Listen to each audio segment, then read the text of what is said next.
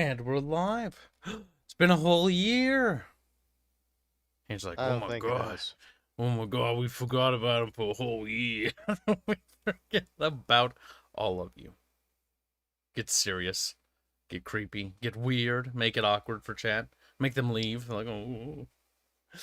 Welcome, one, and welcome all to an update about many things. This update will encompass not just game stuff, but as well as channel stuff. But let's save the channel stuff for last. I brought Hanse here, and I invited other people to show up here. And let's see if Fairman can join us.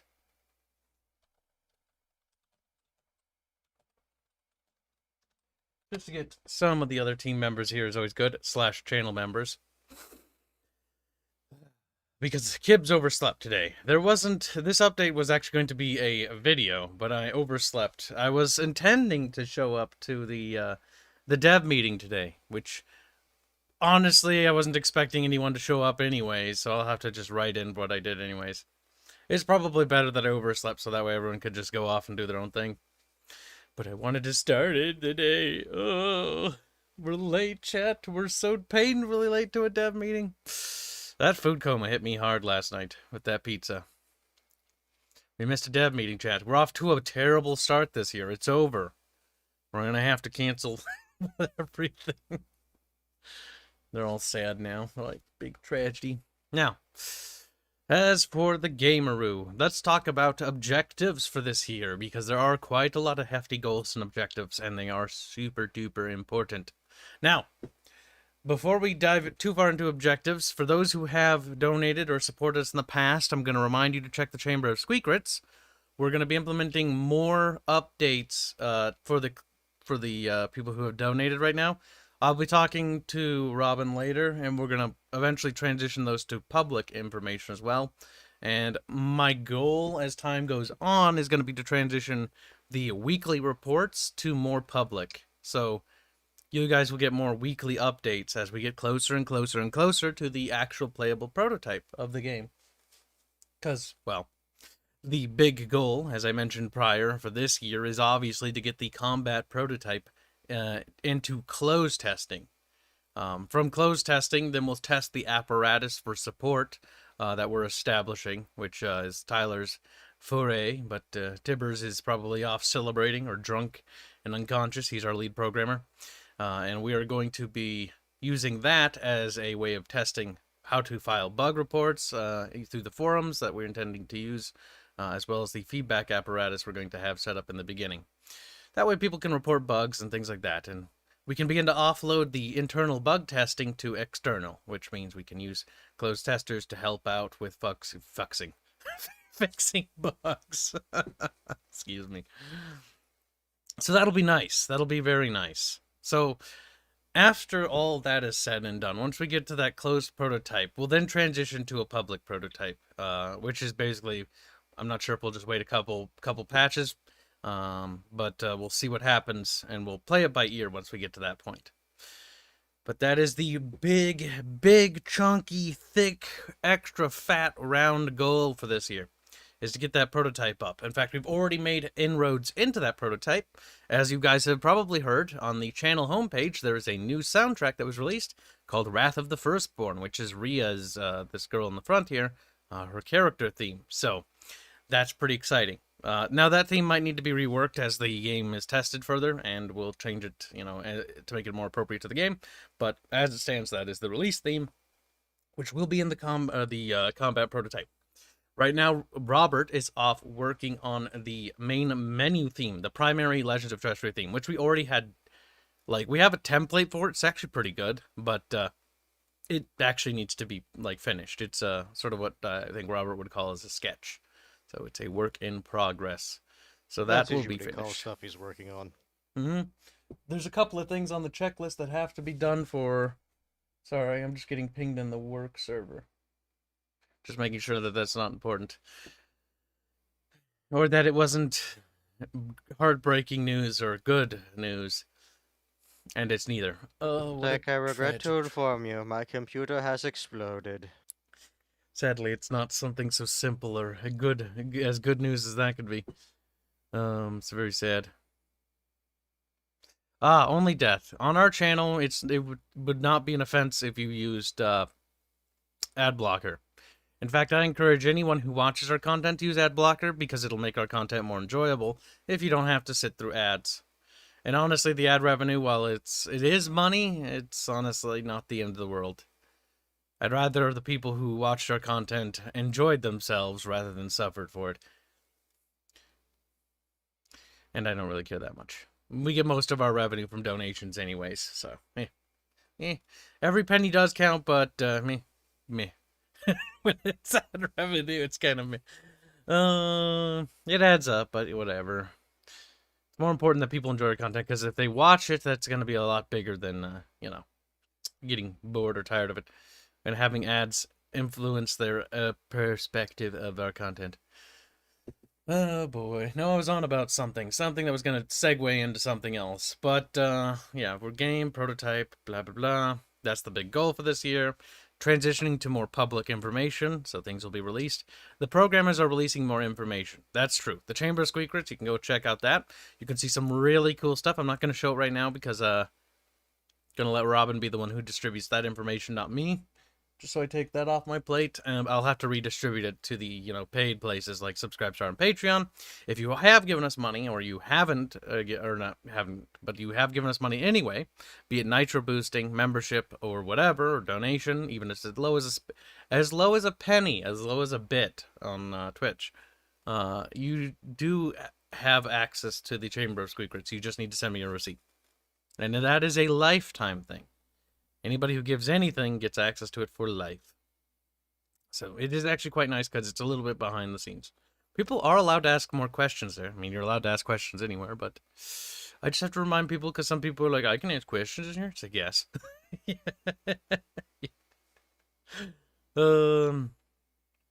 Tragic. Just like you're allowed to ask questions at any point during this update, so feel free to ask if anybody has anything. And just at the Bickering bunch. It'll pop up easier for me. I'm not wearing my glasses, so it's a bit harder for me to see. Boog has been a member for 11 months. He wanted to remind us. That's good. Good job, Boog. Your Remember, support. chat, short words. Kibs is now only 2 eyes instead of 4. It's true. The game will be in development for eternity? I hope not. But... oh man, is that what we get access forever? Yes, eternal development updates. That's what you get access. Actually, that's not actually wrong, because even when we move on to project number 2, in 10 years from now, 30 years, maybe half a century, we will still be posting development updates. The sulfur miner rank doesn't disappear because we transition to the next project. That is years off. So when are you going to stream a game of Terrestria for us? When it's something I want you to see. That's the reality. If I showed you what we have now, you'd be like, it'd be very difficult for you to disseminate what's actually happening. And I don't want that. I don't want that to be the first impression of the actual gameplay itself. For me to have to explain what's happening on screen, because there isn't a lot of visual information that conveys any sort of information, nor are there tooltips either. And I want the tooltip system to be implemented as well before presentation begins, because I want a tooltip system so that people can learn how to play the game. But I also don't want to explain how the game works, because I don't want to muddy the water with testers. The goal for the closed testing, the first wave closed testers, is that they actually have no idea what they're doing. We don't want them to know anything about what they're doing or how the game works. I want to see what they do, what people get stuck on, and where we are lacking tooltips and information, and where things are unclear. If somebody gets stuck at the main menu, that means something. I mean, they might be high. It might be. I think they should get past the main menu, I'd hope. But if somebody gets stuck on how to end a turn, or what's happening, I don't understand, what's working this way, or I don't understand where the combat log is. That's the kind of stuff I'm wanting to see with testing. That's what you generally do with games. You want to see where people get stuck, where people, don't understand what information is, and then we go in and we make sure that it's more, transparent. Easier to find, better tooltips, improved user interface at that point. But our user interface is pretty solid. It just needs tooltips. Big, chunky, meaty, thick tooltips. Delicious. So it's more about feedback in the first wave of QA. Yes, it is. The first wave of testers is about internal feedback and as well as figuring out if they can play the game. And then the second phase of that first wave is basically squashing any bugs. And once the closed testing is successful, once we're happy with that, we'll release another update that adds more stuff. And then we'll transition probably to public testing. Assuming, and that will be at the discretion of not me, of actually Tyler. Tyler is the lead programmer, and once he's also the one in charge of feedback and the forum system and the other reporting apparatus for bug reports. Once he is ready, and once he alone signs off on it, then we will all convene again to release the public test. But only until that point, because I do not want to transition to public testing without a proper apparatus for feedbacks and bug reports. Otherwise, it's going to be a disaster. And then we'll be like, where's all the reports? And they're all over the place. They're in the gaming channel on our Discord. Be like, fuck. That would be pretty bad. You have voice acting? No. There is no intention to add voice acting in the initial phase of the build, the closed testing prototype. Mostly because, financially speaking, that is completely out of the realms of my reach. I am financially stretched to such a degree that I have nothing. So to go further than that is impossible at this current point in time. Is there intentions to do voice acting? Yes, there is. But not right now. Voice acting. Kind of expensive. Extremely expensive, and getting voice actors and actresses on board now would be a really bad thing because I'd have to have them waiting around. Like a director for that. Yes, that is something we want to do later. That's also something we want to do once all of the dialogue is done. There will actually be a placeholder dialogue system for sound effects, as in like different pitch sound noises each character makes when they talk. But it won't actually be like anything. That's just to program it so it's synchronous with that. That will be fixed later, once we have more money and once I have more resources to spare. There's a lot of questions. I need to get through these before they get buried. Can viewers be free voice actors for the game? In closed testing, maybe. But the thing is, I'll have to discuss that with the team. Yeah. Yeah, we need actual professionals. If somebody turns out that they're a savant, maybe. But, you know, that's the thing. It's just the thing is, like, we're going to be charging for this. Is something that can turn people off to a game real easily. Very true. And I might not actually want that to be in the prototype build, because if somebody plays the public prototype that anyone has access to and they hear some bad voice acting, they're immediately going to be turned off by the game. And then they'll have tuned us out, and we have absolutely lost them. They'll already have bias because of that one bad experience. And then that bias will spread. The thing is with bias and internet talk is we need to rely on the power of word of mouth, because, well, no major news outlet is going to help us, and we're on our own, essentially. It's already an uphill battle as is. And if we have people going out there going like, this game sucks because of something that was placeholder, like, that's bad. Because then they're going to go and spread that information, and a lot of people are just going to tune us out before we even get a chance. Even with the demo we have planned, the free demo and everything, we're never going to get a second chance with those guys. So we have to try to reel them in with the 15-minute hook. We've talked about this a lot internally, but if you're not familiar with the 15-minute hook, you generally, in most media, you have 15 minutes to hook your user, to hook your player. That's the first 15 minutes of game needs to be something that grabs them, like a little fishy out of water, you know? You gotta tangle the bait in front of them. The potential, as it were. If you alpha test if you intentionally give sabotaging information, Mr. Personality, you will be actually excluded from testing. That is something that I have considered that's possible, because there are people who do not like us, and that would attempt to sabotage, but if people generally do that, like, we're pretty wise to that. So if you intentionally give false reports and stuff like that, you will be kicked out of the testing.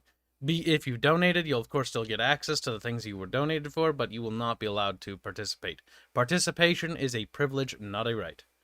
That's one thing I do want to state very clearly, because These are people that are supposed to be helping us, not intentionally trying to sabotage us. Open OnlyFans? Nope. Will the combat prototype include both small and large-scale warfare? Down the road, yes. Not in the initial phase. The initial phase of the combat prototype will not include the warfare mode, which does look quite awesome on paper. I have to say. Because the warfare system will actually ride most of the systems out from the actual basic combat mode, though there's some different changes to how health and how units work, and as well as different systems that they run on. But those are different, like, side attachments. We need the base core combat system to be done, then we take some of those aspects and recycle them for the actual warfare mode, which actually makes it quite economically viable. Though some of the art assets have to be completely redone, which is the part that kind of sucks. But, oh well. It wasn't going to be a cheap expenditure to have the warfare mode anyways. But no, that'll be done later. That will still be into the combat prototype, because that is a combat mode that is integral to the story and the game. It's not the primary combat system, but it is important.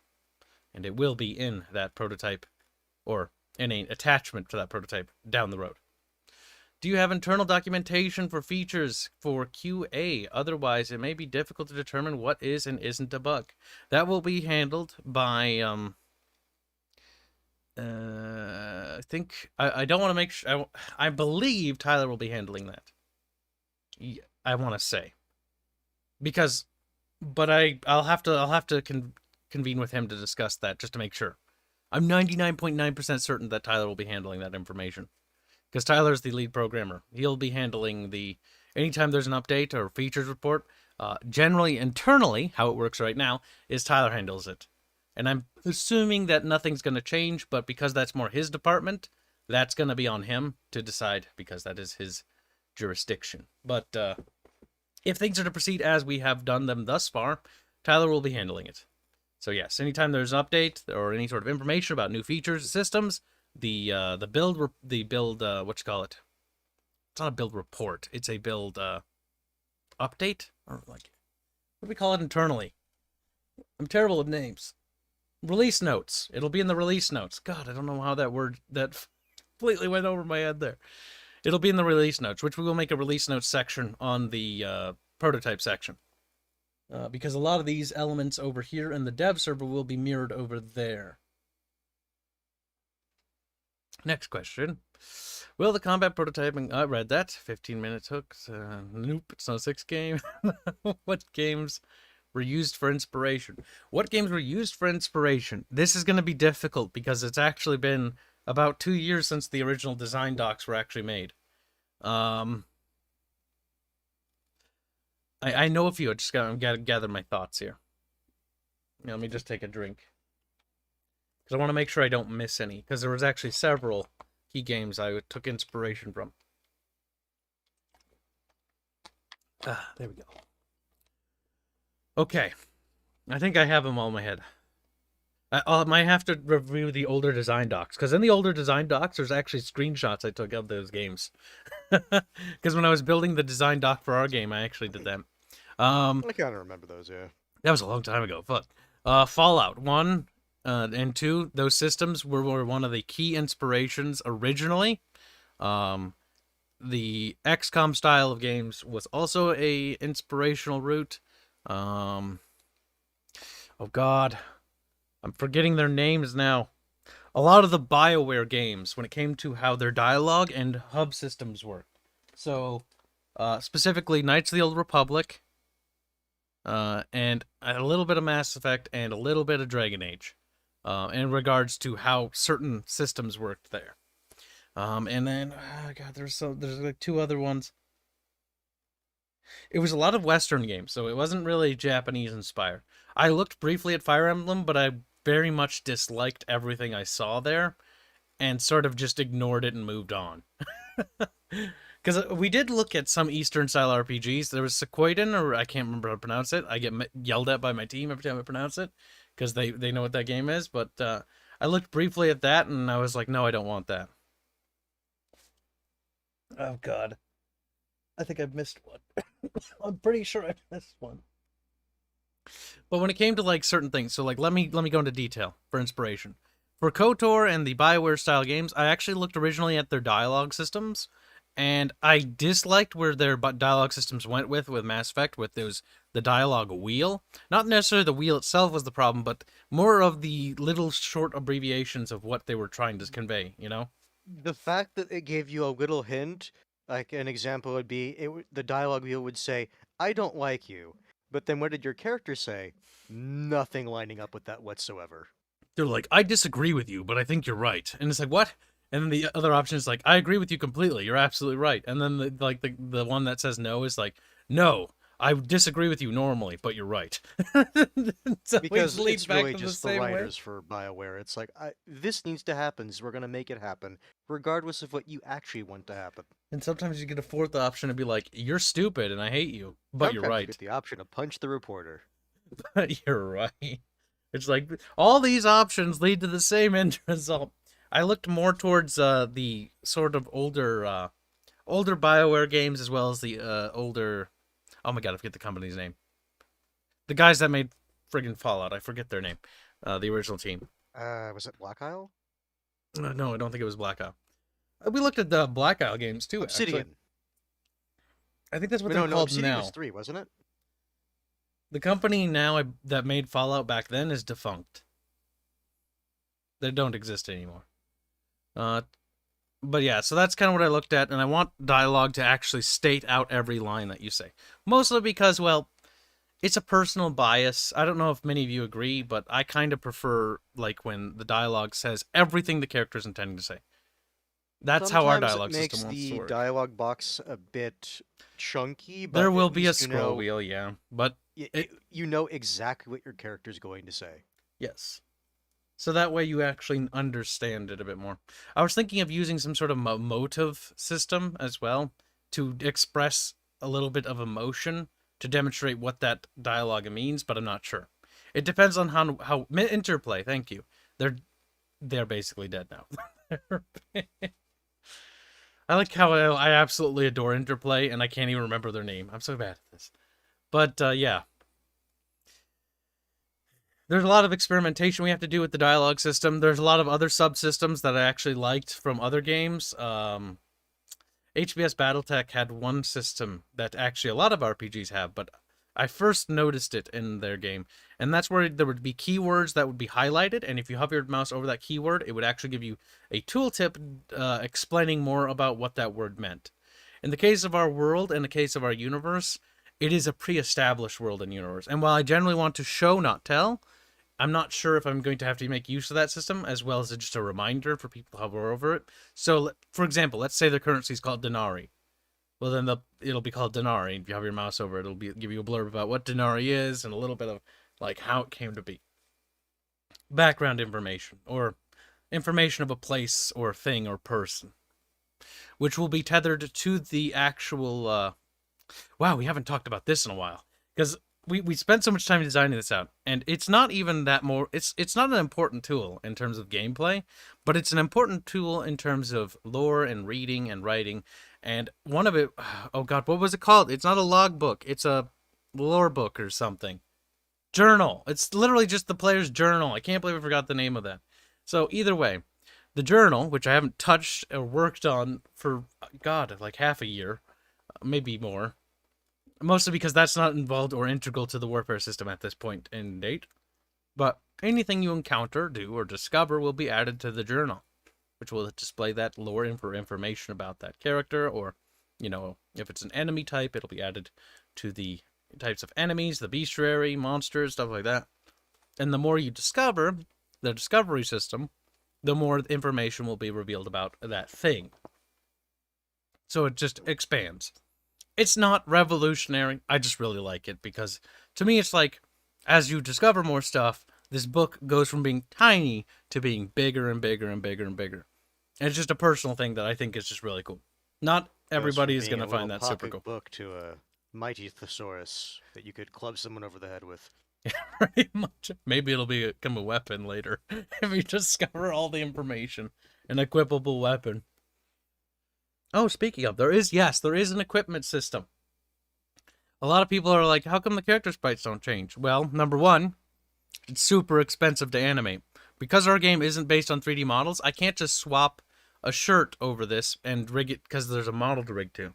The characters in our game are actually animated in a more traditional sense of sprite animation, meaning that each character doesn't actually share the same animations at all. Being if it's an etheric spearman or an Astrian spearman, they have their own distinct animations and personality to how they behave. Those two different archetypes.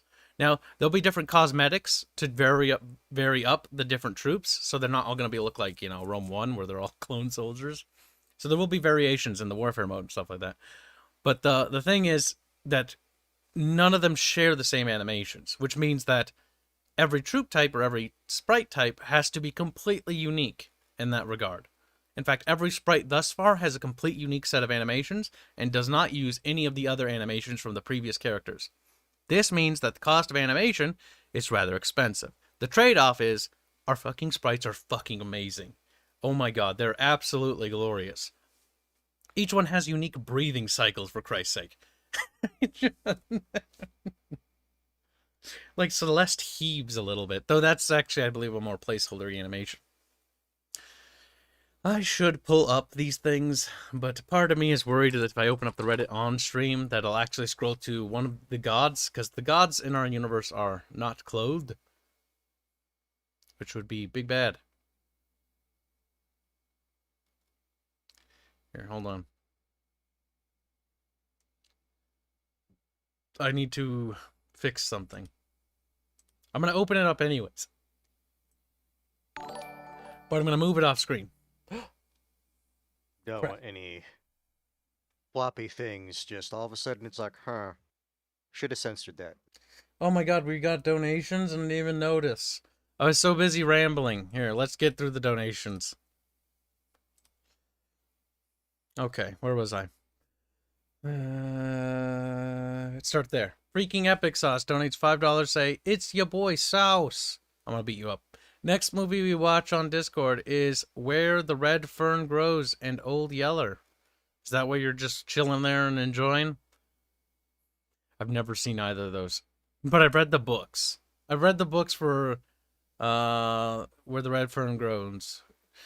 And that one's sad. Watch that old movie To Kill a Mockingbird. I'm sure that's a good one. That I found that to be incredibly boring while reading the book for that. In school, we read all these classic books, and some of them I was like, yes, we had. I hated reading it. I was like, it's like this is American culture. I'm like, but American culture didn't should mind reading it, but like, it's not like I really remember much beyond Atticus's name. Okay, next thing. Hold on. Nathan donates a pound and 79 pound cents, which is what that's called, by the way. You're welcome.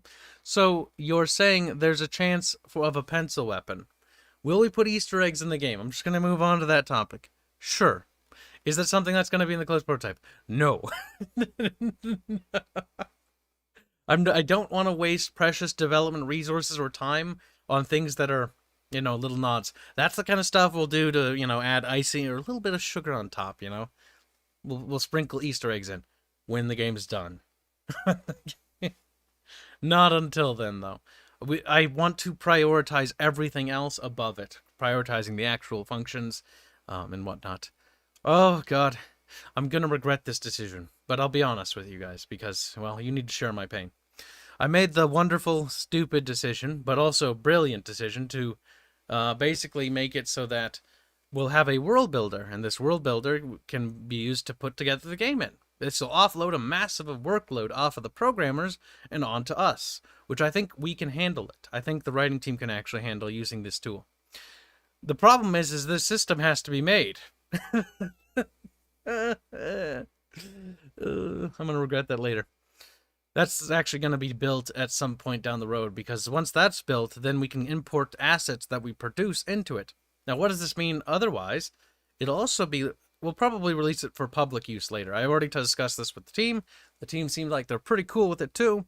And I like to run things by the team because they should be informed of everything before I even think about stating it.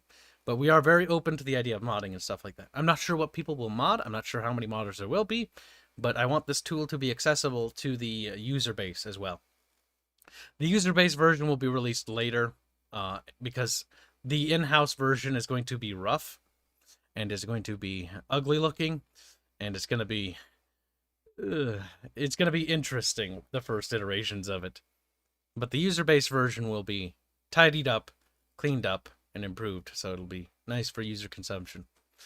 Now, next thing from Tootin. He's been a member for 19 months. Holy crap, dude, thank you. Don't forget to collectively give me all your receipt things. I need to make a higher rank. There's gotta be... I don't even know what to do. We'll worry about that later. Tootin, been a member for 19 months. Thank you very much. He says, these milestone messages are cringe. The music you boys released on YouTube for your game was good. Was a good one. Keep on trucking along. These milestone messages are cringe. Milestone messages. What's a milestone message? What are you talking about? Tootin, what kind of drugs are you consuming? I'm hung up on that part. Thank you for the other part. Don't know what that means. Milestone messages. What's that mean? Translate, Fairman. Also, Happy New Year, Fairman. He's dead. No, I was muted. Well, I didn't want to say anything because you were talking. Fair Happy enough. New Year. And thank you, Fairman, for not interrupting. Though, to be fair, this is a more relaxed update for 2022, because this is the intermediary stream before the Archcast, which will be in like 4 hours. And I figured we'd do another Q&A about the game. There's been a lot of... I've released a lot of lore information on the Discord server under the hashtag Legends of Terrestria Realm about the Kanar series. In fact, it's basically a complete synopsis of the Kanar story. So if you want to check it out, spoilers are be alert there. And the only reason why I released that is because I feel bad because I know people really wanted to know more about the story, and I figured I'd release a synopsis of it so that people could get a taste of it. Because the Kanar story isn't related to the game, it's actually pre-lore 1,000 years before the game, but it does give a little bit of insight, and I figured, you know, it'd be kind of fun to talk about it a little bit. But the Kanar series is coming soon, TM. I just need the map. But firstly, the Battletech map is coming first. Then the other map's coming. Boog gives me 20 tacos to say. YouTube milestone messages, you dink. What's a YouTube milestone message? I don't know what that means. Do they give you, like, things on YouTube? I don't even know. I have everything muted on YouTube. And happy 2022. Thank you for the donation. And the message as well. Welcome aboard, Robert. Robert, come here. Robert, dev members, come on in. Get in here, Robert. No, I don't want to. Robert, Mir. I'm shy. I can segue back to the previous conversation, but with Robert here, it's going to be much better. Robert, come here. Faster. Come on. He's like, but Budapest is so far away. It's like, I'm not... Don't go to Budapest. That's when we decide it's like maybe Romania should just eat you. Annexation of your filthy lands. No, eat them, not annex them. Oh. No spoilerino. Yeah, that got dark real fast. Yes, if you don't want to read the spoilery bits, you don't have to. They're in the Legends of Terrestria. It's about the Kanar series, which actually people seem to like the idea of. So it's all about the execution. To be fair, any idea always sounds great on paper. It's execution that's the most important part. The next big thing that we're actually going to be talking about... You know what? I'm going to wait for... Yeah, that's fine. Actually, I'll wait for you to get here, Robert, because that's actually a really big thing, and you're involved in that next upcoming project for the game. So we'll talk about that in a minute. The green messages. Oh, those! Oh my god, that's what those are called! I never knew that. Honestly, I don't mind that giving you a free super chat, basically, because you guys donate. What annoys me more is I can't do any way to reward the people who donate to me more on our channel, because YouTube doesn't let me. Which is mildly annoying. And by the way, for those who don't have context, Robert Renato is our composer. He's fantastic. And we're going to work him to death. It'll be great. It'll be great. Kibs, check my previous message. I sent you the explanation of Mansa message. Don't worry, I just figured out what it is. I think I just read that too. I looked at it. What would you even offer for someone attaining this higher rank? Sacrifice your firstborn to them? Asks Only Death. Only Death, it's important that you ask that, because Only Death is one of the two people, and I saw Mr. Personality earlier. Both these people have given me $2,000 about a couple years ago, which we managed to almost make last for a month or two. I'm surprised. The artists were hungry, and they devoured most of that money within, actually, I think 5 or 6 months. It kept the studio going at max speed, though, for quite a while, which was very nice. We got a lot of shit done. In fact, we're super far ahead thanks to that donation, so thank you. Because the impact of those donations from the fishing stream can still be felt to this day. It's actually crazy. Just like yesterday was a super high haul. It was like $500 or $600. That's going to be huge. That's going to be felt for like at least a month or two. Problem is I've transitioned most of the artists to full-time now, so things evaporate quickly. We're going to run on full power for a little bit. There's actually bad news I have to give in a bit here. Well, it's my least favorite news. You know what? Fuck it. We're going to give it now because, well, we're waiting. This is this part that sucks for this update. And this particular update alone. Hold on. Nathan gives... No, wait. I'm retarded. No, I'm right. I'm not retarded. Nathan gives £1.79 to say reward with Kibs only fans access. Never. Thank you for the donation. Now, for the bad news. The bad news is contract renewal is supposed to happen. That's actually why the RP was actually postponed, because of work-related stuff. That actually hasn't happened, and it's January. I'm at a bit of a loss for what I'm supposed to do. Well, this thing is supposed to happen, but hasn't happened yet. This is not very good news, and it's been bothering me quite a bit since New Year's. So, I figured I'd say it. I have no idea what's happening. Fucking no clue what's happening. Hopefully it gets sorted soon. Yeah. So now we're not in problems. We're fine for now. I'll let you know when everything's on fire. I have a while to hold out. Panic. Yes, basically. Hello there. Very good. But that summarizes all the bad stuff. Basically, we have no idea what's happening right now for that stuff, which is 50% of... Without it, there's no way the studio can operate at full-time speed. If it is gone, we're in serious shit. Which means Plan B is going to be implemented. I briefly discussed Plan B. I've been pretty open with Plan B. Plan B is the oh shit button. That will cancel the RP if that does happen, though. Which I hope to God it kind of have to. Well, it would cancel it from me. Back out. You guys could keep playing, but I'd have to bail. If that happens. So it's annoying because they agreed and everything was supposed to be fine, except nothing's happened. So either it's corporate bureaucracy, which is what I hope it is, or it's something else. Again, Or someone pulled some backroom shit in the company.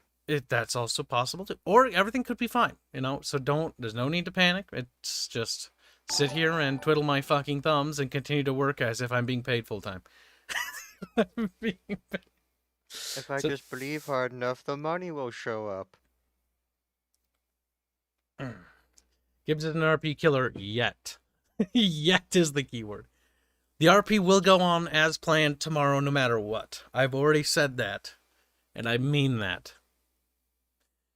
I will hold down the fort for the RP to find a replacement for myself. If that comes to that. So the RP will continue on without me. And people can keep playing it. And people can enjoy it. I will not be bailing until a replacement is found. If that happens. If. These are all ifs. Everything I've said now is an if. Remember, Chad, he's also saying that to himself. Yeah, I know. I have no idea what's happening. So yeah, it really sucks. And I am a little stressed out about it. And it kind of sucks that the new year start off is not good. But at the same time, that's life. Life is that way, and you got to live with it, and you got to keep working. So I've got no excuse not to work. So the only excuse is to proceed. Before we segue any further, speaking of working things, I'm going to be forcing things into action, even if they're not. If that happens, and those things you'll see very soon, which will be various lore series that are going to start with missing art assets. If that happens, it happens, but we'll get through it regardless. I'm gonna be forced. You're not going to be forced. Me. I alone. Because that's something I carry myself. Gola donates $2 to say, nice work, Kibs. You killed another RP. Hate you. No, you don't. You love me. Arthlark has become a bubble cultist. Thank you very much for the support. Do not forget to get your little badge thing. Kibs is one big huge if. Yeah, for all I know, everything's gonna be completely fine. Like I'll be like, wake up tomorrow and be like, oh yeah, they signed a year contract renewal. I'll be like, that's better than what they were saying. Or I could wake up and be like, I don't have a job anymore. That means I have a lot more time to work on YouTube. I hope to God that doesn't happen. Now that's besides the point. Let's move on. Robert's here. Robert, Happy New Year. How you been, little Hungarian boy? Happy New Oh, Year. yeah, Happy New I've Year. been- Yep. Well, We'll give him an that's- icon that's down the all road. mostly. I've actually got Robert. I've got Indio working on finalizing the 2.0s, and then we'll be getting some more. V will be guesting on a bit more, I assume, because I think he wants to join us for some stuff, and that's cool. Because I think he's interested in Barotrauma, so we'll see V-Man here, and maybe this time he won't leave the Discord server, little traitor. But Oh, Kipsy didn't leave. He was being a dum-dum. Shush Fairman. Now, let's see. So the next big thing we're working on, Robert and I have been discussing this. We're pretty excited about it. If resources don't fall through, this is actually going to affect this. So it will be not as grandiose, I will say, if that happens, but it will still exist. Oh God. Don't think about that. Let's see. We need things. The big thing we're working on next is the Sunken King thing. Yes, I keep forgetting the name of that. We gotta rework that name. But the Sunken King video is basically the thing that comes after Wrath of the Firstborn. This one's actually much bigger in terms of scopes and scale. This is actually going to be more representative of what an in-game cutscene in our video game is actually going to look like. I actually have art for this. From a previous test from working on cutscenes. Hold on. From the dream waking up thingy. Yep, the Aya's Nightmare test. We have various tests that aren't canon. This isn't canon. This is just a test opening for the game. It's just a nightmare introduction. Pretty standard trope. But it was a great way to test how cutscenes work. I use tropes as tests. But in this test, you can see that Aya is sleeping. She has a nightmare. I cut the nightmare out because it has plot revealing stuff in it because it's foreshadowing. And I think I was way too on the nose with it, but it was never meant for public release anyways. So that's why. So I cut that out and I kept the top section here in. So it goes all the way, you got some guards coming in. Character Captain Tiano comes in and then is introduced there. So we have two characters and then they have a little bit of a conversation and then it transitions to another thing. But that's how cutscenes are going to be done. The Sunken King is actually going to take this same system and apply it to a song. And we're also going to be applying something else later, but I can't discuss that yet because I haven't gotten approval from a certain person to discuss that because it requires them to sign off on it as well. So that is the plan for that. So that's going to be cool. The Sunken King video is going to be awesome. It's going to have a couple of different art pieces. I'm going to actually be cutting the quality though, because Wrath of the Firstborn, this piece, is actually more representative of what in-game art will actually look like for cutscenes. Like it'll be as high rendered out, actually probably a little bit better rendered out than this. We actually cut a few corners to get this one out because we had a few problems with composition at the start, which delayed this art piece. The art piece was delayed, and Wrath of the Firstborn was actually a little bit behind schedule, but we managed to hammer her out, and it turned out quite good. In fact, I'm very, very pleased with how it performed, so that is very, very good. But yes, this is kind of representative of how in-game cutscenes will work and look. So anytime there's like scene, it'll be of this quality or higher. I'll just use that as a benchmark. So yeah. The Sunken King will not have as high quality if things go poorly. It won't look like this, but it will not look as good as the previous one. Because resources. These things are actually quite expensive to make, and they're actually side projects in order to do what we call signal boosting, which is to get more people aware of our game. These are luxury things. If luxury mun-muns disappear, these things will disappear sadly too. But that does not mean the game's production will stop, because that will just switch over to Plan B's funding protocol. Alright, hold on, got super chats, gotta make sure we stay caught up. If I miss any at the Bickering bunch, and then just let me know. Going back. Read that. Punishment 90 donates $5. Thank you very much. I think that's first time donation. Don't forget to join the Discord and send me a receipt or a moderator to get your rank. I can't speak. He says, No, happy. You said it first. You're roink. Shut up. Happy New Year. Bully the Hungarian more. Oh, don't worry. I love doing that. He says, just kidding. Oh, just kidding. No, we're not kidding. Have a great day, and hope you guys had a great holiday. Everything will turn out fine. Stay positive. That's very true. Even if things don't fall through, it's important to be positive, because all that moping and being miserable does, is from my own experience when I failed, working on this game when I was younger, is nothing gets done. So regardless of how bad things get or how good things are, keep working and keep your head down and keep going. Very true. Good advice. Thank you for the donation.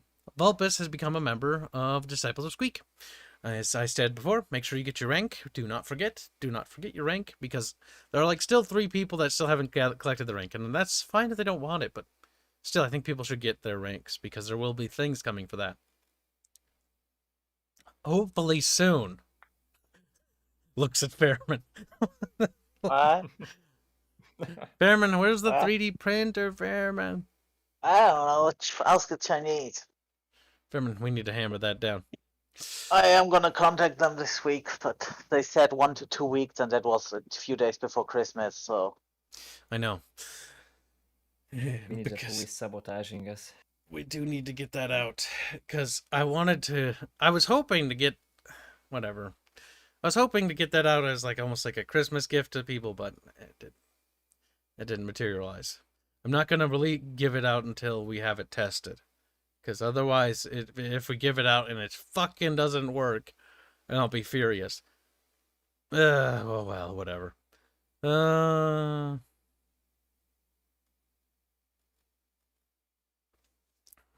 Punishment says he's betrayed you, Robert. He giggles. But your annexation is soon. I have the ban button. I have the ban button. Okay, back to the game. So that's what we're going to do with that. After the Sunken King things, if things go well, we'll become the War of the Father, which is going to be fucking amazing. I'm so excited for that to actually finally start development here soon. Well, actually, no, it doesn't start soon. I actually realized what I have to do before then. Never mind. But I've been looking forward to working on that for quite some time. After the War of the Father, the Kanar series will get its own dedicated thing. The Kanar series is just much bigger, and I figured that I'll actually postpone it in the order of smallest goes first, biggest goes last. Because the Kanar series will be heavy. Very heavy. It's very big. It's multiple episodes. And that makes it quite chubby. Quite thick. Shadow Fox has been a member for over 32 fucking months, Christ's sake. He's been around forever. That's because he's been stationed in Europe. We don't see him that much. What are you going to do, Kibs? Get bread and protest? No. Bad. You look forward to tests if possible? I hope to God, if possible. It should be a thing that happens this year. That is the big goal for this year, is getting to the combat prototype. Which, like I said, now that we have Roberto here, Roberto finished the combat track for the test, which actually Wrath of the Firstborn will be the combat music placeholder. And then we're going to get a main menu track, and we're going to get a victory tune, a defeat tune, and any other things we need, and then that'll check off all the music stuff. Robert, you're going to have to help us with sound effects. Are you excited? Oh, yeah, very much. Very excited. I'm gonna make fart noises. I hate you. Now, but yes, the sound effects and whatnot, placeholders. Like I mentioned before, there will be no voice work, so no voice work for the prototype, because that's just something we can't afford to do. Definitely with this future being as uncertain as it is. Shadowfox says, I get on my time zones, pleb. No, you should say get on my time zone, not I get on my time zone. You fucked that up, Shadowfox. You fucked it up, artillery boy. Oh boy.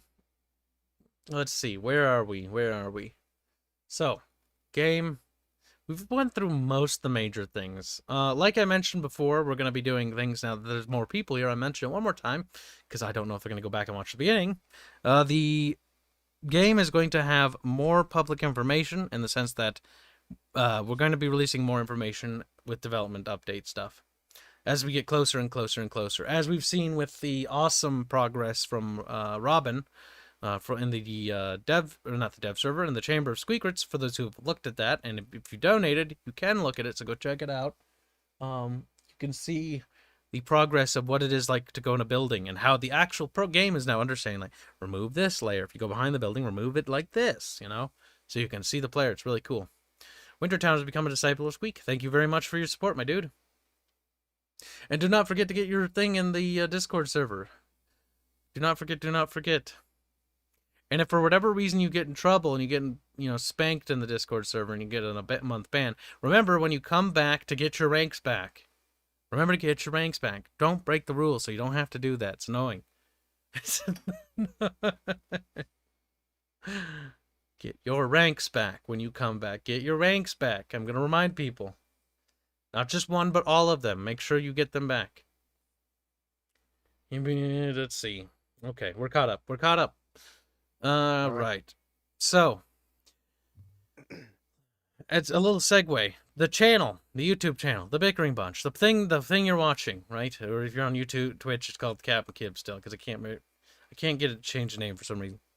The Bickering Bunch channel will continue to operate as normal. Things will be in flux because of the uncertainty. I don't know for how long, but they will be in flux for a while. I hope for not too long.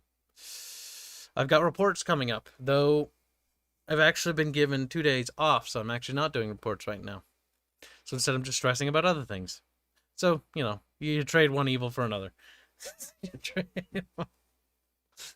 Part of me wants to do them anyways, but part of me is like, I have the days off. And I'm not technically being paid. Granted, I'll be doing reports when I'm not being paid anyways, so it doesn't really change anything, but you get the point. No props, and I will be careful, especially around the weird guys, lol. There are some weird people on our server. This is true. This happens to any community, I'll have you know. You know who you are. Anyway. You Americans, there we go. Okay, we caught up. What are you, Kibs? Yep. Okay, we've caught up. Are there any further questions from chat before we move on and segue into another topic? I'll give you guys a few seconds to compose questions if you have any about the game. Any questions? If you want to ask lore questions, feel free to ask lore questions. I did a brief glossary over the LiveStream this time, so I can talk about certain things if need be. Very good. Has everyone's New Year's been good, by the way? That's a question for you guys as well. It was New Year's for me. It was cold. It wasn't really that cold. It was surprisingly warm. 9 degrees. 1 degree Fahrenheit. Yeah. Well, that is cold. Well, it was 9 It was degrees 50. Celsius. It's like 15 below or something outside. I've got the heater on, but I can't even tell the difference. So I'm just wearing like my pajamas and like a full-blown like sweater thing. I can't see my breath yet, but if it gets any colder, I will. 17 for you savages. It's cold here. Can't feel my toes anymore though. Jesus, How's turn that on black? heating, man. How's that black? Heating is on. Welcome Not to enough. Minnesota. Light the house on fire or something. Oh my god. Light the apartment complex on fire. Yes, it'll be hot, then it'll be very cold. Yeah. At least you go up in a blaze of glory. Alright, we will let them compose their silly, pathetic... No, I'm kidding. Let's see, people plan...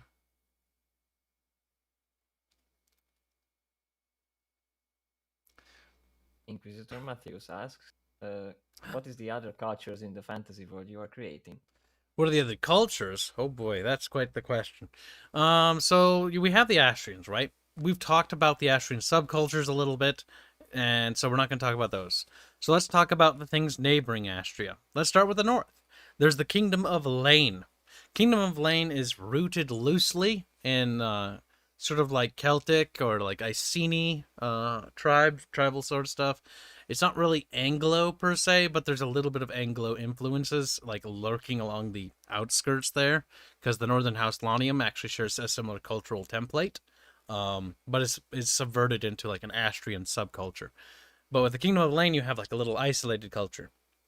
The island of Lane, it's not called that. I'm just gonna call that because I can't remember its name. The island where they live is about the size. I think it's bigger than Iceland, but I don't remember.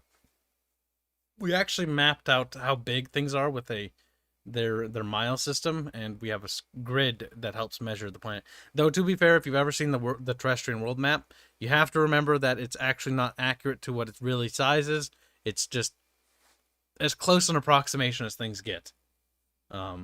Terrestria is actually bigger than Earth in size by like a couple hundred miles, if I remember right. I believe, and that's like standard U.S. miles. And other cultures. So if we go to the right, you've got the Cardovian kingdoms, or the United Kingdoms of Cardovia, or the United Konungers of Cardovia, or whatever. They are a mixture of like Baltic, Scandinavian, and Slavic like cultures in terms of like identity. Though it's very peculiar there, because there's two actual main cultures. There's the Azak, and then there is the Olnir. And if people have listened to any previous lore, the Olnir were once dominant over the Azak, but the Olnir have now since subsided, since they had that war during the Olnir invasions, and they lost all their basic manpower, and their little empire crumbled. They actually got pushed further east, past Strivengar, if I remember right. I'm closing my eyes to remember the names of these places. Strivengar is next to Cardovia. It's one of the few Azak cultures that didn't actually join with the other kingdoms and remained isolated. Very interesting, but we're not going to go into details with those guys. But they're very interesting. And then there's this other thing with they don't have eyes. They're kind of like the Giants of Bhutan, but they're these things that are more illumine, which are very interesting, which I hope we do more of. The Olnir are actually worshipped as gods, and the Azak don't view them as gods, they view them as abominations, and so they hunt them down. So there's this whole cultural thing going on there. There's the different Konungers are actually vying for power, and the United Kingdoms of Cardovia, so there's that culture over there. South of that, in Avagaria, there is the it's called the Federal Republic of Galay. The various dukedoms and dukes and duchies of Galay, they're basically, it's kind of similar if you'll ever look at the 13 colonies to draw a reference to that. But imagine the 13 colonies, a little bit of the Holy Roman Empire, and various colonial influences from Astria, Cardovia, primarily Astria along the coast, I want to point out, because they won during the Astro-Novarian Wars, Dominion Wars, which were basically the kind of like Punic Wars on steroids, because they took place over almost the globe. And that's how Astria was able to maintain its dominance, because Galay was originally part of the Astrian Empire, but actually seceded in recent years following the War of the Five Emperors. That's a very interesting place because it's very divisive. It's very conflictuous, and it's led by an archduke, and it's just very cutthroaty. To the south of that, you have the Confederacy of Bastar. I'm ignoring the tribes of Avagaria, because I kind of want to save those for later, because there are different tribal cultures. But next to Bastar, there's the Giants of Bhutan, which are the mutant things from the Luminar, the Astozi, the once great seafaring empire that spanned the globe, well, a good part of the globe. But the Confederacy of Bastar is basically another migratory push from Galay, because following the secession, things actually broke down, because the different governors became sort of like warlords in the earlier stages of Galay. And so people fleeing that fled over to Bastar, and the tribes actually let them through because they didn't want to deal with the Giants of Bhutan that were eating them. And also the people that fled through eventually adopted cannon technology, which they were able to use against the Giants and stuff like that, which is pretty effective. So that's where the Confederacy of Bastar is. To the south of them is Maztec, which is a very Incan, Mayan, Aztec sort of influential region, because it's quite like the Amazons, but on steroids. That's where the river cities are. The jungles are so hellish there that no man can live in them. And so they have to live on the rivers or little peninsulas that they clear out. That place is really, really, really cool, and I can't wait to work on there more. That place hasn't gotten too much work, though, because I've had to actually postpone them for other things. Moving on. Where are we? Let's head back across the sea. So we're going to head back west to Novaria. That's that little peninsula called Halastro. That's south of Astria. There's two little nations there. There's the Cilician Dominion, and then there's the Novarians. And the Novarians used to be a big king dog. They were kind of like, they're not really like Carthage, but pretend like, let's say you have the dynamic between Rome and Carthage, right? Astria can be Rome in this case. Carthage can be Novaria. They were two big, seafaring empires that were like vying for control over the region, and the Novarians didn't really win out. They temporarily got absorbed into like a protectorate and then broke free. The Cilician Dominion to their north is still part of that protectorate. They have that relationship with the Astrian Empire, but they aren't a very stable government, and they don't have a very good military. So the Novarians are actually on the resurgence because they've actually been retaking lost territories and cores because a lot of the empire is fractured. And to the left, there's the continent called Korinos, which is a very hot climate, kind of like similar in the sense of like Africa. You've got the most northern tip there on the, where is it? The east, like they're called Helvest. And below them is the barony of, it's the Duchy of Ethos, then the barony of Tori. Those two are mixed cultures between Novarian colonies and Astrian. And then to the left of that, you have the Muadish, which are the barbarians that came from the south that sort of flooded along the coast there. That was during the southern invasions. Let's see. You have the Kingdom of Anici. That's back north again, south of Orgoriel. Below the mountain range, I can't remember its name. The Kingdom of Dobunia. The Thurnberg. And then you have the Nephira Court. The Nephira Court is that big entity that controls a lot of territory. It's actually not very unified. It's ruled by an Onagdor, which is like their religious head. But it's quite interesting. Very good. Very good. But yeah, that's just a rough summarization of what's around it. I had to wrap around Astria. I don't want to go any further than that, because otherwise we'll be here all day. This is all off memory. I think I touched up on most of them.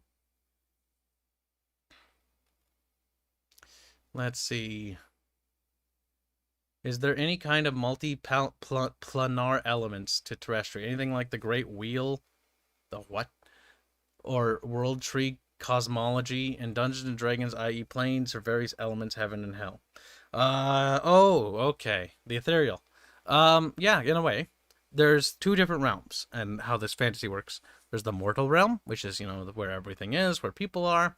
And then there's the ethereal realm. And the ethereal realm is basically where gods dwell and other ethereal beings. And there's different things like Libers, Phanomir, and stuff like that.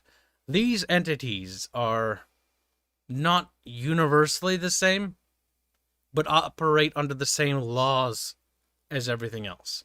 Every domain has the same laws, and domains are isolated to a culture. A domain is like a bubble, like a sphere, right? And so the Astrians believe in the celestial heaven, the idea of these gods in the Starborn pantheon in their current beliefs. And the Starborn pantheon creates this sphere, right? In this ethereal plane. That is their gods, that is their hell, that is their heaven. Everything they believe in is inside that sphere, which is massive. It's like its own domain, its own universe even. And then there's, the Nephira Court, who believe in the great spirits and whatnot. The spirit of man, the spirit of the woman, and, the great elements, and how they've tamed them. That's its own sphere. These cultures have their own different domains, if that makes sense. For each culture, there's a respective domain. And for cultures that splinter, say, for instance, the Federal Republic of Galay, which we talked about earlier, when they splintered, their faith splintered too, because they didn't want to maintain the Celestial Starborn faith, because that acknowledges that the Valen dynasty is holy, that it is absolutely necessary to finding their savior. And so when they splintered, not only did their religion go through several reformations, But the celestial singularity believed instead that the god Tyrannos was actually the one true god, not that he was cleansing the stars of corruption, and they believe in a completely different spin on that. And even how their magic work is very different. Versus it being like celestial, like calling out constellations, they have these priests that basically just fucking rant about their god and what their beliefs are when they cast their spells. So it's very different fundamentally in how their casting works and how their magic actually works as well, even though they actually have the same origin. If we go back further, 1,000 years before the official recognition of the Celestial Starborn as the primary celestial faith for the Celestial Order, there was the older celestial pantheon, and their magic works differently than when their religion got reformed into the Starborn pantheon. So it's very much gone through a transitional stage. Not only did it work differently when it started, but their understanding and evolution, an understanding of their own faith, developed as like a technology. How magic works in our universe is very much a technology in its own right. As people understand it further, they are able to push it to new envelopes. We made magic in essence a resource and a technology, so that it too is in a constant state of change and evolution as these cultures are, rather than magic being this stagnant thing that just exists and behaves the same way. Now, there are rules and laws it adheres to in the same realm that everything adheres like to the same laws and has to adhere to the same rules. Gods are bound by rules. That's the most important thing. Now, where was I? Oh, Christ. I gotta catch up. Glowy donates $10. Thank you, Glowy. He says, okay, guys, let's have a good year start of the new year with a bang. Super chatting gamer words. I can't say that. He says, N-word, F-word. Which is a good combo. And then he says K-word and then slut. I can say slut. Yeah, right?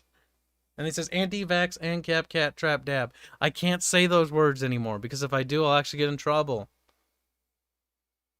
God damn it. I want to. Maybe they popped up on stream if I'm lucky. But I'll let you guys guess what they are. Thank you for the $10 There's donation. different fonts you can use to get around Google's automated filter Yes. system, but I can't say it out loud, but you guys, I'm sure you can guys say are. it You're in clever. the safety of your home. That's true. God damn it. I miss my gamer words. Let's see. Shadowfox donates €5 to say, be honest, Kibs. We all know you are wearing a onesie. No, I'm not. You do not have proof of this.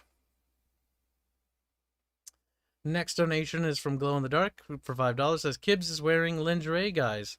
Not a onesie. He isn't that cringe and or wholesome. You don't have proof. That's very weird. Todd donates $5 to say, hi, Bickering bunch. Here is more mun-muns for game kibbles. Thank you very much. I appreciate the donation. Shadowfox donates €5 to say, oh God. Oh God damn it. Oh God, have priest hid the little boy in Kibs. Boys and Kibs. This is going weird places. Yaska donates 100 Sekiros to say, have some housewarming money. Don't freeze to death, little Kibs. I'm not gonna freeze to death. And if I do, well then I'm dead, so whatever.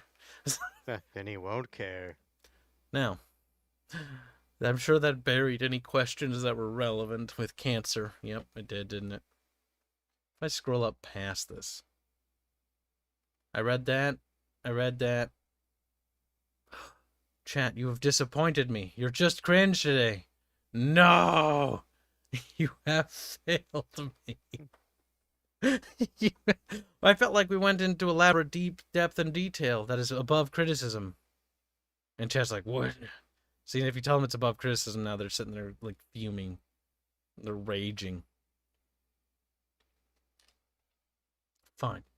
Chat's gonna be that way. I'm gonna scroll up, see what else they said before they went retarded. Oh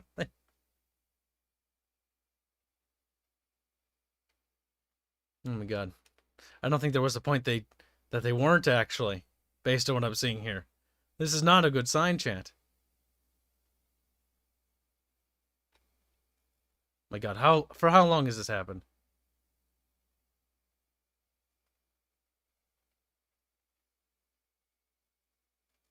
I believe the answer is just much time.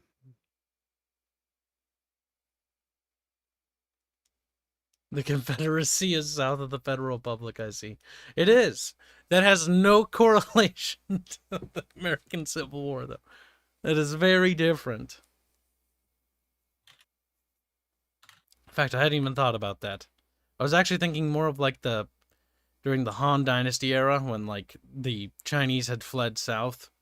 A lot of them. In fact, they fled all over to get out of the warring states. Because, famine, starvation, dying, murdering. People generally don't like living there. Glow in the Dark Donate 2000. Is there any underlying principle to all magic? Yes. Much like anything, energy has to come from somewhere. And it's this fundamental principle is how magic works. This is what we say when we say illumine. Illumine, there are two types of illumine. There are disciple illumine, which adhere to a pantheon or a god, which activates a channel, which opens energy conduit from a god, from the ethereal plane and beyond, where the energy comes from, to the caster. Then there are sovereign. Sovereign do not need a ethereal being, though there are many things that come with not having an ethereal entity to guide that energy to you. Without being under a domain, you're not safe. Things like Liber and Phanomir are bigger problems for that, which are just the natural things that lurk in the beyond.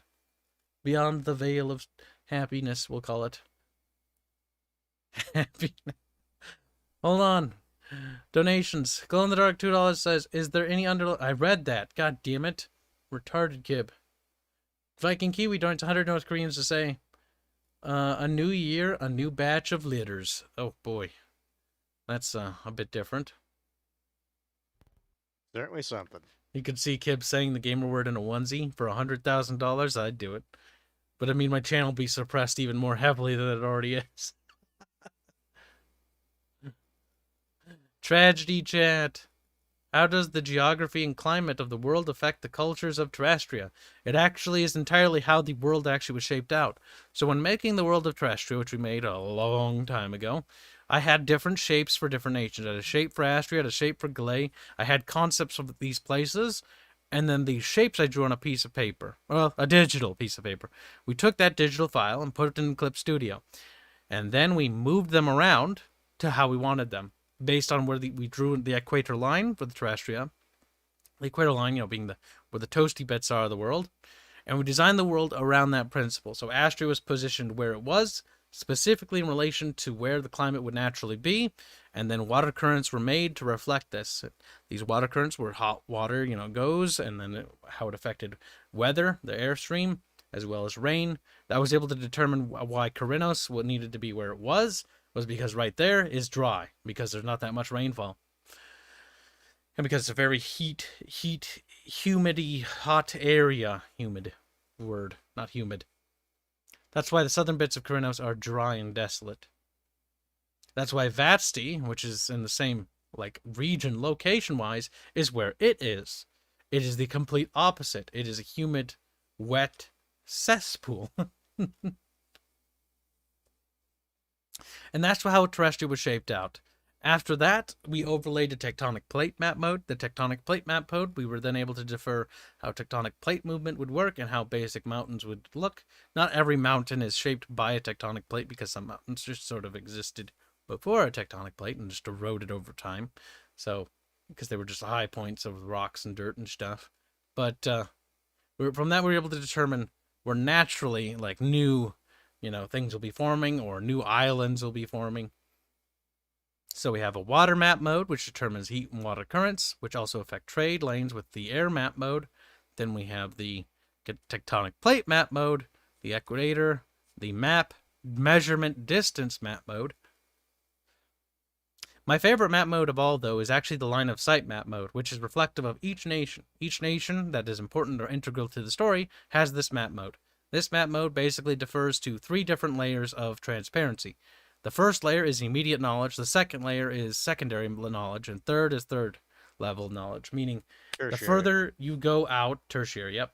The further you go away, the less likely these people are to know about certain things. Somebody in Galay will know a lot less about the Nefaric Horde, on average, than somebody from Astria, Just like somebody from Astria would know a lot less about the Avagarian tribes to the east of Galay than a Galayan, especially a frontier Galayan, because Galay is broken into 3 different sort of subgroupings.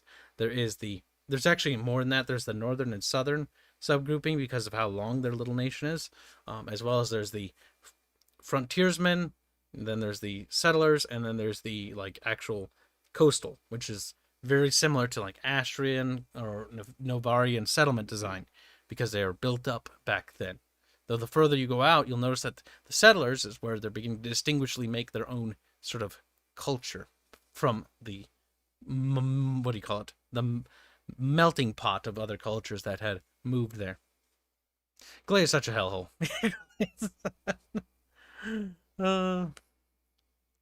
It's interesting though. Will we see references like bimbo, blondie, catgirls, and pencil torture? Those will be Easter eggs, like I've said before, and I have no intention of worrying about those now. That will be done when the game is done. Because that's not important. In fact, that's the furthest thing from important. The credit screen is more important than that. I just want to establish how unimportant that is. How not done that will be for so long. Is there any unique elements or compounds that are in your lore, the spice or mithril? Yes, there are actually. One such unique resource, I guess we'll call it, is star steel. It can be found in one place on Terrestria, and that is on top of the Mount Titanos, which is below the or above the city Helios. That is where the Astrians get their prized and famed armor from, that their Celestial Templars wear, as well as every single person since the Age of Kanar. Since Kanar, really. Had Starsteel. Starsteel is fantastic for conducting energies as well as casting magic, which is exactly why it's used on the Templars and why it's exactly used on the actual cast. Because it conducts the heat quite well, and the heat actually does not affect the metal in any way, shape, or form. So it can be used as a conduit. Let's see. What? Astrian heatsink. Toasty. It's like a mech. Yeah, there you go. Yeah. Sizzly mechs. Oh, it reminds me of HBS Battletech when the mechs actually like glow red, and I'm like, that the pilot's dead. Don't worry about it. He's actually dead though. Don't worry about it. Is there any unique? Yep, read that. Will we see? Nope. All I ask is, I assume, and if I miss something, just repost it. But at the Bickering bunch, it's so much easier to find if it's an actual question. I assume this would be obvious. I assume there is very limited weather manipulation magic to where you wouldn't have an oasis in the desert. Using magic to manipulate weather would have such an absurd understanding of weather that most cultures don't understand it. It's like Aya. Aya is this is my favorite example.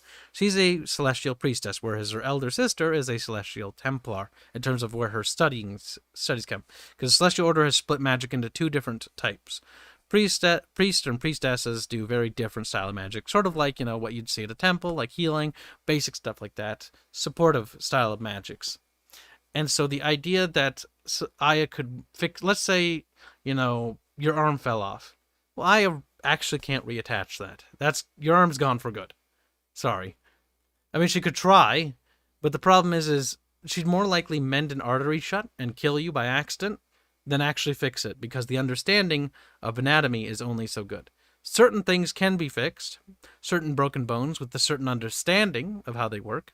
She couldn't cure a disease if you had the common cold because they have no idea how. They don't know what it is. They can make you stronger, they can make you more resilient, they can enhance things, but the common cold could still kill you. Because they have no idea about what it is that is killing you or what it is affecting you. And that's kind of how magic works. Now, this is something difficult because I need to mention gameplay here, because now it's the balancing act, right? Gameplay logic supersedes all lore logic. So, for the sake of gameplay, certain things will be bent. I'm saying that now, even though that actually hasn't happened yet, just because it's worth stating now. Because gameplay comes first. But in lore, this is how this works. in individual. I mean, we're not going to allow limb lopping for party members because, well, that would absolutely make the story not workable. As you're leading your squad of like But on the paraplegic. bright side, if you could lop off limbs, you could have those retarded targeting systems where it's like you attack the left arm. Oh, you chopped it off. Second attack, you attack the left arm again. Massive damage. Oh, it's not there, so you don't hit. I always love those systems. Oh god, that's great. Shadow Fox donates €5. Say, what a Templar? Deus Vult. They're Celestial Templars. They don't believe Also, in... you're forgetting. They're the main characters who are women, so it's Desu. Yeah, Desu. Desu Desu ni. Vult. Savage. Keep the day... All the letters are right, just correctly spelled. No, you mean correctly. What Desu? Starsteel would be meteorites? Who knows? Probably. Why would it be called Starsteel? It's so silly. What are you doing, Todd? Asking questions. Break his neck, chat. Yes. But he's like, but it just works. Look, it doesn't have to be explained. You're like, but Kib, why would you specifically say these things? Ask any further questions and you will be castrated. Kudos, says Althoric, for the sheer level of detail for this. The background, history, and lore for the world is what really excites me about this game. I know, right? Fuck, it's what excites me too, but the problem is it really takes forever to write anything, because there's so much crap you have to write. You're like, oh my god, chat. Like when we had to write about like walls and plaster, or how they build their buildings. It took forever. Most of that was spent reading about ancient architecture and building methods, and I'm just going like, I just wanted to do one thing, and then I had to read like for like a month about things that were related to that thing. Don't even get me started about the Knar series. I had to read about agriculture in ancient times for eons to understand what agriculture he actually changed and how it affected it and what was the problem. Why was there a famine? And all of that studying of how famines worked back then and how agriculture evolved and what happens if I did make certain technological advancements and how that information spreads. Oh god, ironworking was a real pain in the head. Because Knar is the person who disseminated ironworking information to the blacksmiths that were loyal to him. Still, over time, that knowledge would be bought, that knowledge would be sold, that knowledge would be learned, that knowledge would be stolen. And then you have to disseminate how long it took for other cultures not only to steal that information, but to perfect it to the same level. And then from that, you were able to deduct how quickly this technology or this information spreads. Because, well, yes, the Astrians did come up with iron first, and it gave them a distinct advantage because their ironworking technology was so far advanced compared to everyone else, right? Their ironworking technology now is way more advanced than it was back in the age of Knar, because they've been improving it. But still, it goes to show that, yes, they did have an advantage. No, it didn't mean that they had, like, space tanks, forever, because, well, other people figured it out. Other people figured out how to make the iron. Other people figured out how to make their own iron I think weapons. eventually people either capture or procure through some means or another, and then they figure it out. Mm-hmm. Tell us real-life cultural inspirations of the cultures in Terrestria. Every single goddamn culture in Terrestria is inspired by the big planet Earth. In fact, everything in Terrestria, down to its tectonic plates, is inspired by Terra. Much like Terrestria, it's why it shares a similar name. Because it's basically almost like a mirror, kind of, in a way. A derpy mirror that fell down a flight of steps and then off a cliff. But it's still similar. Right? Because everything has to be based on life. Creating Terrestria was understanding the core principle of writing and art. And this is something I learned from when I actually was taking art classes.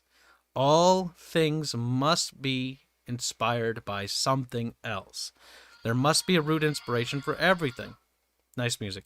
The root inspiration for everything, right? And so that's the idea. Astria was inspired by things. The tectonic plates were inspired by things. The water, fucking currents. Oh, God. When we made the currents for Terrestria and which way they go and how the water and rain falls, that was inspired by Earth because we only have one reference, and that's our planet that we're living on. We use Earth as a reference for most of everything, so that way the world would be as real life like as we know it. That took a lot of reading, and a lot of reading about how weather works and stuff like that. Does that mean I know how weather works? No. But I do have a better understanding of how these things work because I spent so much time reading about them. When you write, and when you write fiction, you spend more time reading than you do making things if you're doing it the way we're doing it, which can be...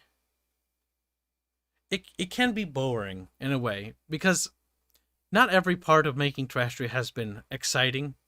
Some of it's been like me staring at different types of plaster and trying to figure out which ones they used. Fun and engaging. It's like, what plaster do they use? What kind of bricks do they use? And then I have to open up the map, and I'm like, what kind of resources are? Is there marble here? Did they ship in the marble? How does Puria have marble buildings? Where did the marble come from? Did it come from someplace local? Was it shipped in? How much did that cost for the imperial taxes? How does the empire even tax? I don't know. They just get money from somewhere. These questions had to be asked. Oh god, I actually forgot how they do their taxation. The worst part about the Astrian Empire is how evolutionary it is. It's kind of like it's more complicated than the Roman Empire in the sense that it's gone through so many changes at such a rapid rate over 1,000 years. It's absurd, and it's been very difficult to keep track of. That's one of the big problems. I've got DMs. Are these super duper important? Nope. Nope. Cancer in my DMs. I should have known. Kibs, what do you think has been the most interesting monster or unique creature specific to Terrestria outside of the normal fantasy trope monsters like dragons to design?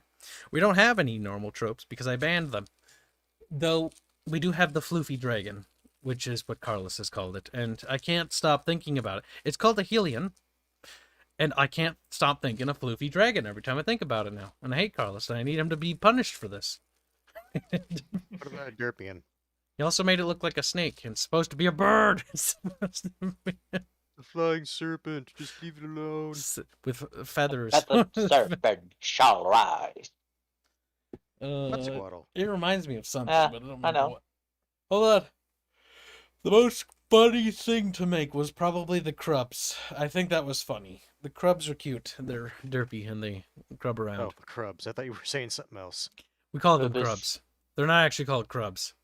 I forget the real name. But because we're like, it's a crab, but it's not a crab, so it's a crub. Caribbean. The crubs are weird creatures, and there's various different Red types of them. There's the ones that live in the rivers of Asti that they have domesticated, and they ride them around. Those ones are special. They also are domesticated and used as cattle, so they eat them as well. They also use the armor from the crustaceous shells, which is quite fascinating. What's interesting, though, when we actually design these crustaceous creatures, is they're massive. It means they can't leave water. If they do, they just plop to the ground. These things can't exit water because if they do, they can't support their own body mass, and they just sort of lay there sad. Big muscles, though. If the stream is boofering, change your settings. I don't know why it's boofering. I don't know why there's so many thick and weird problems. Might be a lot of internet activity today. I'm not reading your question, Maranga2. I'm reading someone else's. Hold on. I'm finishing. Yeah, I think the crab things were the funniest things to design. Though they're really gross and creepy if you enter the North Marium Ocean. I don't like those ones. Those ones are nasty looking. Those ones give me the creeps. Most of the things and everywhere else give me the creeps too.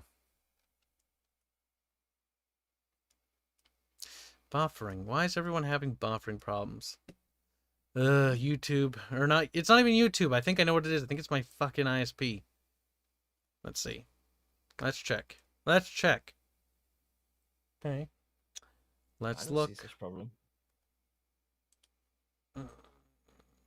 No, there must be. Too many people are saying that there's a problem.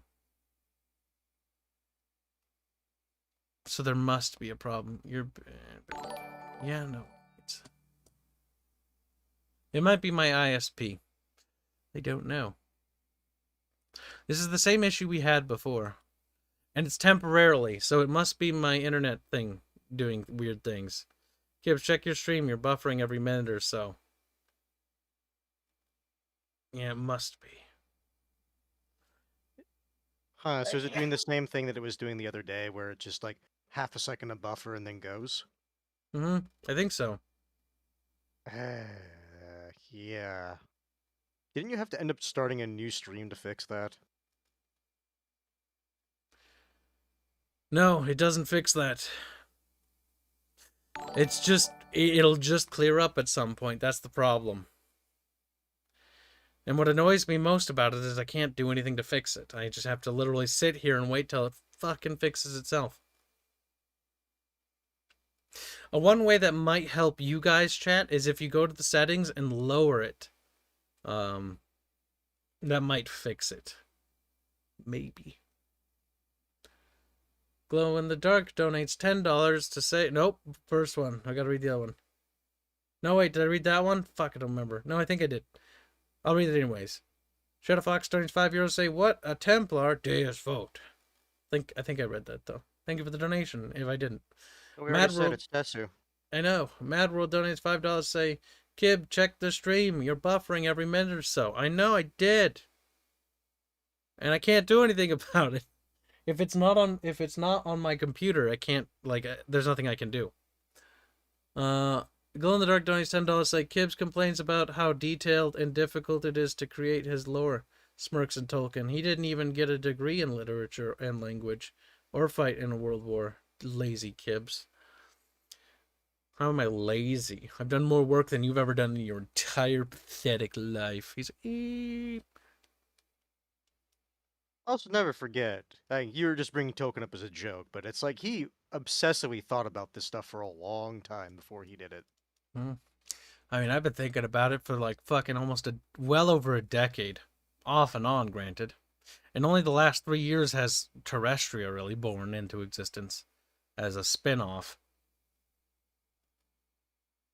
Has the internet cleared up yet? Chat. See, I'm watching the stream on my end, and I don't even have a buffering sign. I have no idea. Something's wrong somewhere, and I have no idea what it is. Seems to have stabilized to somebody. I don't believe that, because I think it's my internet. Because it'll just stutter for a bit, and then it'll just clear up. And I haven't touched or done anything.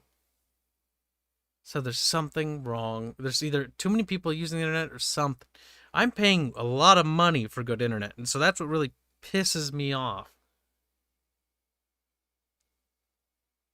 Whatever. Kibs, feed your hamsters that run your internet. I do. A fucking exorbitant amount of fucking money. Every month. And yet they can't keep running despite all the money I give them. Crubs come from the Caribbean. No, that's curbs, not crubs. Let's see.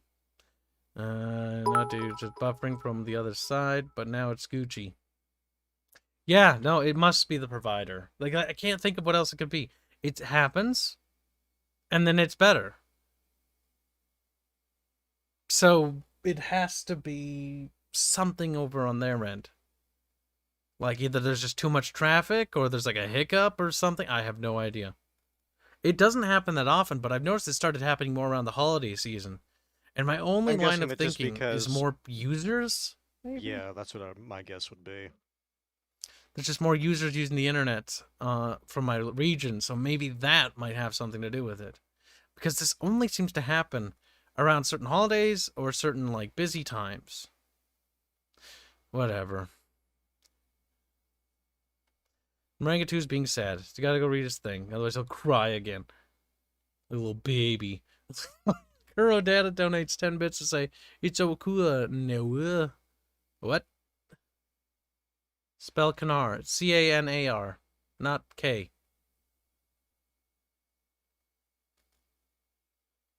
Where's the Because thing remember, you it's not a asked? like old Greek name where Greeks were just used to the hard K. Yes, do not. One of the biggest problems I think a lot of the people that read into lore is people are not understanding when I'm saying, like, yes, it may look like that, but when you actually read it, if you read the Astrians lore and you're like, wait, this isn't Greek, it's because they're not Greek. It's because they're not. When you look at their names and how they call things, and you're like, that's not Greek at all. That's not like anything. That's because it isn't. It's not Greek. I have to keep reiterating this. If you read the Galayan lore, and yeah, sure, I said they're inspired by things like the Holy Roman Empire, but when you read it and you're like, that's not the Holy Roman Empire. Well, yeah, they're not. They're Galayan. Like I feel like I'm beating my head against a wall here when I say this, but like if you read the Astrian lore and you're starting to go like, this isn't like Persian or Greek or Roman, well, yeah, it isn't. They're Astrian. It's kind of the point. It's like these cultures actually aren't just Greek or Roman. Like there is actually no Rome or Greece.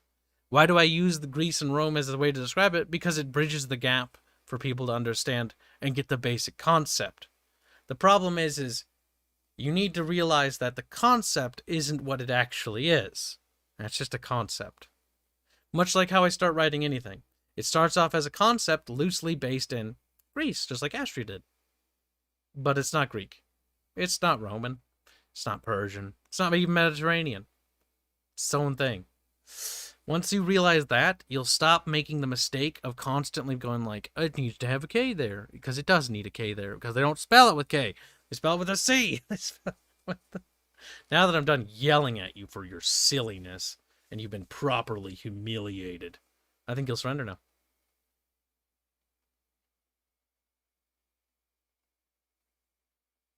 It buffers for some people and it buffers for not other people.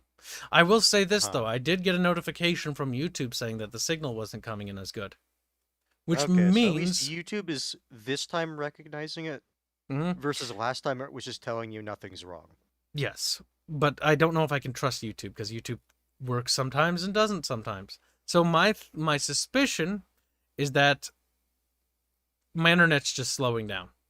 And there's nothing I can do about it. That's out of my hands. Increased usage in the area. I mean, yeah, you can't really do anything about that. Unless you go and be aggressively there is something confrontational to your neighbors, and it's like, stop using the internet, damn it, I'm more important. I mean, yeah, I was going to say, there is a way, chat. Murder time. You just knock on their fucking door and go, how to walk back? If I detonate. There's a gun, there's a way. True. Never give up. Of course, American both going in the sun. My God. Am I caught up? I'm caught up. I'm caught up. I'm caught up. Yes. I think so. Let's see. So it's Greek. Jimmy, come here. It's almost like they're saying that because they know it bothers you. Oh God, it's like when people are like, "Oh, that's not the correct Greek style shield." It's like, no, because they don't use Greek shields. Because they're not Greek. Yes, it has to be influenced by something. This is the one core thing that I've understood with writing. I can't just make up shields. Well, I can, in a way, but the problem is if you just make them up, then they don't work. They don't make sense. And so that's how that works. Things are invented and they're based on our world, but they're invented in different ways. People will understand. Actually, most people do. It's like 2 people that don't, and I need to beat them. Beat them till they do. Never give up. Never surrender. Now I'm just thinking of Galaxy Quest. If it were Greek, they would be nude. Maybe they should be more Greek. I'm just saying, I could lose a couple threads, and then chat's like, but she only has a couple threads.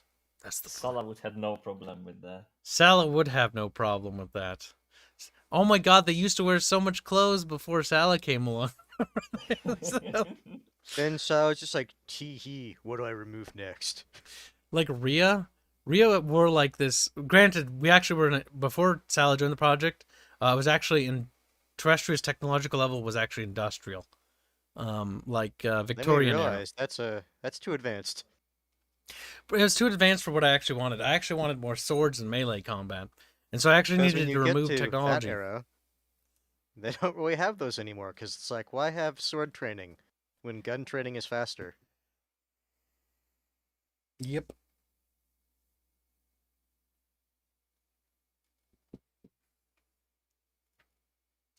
Yes, Greek women would actually wear more clothes. And that's why it's Astrian. Because they wear less. Look at her wearing that clothing, bigot. Take off the clothing, bigot. Sorry, that's too fun. Glow in the Dark donates $2. Like, it isn't Greek. He's just subverting expectations. Oh, now you're... Them's fighting words.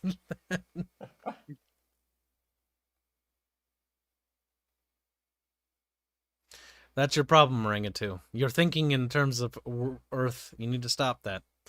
I think that's your core fundamental issue. If you stopped trying to... What's the word? Trying to bridge the gap with real-world things so much, because you're actually... It's going over your head. The problem is you're so focused on thinking, like, okay, it's going to be like... So, and I'm not meaning this as an insult, I'm just explaining. So, like, Kanar is like, oh, it's like, it might be, like, Norse. It isn't. It's actually not how the naming convention or the language works for the Astrians. If only I had time to develop their language further. But I don't. But hey, if I lose my job, there we go. I will have time to develop the Astrian language. As that is... I've always wanted It'd to. be kind of I just had a sadistic thought. What if the reason they haven't renewed your contract is they're just waiting for you to basically come up with stuff, and then after that they'll renew the contract? That'd be funny. That's not funny, Hanse. Kind of funny. At this point, we are trying to find in real life parallels just to fuck with you. You are. And hate you for it. They're like, what about the people that wear the fishies armor? What about them? Fishy armor? I mean, fish scales. No, it's the we talked about it. It's like the ones that like use the fish skulls and whatnot. What? Like one of the island nations. I forget which one though. In our world or Terrestria? Ours. Oh. Like we talked about them. I remember talking about them. We've talked about so much on developing this game. I don't even remember half of it.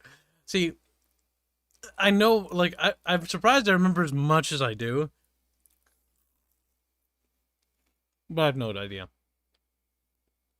Was this when we were working on Concordia? I don't think it was Concordia. I think it was just a general conversation about cultures, then we brought up that one. Oh.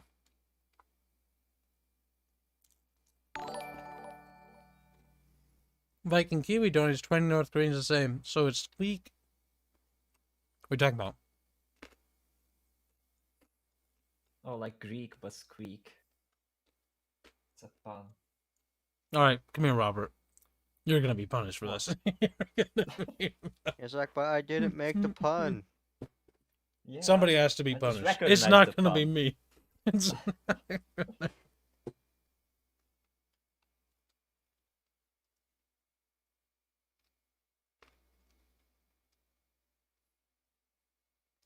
Oh my god, Harmon and Marangatu are two different people. I finally made this distinction. Because I see them in the same room, because Harmon and Marangatu are not the same person. They may be identical when it comes to the stuff they talk about, but they're separate people. Remember that? Oh, they're separate clones. They're both similar. I'm not trying to say that they're the same person, but they ask the similar questions, and I've sort of just merged their identities as one now. In my head. They are two separate people. Holy shit. All right, so Mad World Donates 5 will say, all right, so Kibs did a Greek aesthetic, but fuxed it. Yes. If that's what we're going to have to call it, then that's what we're going to have to... We improved it. Here, you know what? Here's my new line of thinking. I fixed all the stuff that we fucked up in our timeline. You're welcome, chat. Donates $5. Say, Gibbs, I was wondering how you filter the information from your references to determine what to use as a resource. Is there a tool you would have used? I was wondering if there's a filter, how you filter information. I just Google it.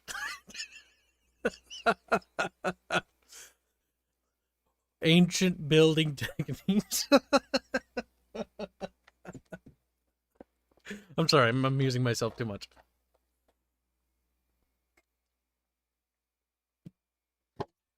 Yeah, we just Google it. Like, it sounds dumb, but like, you have access at your fingertips. The biggest database of information and knowledge. All you need to do is just type into a search bar and start researching. It's really not that complicated, but it is extremely tedious, if you want to ask, because then you need to read it in one place, but you can't settle for one source, and you also need to double check your sources. How do you keep everything organized? You don't. I'm sorry. I'm having too much fun with this. Oh my god. You do. You try to. No, yes, you try to. You try to keep everything organized. Organization really boils down to a mess that's somewhat controlled. That is the Legends of Terrestria lore. A controlled mess. It's so much information. It's so much everything. It's too big for me to organize. But I have tried. Not successfully. But it is successful enough that I can disseminate it. Because there are categorizations. So, how we organize Terrestrian lore is all in Google Drive. Because I've given up doing it anywhere else. In Google Drive, I have folders and subfolders. So, this goes down to design docs. So, there's the main Terrestrian, big folder. And inside there's the game design docs, concept art, and stuff like that. Those folders I've stopped even bother touching them. I sometimes write new documents and stuff them into the lore folder. But basically, the lore folder consists of overarching lore rules contained to documents relevant to their subject. Magic, gods, Libers, and Phantomir, and whatnot. How that works is in a document. The Terrestrian overarching, the Mixer's project document, which talks about the Mixer's project. The document talks about the game. Then there's another document that talks about Astrian lore. Then there's another document that talks about Astrian history. Then there's another document that talks about Astrian gods. And that's how I organize it. There's a bajillion documents, and they're all over the place, and I hate looking at them because it's a mess, but they're there, and it's all written down, and thank God for that. But it's really hard to keep it organized because I'm not a big person on organization. I've never been good at organization, and so that's why I brought Hanse on the team. And Hanse is responsible for writing stuff down for me. He's my little minion. Then I yell at you for doing grammatical errors. You're just gonna have to get over it. And sentence structure errors. The problem is, Legends of Terrestria lore is too big and too powerful for this planet, and Big to be contained. it really is. There's a bajillion documents, and I really need to go back through the character documents for each of the characters and redo them, but I don't want to. Because that's a lot of documents, but I'm gonna have to. It's not about whether I want to. I really don't want to, because the organization part is my least favorite part. I just like making stuff. I'm like, I made something, and then I'm like, oh no, I need to make it organized now. Fuck. Oh, it's like the timeline. Fuck the timeline. I have to redo that for the 4th time, because I've realized that I messed up in one area when it came to the Luminar lore. Not with its positioning. Its positioning is all fine. It's the presentation that bothers me the most. because I realized that I tried making a universal timeline document, and what I realized is I hate it. I hate it. It's got way too much information, and it's just a disaster. Don't do that, chat. I need to break down each timeline to the respective culture, not universalize it. We can have like a document that universalizes in bullet point format, but not into autistic detail. Because what happens there is like, and so the Luminarians, fucking figured out that their city had lights and stuff, and so it was always bright and whatnot. And then people were like, what? We don't believe you. Meanwhile, the Navarians were like, fuck, we're being subjugated. By that point, like, it transitions to that. And then it's like, meanwhile, the fucking colonies on Bhutan were quite successful. And then the Luminar area exploded. And then they were sad. But that's basically what I'm talking about. It's better to break each culture into their own timeline, because then you're not going to be reading it and going, because when you read the timeline, it's like, it should be, and then, because the timeline is basically just a series of events in chronological order as they happen. It's all it is. It's just a framework of time. The problem is, it's like, and then, but then the next and then is nothing to do with the other part. It's actually in relation to a part that was 3 sections before, and so what you have is this disastrophe. By being lazy and trying to condense it into one document, I had inadvertently made it more complicated to disseminate that information. Which is why I've already begun the process of making them into individual timelines. The Astrian one was always individual, but I was trying to condense the other cultures because I have to write a lot of timelines for a lot of different people. And the problem you will run into, pardon me, the problem you'll still run into, even though you're writing a different timeline for a different culture, these cultures occasionally touch each other in weird places. And so you need to make sure that they touch each other in weird places at the same time. Otherwise, they're going to be like, they touched, but then like, you'll be reading the Astrian timeline, it's like, you have no idea that they ever touched. It's like, oh, god damn it. So you have to go back and you have to like hold 2 documents up at the same time and make sure that when they interact with each other, they're synchronized up at the right points and stuff like that. It's a bit annoying, but it's what you gotta do. Glow in the Dark donates $10, say, soon terrestrial lore will be so big you won't even be able to understand it all. Shall grow larger than its creator and become Lovecrafty. Create that will consume him. Actually, to be honest, it already has become so big I don't even remember certain parts of it. It's just too big. And that actually happened surprisingly quick, because the explosion of lore creation happened at such an astonishing rate, like it just flowed. And when we had it flowing, like it just, stuff, just started pouring out. And now there's so much of it, it's too big. That's actually the reason why the Mixers project was based off a footnote, because we needed to start from scratch, because the Mixers project is huge, and it's grandiose, and it's too much crap. So we needed to condense it down into the Terrestrian footnote. And then we started working on Terrestria, and now Terrestria's exploded, and has become so big that it's got the same problem the Mixers project had. But the nice thing about the Terrestrian project is that it actually is all condensed in such a way that it's functional for the story of the game. It's conducive to that video game. All the other bits of lore, all the other bits of faction information, yes, it's important. Yes, it makes the Terrestrian game, or well, what I hope it does is it makes the game this massive, grandiose, epic adventure in this great big world.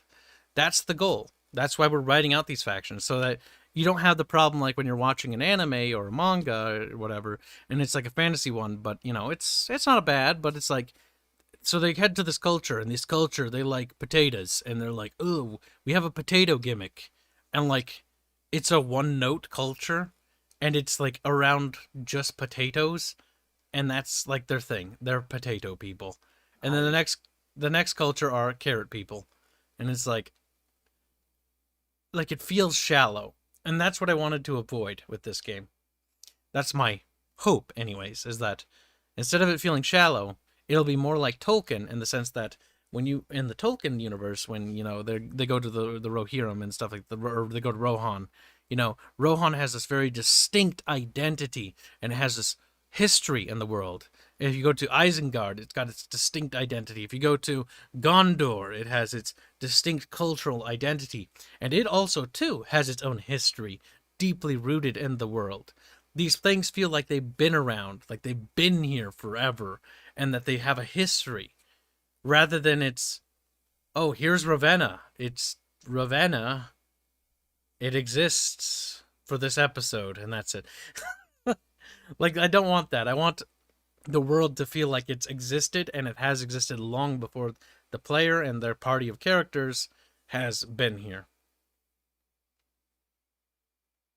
And that they're not just the sole focus of the world, that they're just adding to the world's history.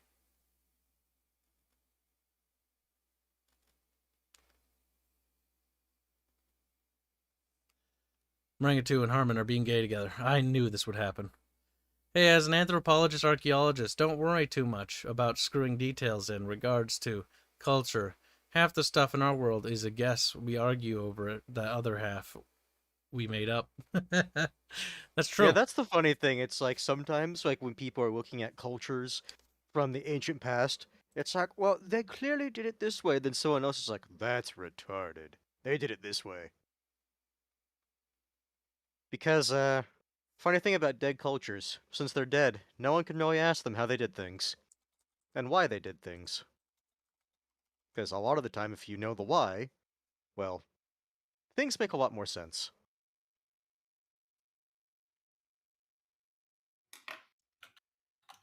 That is very true. Alright, I got it. I think I missed a few. If I missed something, just repost it. The timeline shit is the same issue I face with my world, says Greek Boy. I hate it too. If you don't put down the events, nothing comes in line. It's an extremely important thing, and you should never dismiss the timeline. That's good that you understand that. But it needs to be done.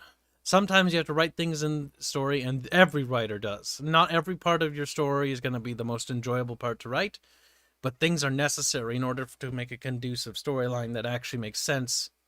And it's important because you need the storyline to make sense. It needs to be plausible. It's like weaving a lie, if you will. And if your lie has any holes in it, you're going to be in big trouble. Everything's got to line up. My nose itches. Fuck. Yeah. Thank you, Marangatu. Yes, simp harder for Roberto.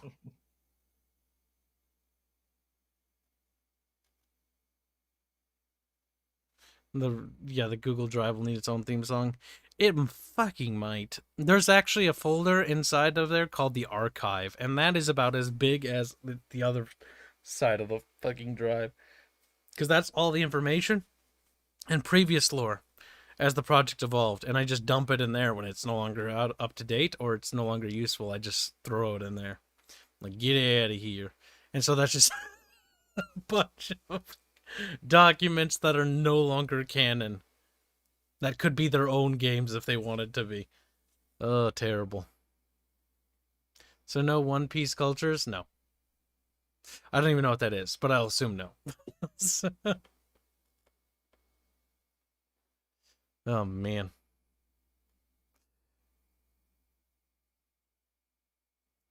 I mean, the entire purpose of Legends of Terrestria as a fantasy setting is escapism. It has nothing to do with contemporary politics. Yes, it has politics, but it's politics in the sense that are based in the setting. You know, the different houses, the different empires, the different kingdoms, and the different nations and cultures, all there, have no real world implications here. And if people want to make those conclusions, you can do whatever you want, but that's a stretch. It has nothing to do with contemporary modern politics because, to be frank, the world's contemporary politics are temporary. Like, in the same line of contemporary politics of the word, which is like, I don't want to date this universe because, firstly, that's lame and that's lazy. And the idea of Legends of Terrestria isn't about who you vote for. It's about killing fantasy things and exploring a fantasy world and, you know, interacting with fantastical cultures and stuff like that that have no real world bearing or implications. It is pure escapism. It's plain and simple. It's nothing complicated. It's not some big statement. It's just a video game with its own little fantasy setting that we put every little aspect of detail we possibly could into it. And it really is just that simple.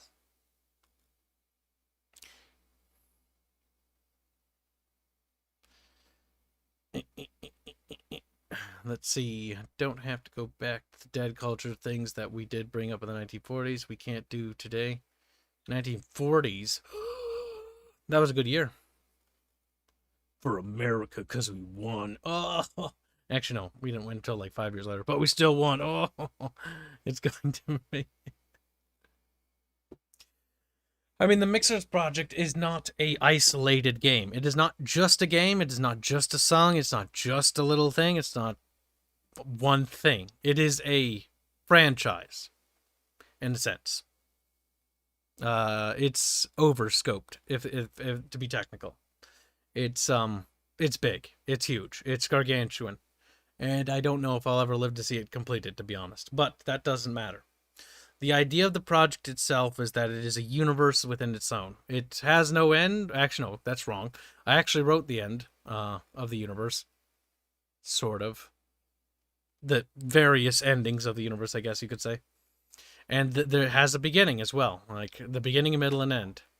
Now, what you do in the game will affect that course of direction, because it's, again, a video game, and its future can be meddled with.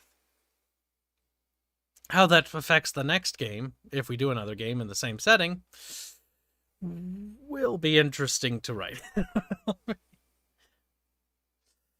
The idea is that I'd like it so that every ending could be its own thing. That's with the idea of compartmentalization, but at the end of the day, the more endings, the more variation, the more that path splinters, the greater difficulty will be down the line to write for. And I'm not going to worry about that right now. But a part of me is worrying about that because I need to think about that, actually. So you should worry about that. But, you know, levels of worrying.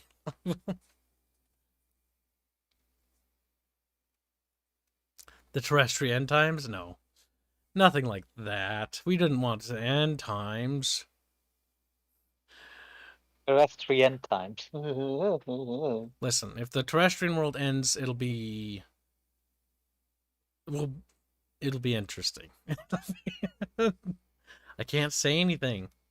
What if the crisis of 1022 AE that takes place in the game is the end times, chat? Like, the little gaspy faces. Their little shocked eyeballs.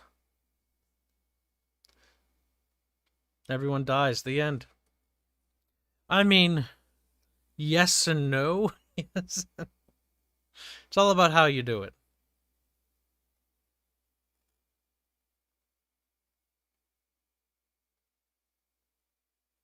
That's true. The one thing that made Rohan matter is because there's already a story going on. That's actually a really good point, Mr. Remakes. He says, the one thing that made Rohan feel like a real culture is that there's already a story going on there when the Fellowship gets there. Yes, the world is moving at all times when you're writing. This sucks to write, by the way, because you have to write like 1 billion storylines. But what's nice is you're only focusing on the characters that you're following, you know? So let's say the game follows Rhea and her uncle Nidus for some reason, you know, hypothetically. Then you'll see what happens from their point of view as they interact with certain things. But if you go to Galay and the Archduke is doing something, right, or the other dukes are doing something, they'll have been doing it. And they'll still be doing it. Whether your character was there or not doesn't really matter. You being there might be able to change or affect those things, but it was going to happen anyways because these characters have their own motives, drives, and wants and desires. They're already doing stuff. The world is active. That's something that we've been actively working on. That's what Chapter 1's so difficult to write for.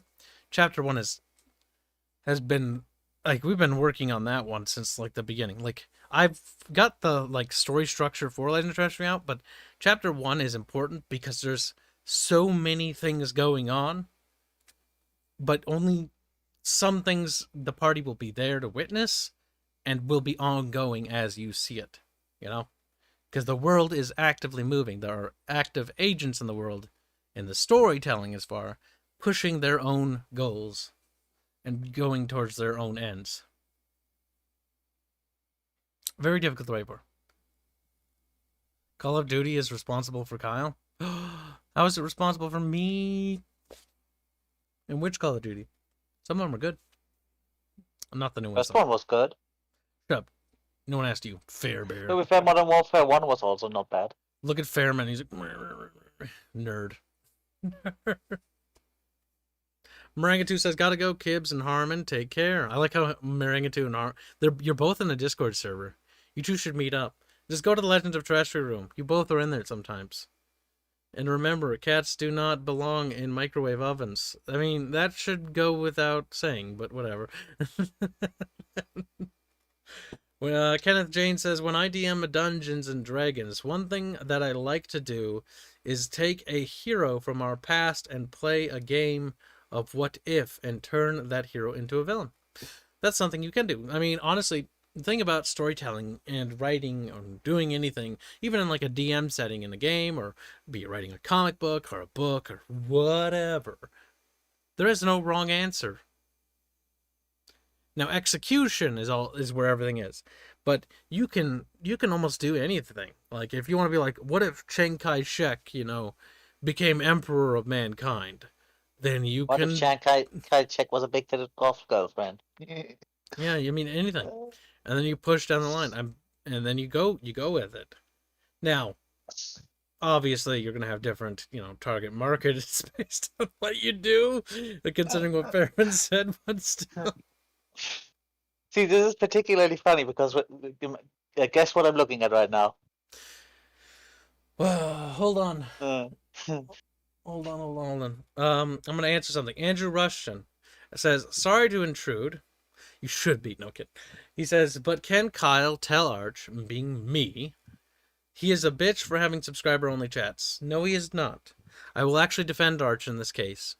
The problem with not having subscriber-only chats is the exact problem we face every time we stream. That sucks. It makes me want to have subscriber-only chat. The only reason why I don't is purely on principle. And I hate the fact that I have that principle, but that's besides the point. Maybe one day I'll break that principle, if I'm lucky. That has to stem from the fact that bots just spam stuff. And what subscribers force the thing to do is it prevents bots from spamming links in your chat. Because the bot's not going to subscribe to the channel. Yes, that's something I will defend Arch for doing. It also helps with Arch because it helps decrease raids or raiding bots, stuff like that. Because it makes it a lot more complicated to do. So for Arch, it makes sense. We don't get raided because, well, we're tiny and we don't matter. Which is true. Terrestria Age of Sigmar. All right, get the gun. Come here. We're gonna take him out. Maybe do what XCOM 2 did, says Jonathan Macy. See what the majority of the players did, i.e. Earth fell to the aliens and their play runs and base the next game on that outcome. You're not wrong. I have considered many of these things, actually, Jonathan. I've considered many of these things. Personally, I would like it so that the player's decision will be in the next game no matter what they did. But, some of those things, it's very difficult because some of those endings are very drastic. I can't say what they are, but, that they are drastic.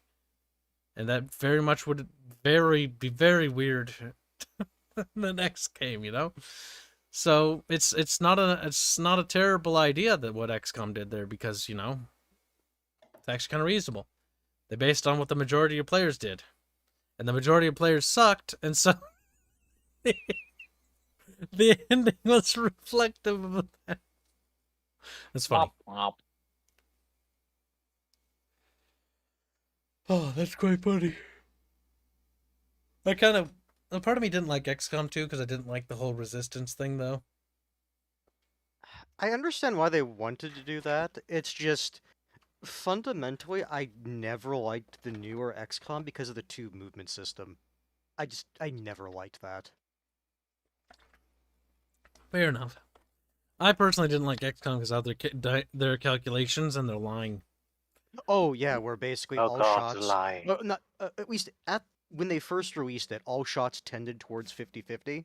Even if the shots said like 90 some percent, it tended actually when you did this math on it to be closer to 50-50 for like every shot. It's just a personal bias. The game was interesting, but I actually don't like the modern XComs, and I want our game to be nothing like a modern XCOM. Yeah, if you want a more modern XCOM that's truer to the original Xenonauts. Yep, very much true, Mr. Person. That's just a personal bias. If you hit in our game, you're gonna hit. Our hits and how it calculates in our game is very, what's the word? I don't remember. Bubbles helped with a lot of it, and so did Robin. But like, you just hit in our game, and depending on your armor type, it affects the type of damage. So how you're using a weapon can affect what type of damage type that weapon does in our game system. If Rhea uses her little sword there and stabs, then it will do piercing damage type. If she grabs the blade and thwacks somebody with the pommel, it'll do blunt damage. Granted, the blunt damage won't be as great as a hammer, but it will still be that damage type. It transitions the weapon to a different damage type. And different armor types are resistant to different or multiple types of damage. So, Aranos in the back right there, he's got his plate armor. You'll be resistant to slashing damage and other types of damage types. And there are different types of range damage, and certain damage types do better against certain things and things like that, and certain weapons can produce different damage types. One interesting weapon is like the halberd, because it can do piercing, it can do blunt. Depends on the halberd though, and it can do a bunch of different types of damage based on what attack types it unlocks, because of the weapon types. Because that's kind of how the combat's functionally designed. It's designed around weapon types, what kinds of weapon damage those weapons can do.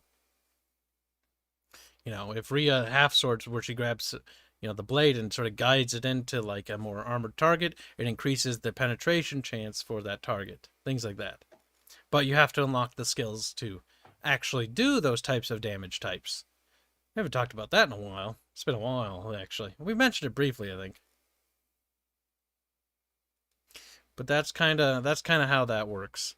And for example, the flintlock pistol and the matchlock pistol back there does its own type of range damage versus a bow or a crossbow. Matchlock weapons, well, they reload for 1 billion years, but basically, compared to a bow or a crossbow, they actually do considerably different type of damage, like a special damage type, and they are very interesting with how they work. Just like spells do their own different damage types as well. It's a bit tismy. There was a chart test system we made, and it had check marks and X's for what a wolf was resistant to in terms of damage. It wasn't resistant to much, but its fur, helped against cold. I think, I can't remember. That was a while ago. Whatever. I'm just saying that as an example, Harmon, you little tismy. Tismy son of a gun. Beat him. Beat him. Do melee weapons have range? Yes, some of them do. On paper. We have yet to test that, though. Again, everything is subject to testing, and if it fails testing, then it has to be readdressed. As it stands now, there are certain spears that can attack multiple squares distance away. As it stands now. Though, to be fair, based on the action point system, odds are the enemy character could break the distance there, but they'd have to burn a couple action points, because when you use certain different movement levels, you use certain different amount of action points. So if you move 6 squares, because remember, this game has a micro square system. Oh my god, where's the picture that references this? No! No! I forget where you put it. I always need it half the time, and I don't know where it is. I have a picture for this. I made it. I had Robin make me it. Oh my god, please tell me I pinned it finally. No! You done fucked up. Where would it be if I'm... Oh god. No. I'm always looking for this image. Did I pin it here? Fuck. No, that's the wrong room. Maybe I pinned it here. Fuck. Now I can say fuck. No. I always look for this image. This is the image I always go back to, and yet I never have it. Oh my god.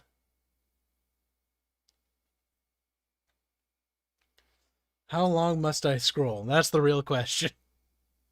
Eons. Like, maybe it was recent. Maybe. As I'm scrolling, hope is dwindling. Tell you what, I'll pull up an image to distract chat.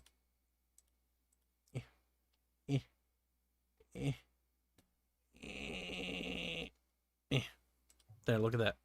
Be distracted. How long ago? How long ago was it posted? Oh no, Jen. I'm still scrolling. I know I posted in this channel. I posted in several channels. I use this image all the time. And every time, I have to go looking for it because... Oh, fucking Christ. I hate my...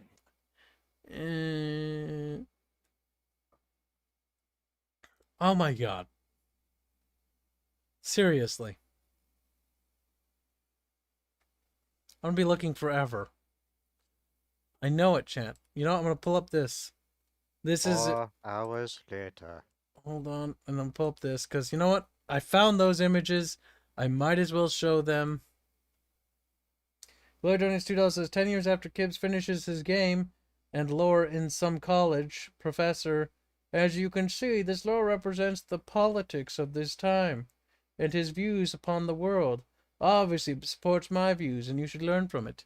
I will fucking blow his brains out from the afterlife. You see, oh, the funny thing is, at that point, you won't be able to, because, you know, ghost hands.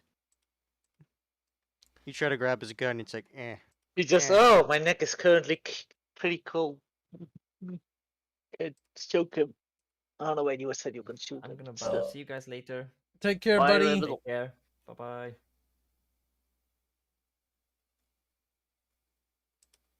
You know what? I'm opening that. Where the hell is it? Oh my god. You know what? Hands, I'm tasking you with finding it. Hands I'm like, doing something right now, though. this is a war crime. You can't do this to me. It's like, Hands, I do what I want to you. I'm pulling an arch, and I'm playing Ark in the background.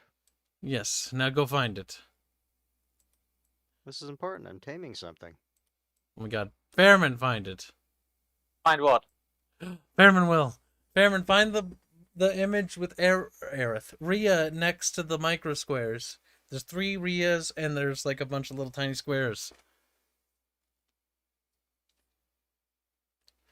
I can't believe I What? can't. Oh my god, it's The Fairman. thing is, I know exactly what you're talking about.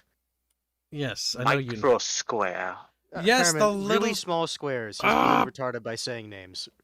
I mean, we call it micro squares internally. No, I know, but you need to remember if he's not fully paying attention. It's like just Rhea standing on a bunch of small squares. They're Yes. called micro squares.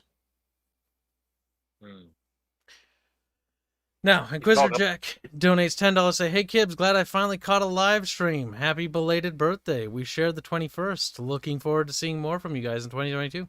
Hopefully you will. If you don't, then we're dead. Then we died. And we're dead now. What do you think of that? Pretty funny? Better not be. You better be sad. You better be crying. Fairman, find it. Fairman! Fairman! Look at this I'm picture. looking. This is not I canon, by the way. This is not canon. was Robin the one who was messing with that? Robin made it, yes. Yeah, so Fairman, on the dev server, just filter Yeah. Robin stuff. Yeah, already specifically. did that. Okay. Yeah, boy, Fairman's going to town here. Micro square, though. I don't think he used that. He might have used that phrasing specifically. Are you talking about the tiny little hut-like things, yes? The tiny what? No, wait, that's a video.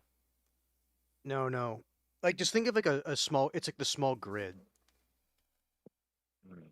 Yeah.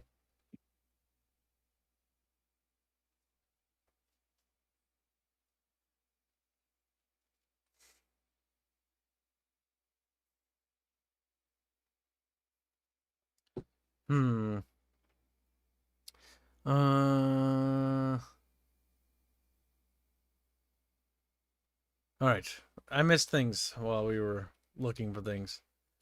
Sorry if this has been asked, but can matchlock weapons misfire? Not currently. For one reason, testing. Second reason, testing. No kidding. The reason for the testing bit is because tilt. Player tilt is extremely important to factor in.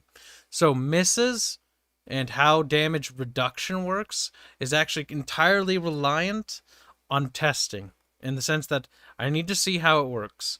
So if missing is happening too much and it's just like, God, I hate bringing a bow character because all they do is fucking miss. Like, that's bad. Then we need to go back and increase everything's chances to hit. Because there is a certain threshold that if the player can't hit something to such a degree, that player tilt begins to generate. So misfires with flintlock-based weaponry, or not flintlock, matchlock, Christ's sake. Matchlock, very different type of technology. But Just ever so minor difference. yes, fundamentally it would play out quite different. The difference is, yeah, I'm interested in making it like do stuff like that, but I'm not going to. Not yet. Not until I've seen how it works in game. Because the problem with a misfire chance is that will absolutely devalue a character to such a degree that they're literally pointless to bring. If it happens to a great chance, and even if it happens once in a blue moon, the reaction generally is going to be, fuck.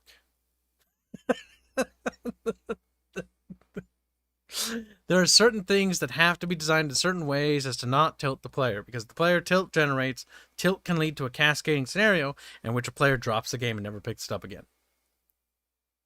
We need to eliminate as many tilt factors as possible, while also maintaining challenge for the game to make the gratification of winning a fight feel very good. It's a balance. But yeah, no misfiring initially. Just like there's, like, misses aren't really a thing right now. Like, everything hits. For now. Mostly because we don't even have armor types in. And that's because we haven't added anything for that yet. The different damage types and armor types haven't been added yet. Mostly because when I talk to the programmers, it's not something that needs to be added right now. Right now, we're focusing on adding buildings, adding the ability to go upstairs, adding the ability to walk behind the building. This is why this matters, is because when you go in a building, the layers need to pop off. Like in the Sims game, for example, right? So when you go in a building, it pulls away like a dollhouse. So if you're downstairs, it pulls all the way those layers so you can see your character inside. You can see the downstairs floor. If you go upstairs, it pulls away those layers up there, but it re-adds the second floor layer, and the game needs to behave differently. And then the enemy NPCs have to understand if they see that character from a window and what the difference is seeing from the ground floor from the second floor, stuff like that. And that has to all be coded in. That's actually really complicated especially for a 2D game. So that's taking precedence. What happens if you have a character on the first floor, the second floor, and as well as behind the building? How does that work, right? How can you differentiate between those characters? How do you select between those? The game has to recognize how these different entities work in relation to one another, and how it needs to appropriately move away layers and put layers back on, depending on what the player has selected or what the player is interacting with at that point in juncture. That's the most important thing right now. Getting the game to understand how buildings work, how doors work, what happens when a character goes through a door, what happens when a character's in building number 1. The game understands that building number 1 is not building number 2, or 3, or 4, or 5. Building number 1 is different than all those. If the character's inside building number 1, building number 2 doesn't do anything. Building number 2 remains the same. Its layers are all there. So even if you have it in the game's camera screen, you don't see it, and you don't see its layers disappear You know? Otherwise it would, because it would behave the same programmatically. The game has to recognize different buildings. Or fat aeriths in a box. That's true. This is a doodle our animator made when he was bored. On break. It was funny. He put aerith in one of the boxes he made. It's quite tragic, really. Melee weapons can break too? Not right now. No durability systems have been put in the game. Mostly because I don't think they will, actually. Does that mean you couldn't mod them in? No, you probably could. But durability isn't something I want in the game right now. What's this? Why is she naked? That's quite terrible. I want to pull up a fan art. We got a fan art of Celeste from Roberto.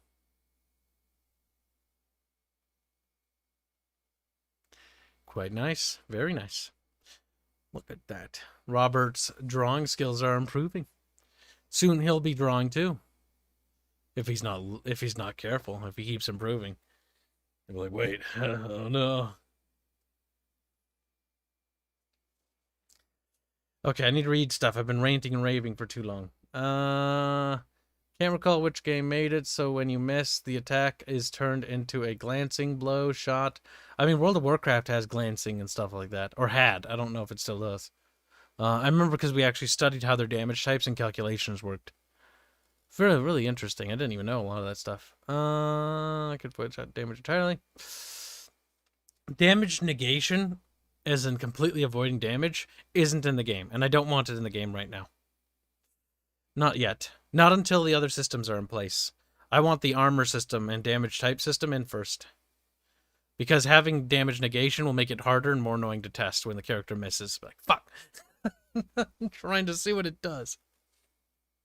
One thing at a time. We'll build on it like a hamburger or a cake or whatever. We'll just add more toppings to it. Please don't put in durability systems. Says Crazy Templar. There's actually no intention to implement durability because I don't think it adds anything of flavor to the game. Not at this current point in juncture. It's not even on the design docs. It just doesn't add anything. After extensive studying of durability systems in other games and reading about people's summaries of their explanations as to how they function and what they did to the player, generally durability is actually viewed rather negatively universally when it comes to a lot of people. Durability doesn't bring a lot to the game and is often done really, really, really bad in most games. Because durability often boils down to a tool breaking within 2 to 3 thwacks. As if it was made And of also bronze. considering that when you compare the durability of items in games versus reality, games, like, it breaks so... It's so annoying. Breaks becomes way too fast 9 times out of 10. It becomes pointless busy work to have to go back and fix these items. And I don't want pointless busy work distracting from the game because I want the game's focus not to be to waste my player's time. I want my player to be spending as much time doing things that are fun and exciting. I want them to be engaged. I want them to be excited. I want them to be having fun. I don't want them to be wasting time doing pointless things that aren't very fun to drag out the game's time longer than it needs to be. I want the focus on fun first. Fun. Do the fun stuff. If something isn't fun in the game, I don't want it in the game. Even if it makes sense to have it. Like having your character having to sleep or whatever, like forcing the character to sleep outside of like a narrative reason or for a storytelling reason, and like just forcing the player to do like weird things that you would have to do, that's not fun. I want them to have fun. Fun stuff. Not pointless, tedious mechanics, like having breakfast, lunch, and dinner. Pointless, tedious, not fun. Black Knight donates $5 to say, so how has the Astrian Empire's military evolved over time to adapt to the changing enemies and different economic realities of the Empire? I hate that question because that's a big one. That's a hyper-specific question. It is. So, you're dumb and you should feel bad, but it's a good question and I hate you for it. So, besides my loathing hatred for Black Knight now, thank you for the donation. Oh, so the Astrian Empire has gone through several dozen major changes. I say several dozen because I can't remember them all off the top of my head. The Astrian Empire, let's just say this. At the point of the War of the Five Emperors, which is like a couple hundred or so, I don't know. It's like 100, it's definitely 100 years before the start of the game. This is a big turning point for the Empire. This is when the Empire stops growing and gaining ground and actually begins to rapidly shrink. I think it was actually a couple hundred years. But the War of the Five Emperors is a civil war point. The Astrian Empire very much functioned with heavy infantry, and they had, they focus on heavy infantry. They have lots of other supporting units, but generally their core focus is heavy infantry. This is very reminiscent of Macedonia or, Rome, just focusing on infantry types. They had pretty strong other good units as well, but most of the enemies they were fighting at the time would use other types of infantry. The army doctrine had to change following the War of the Five Emperors during the first barbarian incursion from the Ethereal Plains that took place during the War of the Five Emperors. So while the Empire was divided and fighting itself, there was a massive migratory push from the Ethereal Plains, which is really, really bad because that snowballed as it head further and further towards the Astrian Empire to be several dozen tribes, now flooding into the Empire and stretching its resources and invading and taking territory. This is really, really, really, really bad.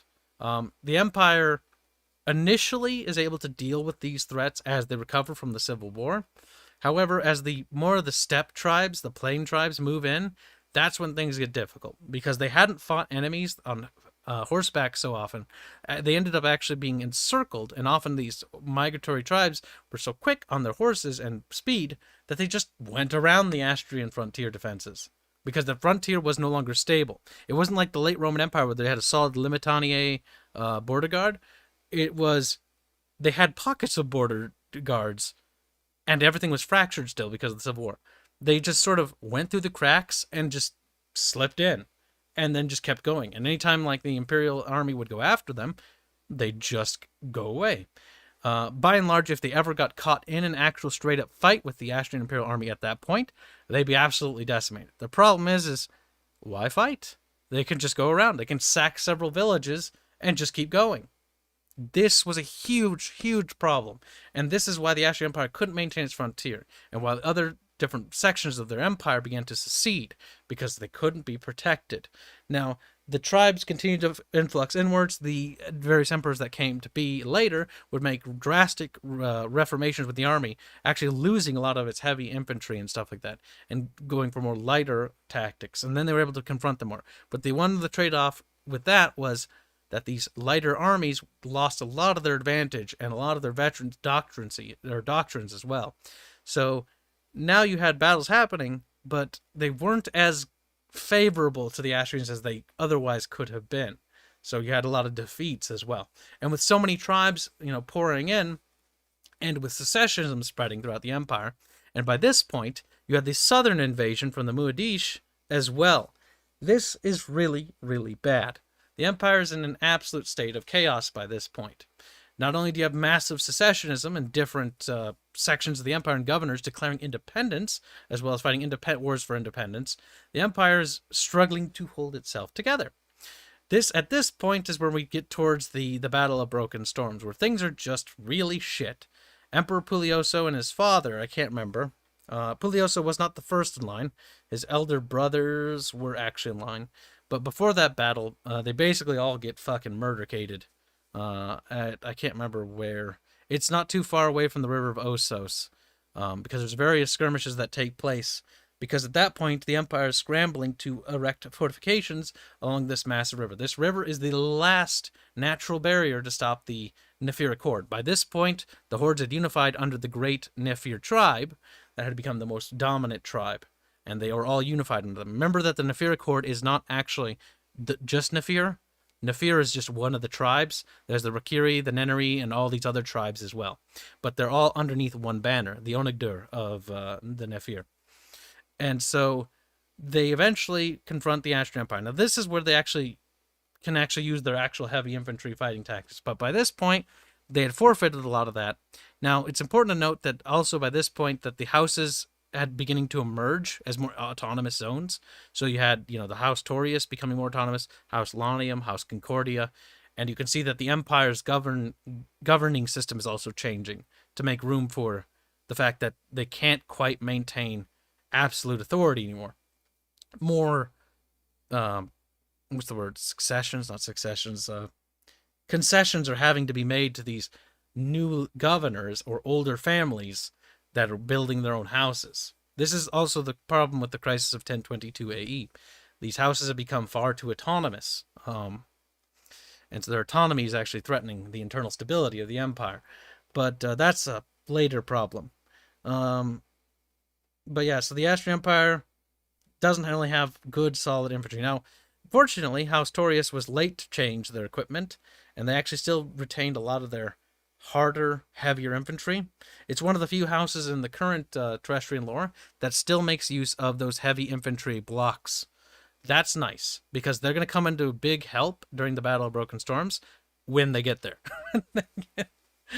They didn't get there until, I think, a couple weeks or months into the siege, if I remember right. By that point, the Emperor and the Elder Brothers were dead, and all that was left was Pulioso and a handful of southern Astrian troops, if I remember right. And then they finally did get there. And once they were there, the Nephir Cord couldn't break through. That and the fact that the Onagdur of the time had suffered a mortal wound had also basically diminished the Horde's offensive capabilities, because they would have to elect a new Onagdur through the trials. The powerful leader dead. Well, that's a good power vacuum. Yep. And so they would have to the new Onagdur would have to consolidate power. So that was nice. Then they were able to build up fortifications, and ever since Emperor Pulioso, the River of Osos has been secured. We don't have to worry about the mountains to the north, because that giant mountain chain, which name always fucking evades me, that House Lanium, House Taurius, and even the southern bits, House Vala, are alongside of. All the passes through there had been well secured beforehand, because there had been fortifications built there long before. These fortifications are actually fairly old, from the early days of the Empire, but good enough to really hold them back, and with a little bit of modernization, were able to be improved. And the Nephir Cord being a little bit technologically behind, actually, they were pretty solid. There we go. Now, I got a little bit of a sideway tangent. Didn't talk about the armies too much, but that did talk a little bit about it. Like, the Astrian Republic's military is a bit different. Their infantry's a lot lighter by comparison. We'll talk about them more when we get to the Kanar era, because we'll actually talk about General Ilos and his famous campaigns across the River of Osos. Osos is fairly important, historically and culturally, to the Astrians.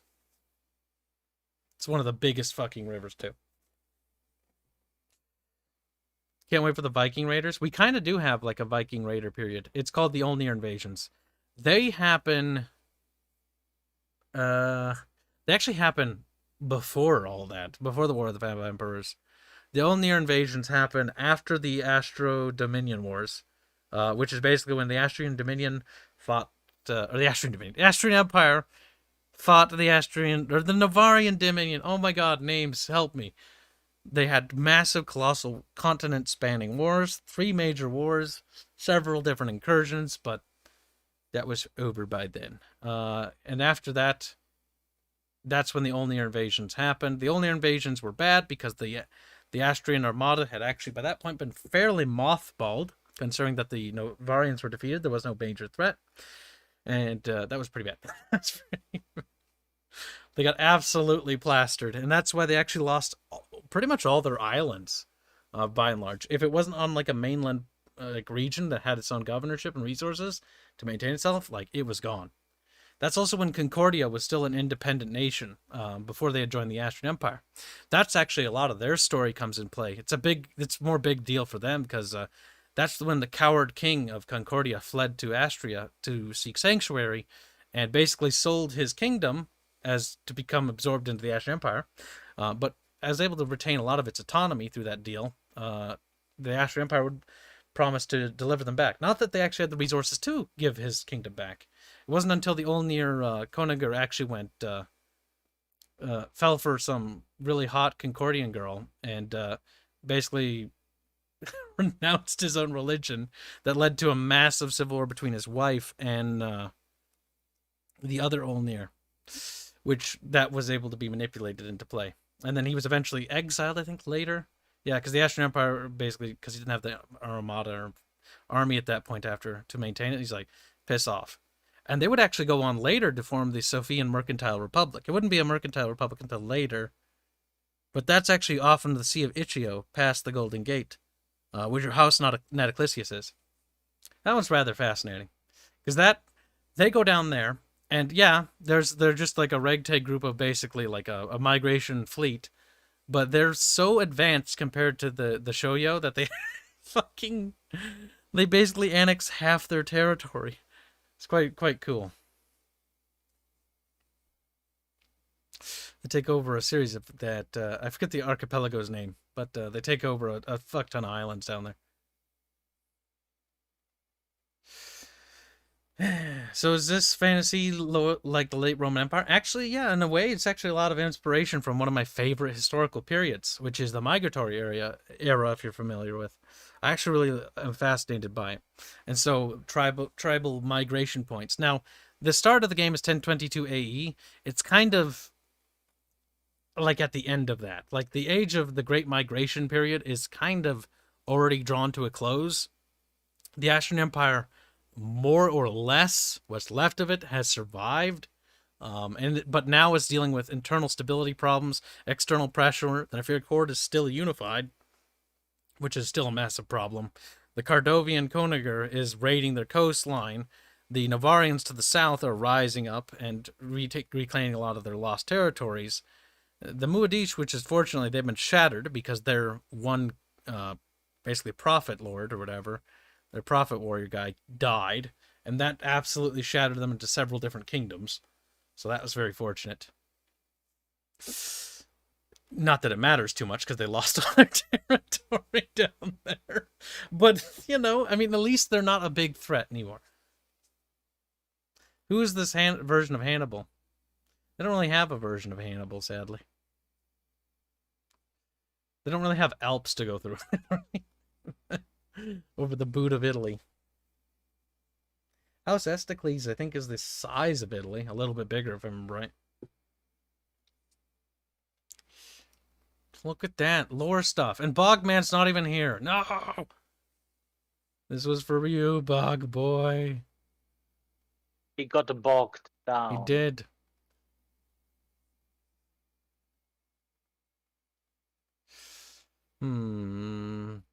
But yeah, that kind of is a sort of a summarization. And the Crisis of 1022 AE is just dealing with the ramifications of that. It follows the War of the Father, because after the Battle of Broken Storms, Pulioso was able to successfully halt it. He assumes the next emperorship. However, he is very scarred after all the atrocities witnessed during the battle, or the series of battles. I would call it the Battle of Broken Storm, but it's like over the course of a month. It's pretty rancid. His entire family's basically wiped out there. The entire line of succession. And so he's unstable. He has two sons, Nidus and Crondrius.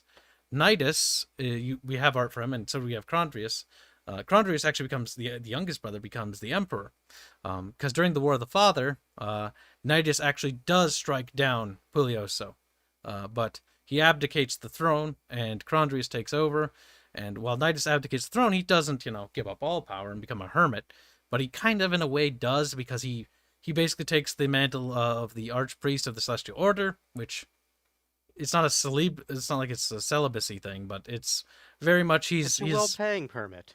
He's moved himself out of the Astrian politics side of thing, and he's sort of living his life over there. It was another civil war. It was a very short civil war. It wasn't like the War of the Five Emperors. That was pretty nasty, because that was when that entire family, I forget, there's the eldest brother, the eldest sister, the mother gets imprisoned by the eldest sister, I think, because she was going to declare herself regent, but then the eldest sister wanted it, or no, it was one of the sisters wanted it, and then the brother then declares war on one of the elder brothers, and then one of the younger, I think the younger brother and the youngest sister are the two that win, but the youngest brother dies at some point during one of the battles, if I remember right.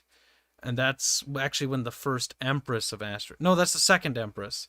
The first Empress was technically after the third Astro Dominion Wars. That's when... Oh, fuck it. Emperor Derby Tits. I can't remember his fucking name. He's got a dumb name. He gets killed in Halastro. And then she takes over, but she's a little bit unhinged. And she fucking burns down the entire fucking, like... The reason why they call themselves the Astrian Conclave in Novaria is often because they've ruined their soil to such a terrible degree. They have yet to really recover. She kind of commits a little bit of genocide. That's a while ago. No divorces. Divorces in the Astrian Celestial Faith is very much not okay. You can't really do that. Most faiths don't really allow too much divorces. The political divorce, there can be exceptions to this rule. Though the Valen dynasty hasn't really been known for doing that. Mostly because it would be a very bad sign in terms of internally, and would show weak leadership. Especially if the husband, or be it the mother, because it can be... The Astrian Empire can be ruled by either man or female. They're fairly progressive that way. As long as they're of Valen blood. Because they have to be an heir of Kanar. And no matter what, if I remember right, they can't give up the Valen name. So, like, no matter what, if I forget what is it called? If a woman... Matrimonial marriage. Yes. If anytime there's been a empress... It's a matrilineal marriage to an external house or external, lord or whatever when they marry, because the name must be contained or maintained. Which, to be fair, that's when you look in history, that's actually not too uncommon. If the wife's name ends up holding more prestige than the husband's, they usually just keep whichever name has the more prestige to it. Yes, it also has to do with the fact that the Valen dynasty is considered holy in the Celestial Faith. Go figure, Kanar made it so that they be viewed as holy. Go figure, yeah. Two men who created... It's like, oh, by the by, anyone who's of my blood, totally cool. Trust me. Basically like the gods have chosen us to safeguard the Savior. We are the charged ones with finding the Savior and protecting the Savior. And we can't die. If we die, that's bad. If we're dying, it's the rest of you are fucking up, not us. Pretty much. Kanar was very much of the opinion. It's also how he segued himself into marrying that oracle's daughter, Kriya, which got him the Illumine blood. So that's why their entire line can cast spells and stuff. It's also one of the reasons why many cultures hate that. What's this magic bullshit? That's cheating. Yes, many dynasties and other lords, like if any lord were normally to marry a Illumine person and have children with them, and those children becoming heirs, some kingdoms allow this, but they don't allow them to retain titles. Because, well, look at the Astrian Empire. It has one of the longest reigning dynasties in Terrestrian lore, the Valen dynasty, which is... It goes to show that having magic bullshit powers is cheating. Other noble lords don't like that. The only reason why Kanar was able to get away with what he did is because he literally had consolidated power and they couldn't do shit about it. And any of the houses or families, the great families as they were, had either been A, genocided, B, kicked out. Or B, agreed with them. Yeah. Or C. Yeah, that'd be C. Because I think it was Nestro that ended up, like, just sort of, like, going, like, he saw where the wind was blowing, and he's like, yeah, no, fuck it. I'm going to throw my cards in with him. Nestro's family, I think they still exist to this day in 1022 AE, though they do not have the same power that they once did. I think they're actually a fairly minor house, if I'm right. But still alive, which means, in the end, he probably was more right than wrong. The other houses got exiled. They actually, I think one of them formed their own kingdom from the ashes of the tribal confederation that was defeated by Ilos, and then later got genocided again by one of Gunar's descendants. If Astrians believe in celestials, what do barbarians believe in? And if magic is based on Barbarials. Duh. understanding, is their magic more feral? Yeah, you're actually onto something there, little Luca lad. Yeah, in a way, one of the ways in our universe, sacrificial magic is viewed as from the perspective of the Astrians, sacrificial magic is viewed as barbaric and disgusting and deplorable. It's like, oh, Savages. savage. Unironically savages as far as they're concerned. Yes, sacrificial magic can come in many different ways. It can be the sacrifice of life. It could be like the Novarians, which sacrifice food. They burn, chickens and stuff like that. And that's what helps give them a lot of their power and draw during their rituals. Or it could be like the Mazatec, where it's blood. It's the sacrifice of blood. It's not necessarily the sacrifice of life. It's that they draw their own blood. And by sacrificing the life essence, as they call it, that is sacrificing a part of themselves to their deity. Some of them do believe in sacrificial of life, like the Rujara. The Rujara do sacrifice people, mostly slaves. But the greater the person they sacrifice, be it a captured victim or an enemy, the greater power that spell draws and stuff of that nature. It's potent and punchy magic. I would say very punchy, but the problem with sacrificial is it's very erratic. It's very uncontrolled. What else was there in that question? Every religion believes in different things. Some religions believe in things kind of similar. Some of them just have their own pantheons, what they call them different things. The ancient principalities to the south, they believe in the seven-pointed star. Each element of the point is a different god, and they all under the sun god, which is basically like the king of their gods. In the same vein that the Astrians once had, the king was Arestios. Arestios is dead, but the regent is Syra now, the firstborn daughter of. It's also one of the reasons why being the firstborn is such a big deal in the celestial culture. That's why Rhea being firstborn is venerated. Just like any firstborn child is also venerated in such a way, because the firstborn is like Syra, the firstborn of the gods. Firstborn, basically, if you're the first child, you get extra privileges. Your birthdays are better. There's clearly a family favorite. Let's put it that way. Generally, the firstborn in many societies has different expectations, but in Astria, it's like they're expected to be not outdone by their siblings. Now, this can lead to problems in some times, but it's also like if you look at the three daughters of Crondrius, Rhea, then Nezra, then Aya. Nezra's already been betrothed, which is a bit weird to betroth the middle child. You think Aya would have been, but that's just different things. Versus Aya wasn't. But they're different things are expected of them. Aya doesn't have a lot of expectations, so she actually has it kind of free willy. Like if you ever see her character art, she often just looks kind of happy and just chill, because she's not expected to do as much as her other sisters are. The other ones are expected to make more sacrifices and do things.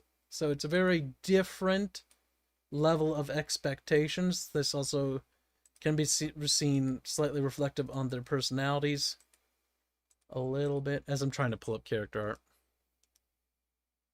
art. Here's some art just of Astrian people, just different racial stuff, because Astrians have their own race. Here's character art. Yeah, you can see Aya. This height thing is off, by the way. This is one of the first times we were just doing height stuff. I had to block out some characters that couldn't be showed.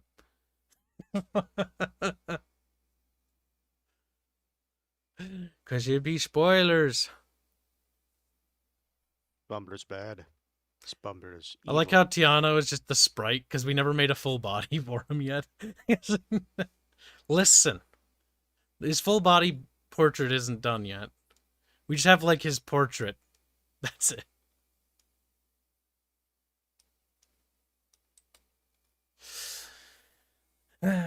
Look at all these things. Am I caught up? I'm caught up. Yes. No, wait. Nope. Okay. Always good to double check. How much genocides can we commit in the game? I can't tell you that. That'd be spoilies. How many genocides? I mean, it really makes sense if a character would do it. Because there are certain things that like I want to be options, but we have to get right there yet. So I can't promise anything yet. Yeah, no 'Cause- going into the village and it's like your character is consumed with bloodlust. Murder them all. Yeah, that would be a character break. There are certain decisions you can do that will be reflective of that character, and would they do it? Like Rhea. Like Wrath of the Firstborn. When you listen to that track, if you have listened to it, it's on the homepage of our channel. In Wrath of the Firstborn, you'll notice the first half is very actiony, but then you notice the last half. If Robert was here, we could talk about it a bit more, but he isn't. He's dead now. The last half I of could it go to the sleeps. is actually much darker. I'm not going to go further than that. I'm just going to point that out and leave it at that. Just let chat draw their own conclusions. Like, because the last half of Wrath of the Firstborn is a bit darker. Blood magic. Broodaroo magicaroo. There is blood magic. Do they run a string of spikes through their privates as a blood offering to their gods? I'm gonna just pretend I didn't read that. There was a culture, I think, in our world that actually did that. For the sake There's of... a reason. I think there was, which is why I didn't say I think someone's a wee bit horny. But I don't think the Amazitech do that. That culture was fucking special. Many cultures are special in our world. They've done some really weird shit. No But merchant why guild did you do wars? this? God told us to. There actually Aha. is a merchant republic, sort of. They're called the Mercantile Republic of Sophia or something like that. Sophia is named after the daughter of the Olnir dude who banged that one Concordian chick. Their little monarchy thing actually ended up failing because I don't think they actually had, or I don't think Sophia had any heirs, if I remember right. And so it just slowly became a merchant republic. There's 3 different merchant houses, if I remember right, in the Mercantile Republic. And those 3 houses vie for power. One of the houses is Olnir in origin, so it's very respected for that. One of them is actually Shoyo, so they're actually a bit of different because of the culture that was there. And another one of the houses is a different sort of subculture. I can't remember. Because the merchant houses themselves also reflect the cultures that were absorbed into that little migratory region, which is kind of interesting. The Merchant Republic actually has one of the biggest armadas, if it was unified, though it's not. If I remember right, they're fairly divided, because there's basically each republic, or each house within the republic is kind of autonomous and when it comes to not only its governorship of its own territories, but as well as its own armada and military structure. Kind of like the houses, like you said, except in their own little merchant republic area. Yep. If unified, though, they would have probably the biggest armada, if I recall correctly, in terms of ship strength. Not going to do them much good, though, because Snataclisius, which is under Astrian Empire, is able to control that little golden strait, because all they have to do is raise the Great Sea Chain. And then all of a sudden, shipping is now canceled between East and West. There is the Abyssal Sea, but that's only open for a little bit of the year, and it's absolutely fucking frozen down there. The Abyssal Strait or whatever. It freezes over for like half the year. It's not really viable. Do you ever play or use the industrial era Terrestria setting in a potential future title, or is that idea completely dead, as a steampunk Terrestria would be cool? The industrial setting of Terrestria was very interesting. It had, like, it was a little bit pre-Dreadnought era, so you had, like, weird pre-Dreadnought style of ships. You had an obsession with aeronautics. You had an obsession with aerial blimps. The battle blimps. I couldn't Battle resist. zeppelins. Leave me Battle alone. zeppelins. They had a lot of stuff like that, and there's a lot of interesting stuff because it's like Victoria Plus. I wouldn't call it steampunk. I'd call it Victoria Plus. Is what I'd sort of look at it.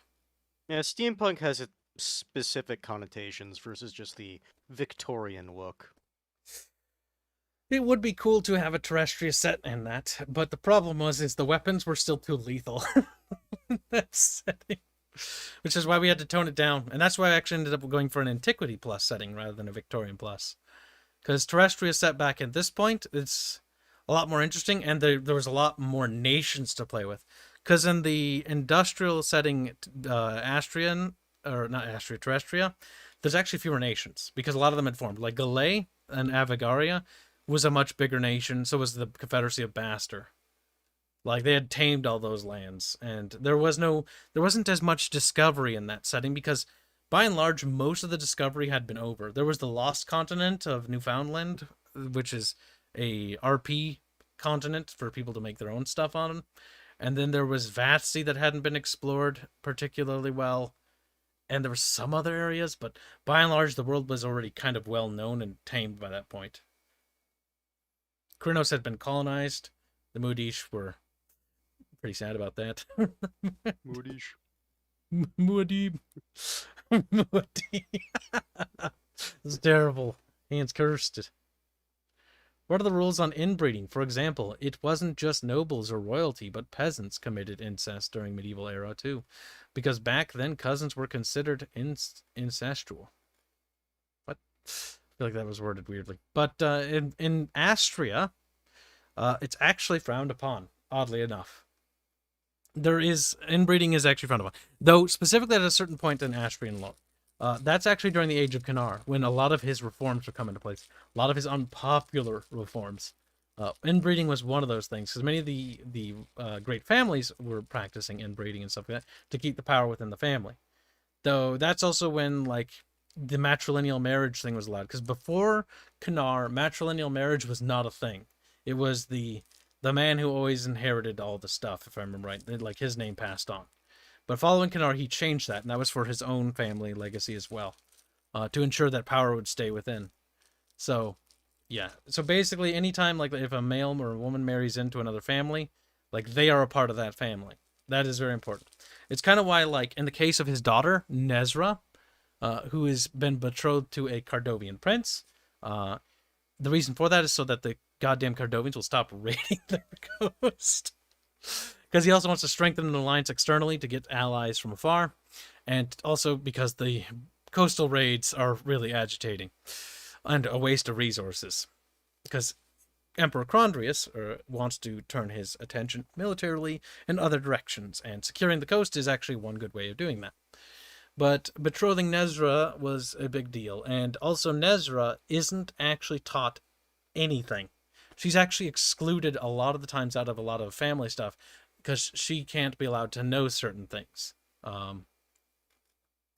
Just like her religion. Like, she actually was not brought up in the ways of the like, she wears Astrian style clothing, dressed like an Astrian, and talks like one, but she actually doesn't practice the same cultural tendencies. She actually has a mentor that was sent from Cardovia to train her in the ways of where she would be living once she had married.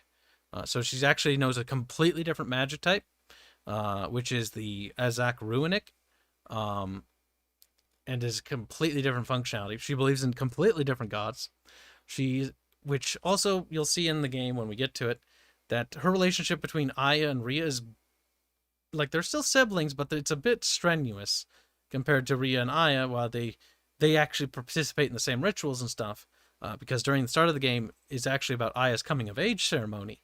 And Nezra's not really allowed to participate in the ritual itself because it is very much a closed off thing that Astrians do.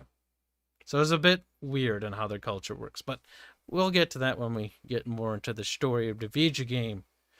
But do you plan to potentially use that industrial setting later game? I just read that. Nobody said anything since Jonathan Mason. You're all dead. There's 76 of you. Can we have a look at a map? Yeah, you can. I need to cover stuff up because I need to open sensitive folders to get access to it. And that sensitive folder has other sensitive materials in it. For the lore. Where is the mapperoo? Not the religious map mode, because that's out of date. The internal political map mode is kind of out of date. A little bit. We're not going to use that one. How about the geopolitical map mode? Well, at least it's up to date. It's not a Mazatec, it's Mazatec. Fuck, I added an A there. I do that all the time. Fuck. This one works. Bear in mind, some of these names are placeholders. I'm going to transition screens. Once I have verified, I have closed all the sensitive documents. There we go. 3, 2, 1. Oh my god, how far behind is the stream? I haven't even seen this part pop up yet. Tragedy. Tragedy! It's quite shocking, really. Almost terrifying. Oh, it is caught up. The Twitch one's a little bit ahead. Just by a few seconds, though. You didn't answer the question, Kibs. Why I asked again with a clarification? Never. I'll never answer. What'd you say? But do you plan to potentially... Oh, you asked again. I thought the chat hadn't moved since you wrote that. Do I plan to use it? Maybe. Right now? No. Right now, no, because I don't have resources to do anything with it. I barely have resources to produce this one. Oh god, it feels so weird this time mode. There's actually normally a lot more nations on this map. But at this point, because I haven't worked on this point, like a lot of things are actually fairly consolidated. Like there are nations, but they're just not as many little ones. There was a lot more. Like I was working in the Canara, and there's like 40 nations over here. Now there's like only like 2. This is the Astrian Empire. They control that. House Helvis is here. House Concordia. House Tilius. House Natoclisius. House Esticles. House Vala. House Torius there. House Lanium controls that. Yes, I remember. The Nephir Horde is like right here, if I remember right. There in that section. The wealthiest section, because the Astrian Empire used to extend out like this, if I'm right.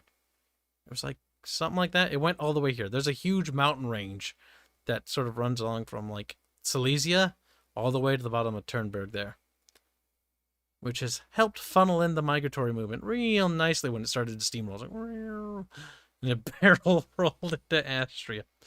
Then here's the continent of Korinos. This is the continent of Vasti. This is Newfoundland. This is RP Island.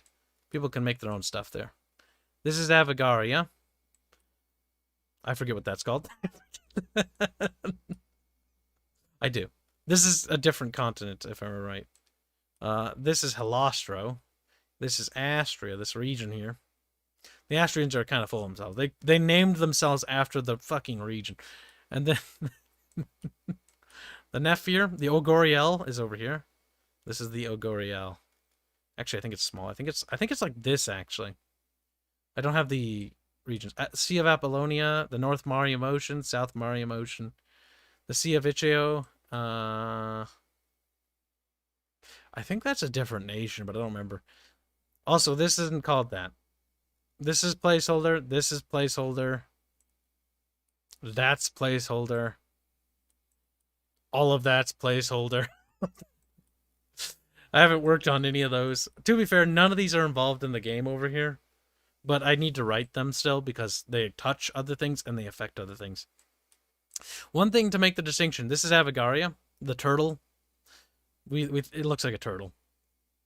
Little turtle, I'm like, Rrr. It kind of looks like a turtle. Every time I look at it, it looks like a turtle. The turtle continent. How many planets are there? There's like, fuck, I don't remember. I know every one of the Starborn Pantheon actually inhabits all the bodies of the celestial, all the celestial bodies in the Cyrus system. The solar system was named after the goddess, which is, or at least I named it after it, which is the Cyrus system. Terrestria is one world. There's Bajaro. There's the other gods' names that always slip my mind. I've been working more on the Canara, so I've kind of forgotten all the other ones. There's so many. Their children are really hard to remember. The ones that do have children. What software did we use?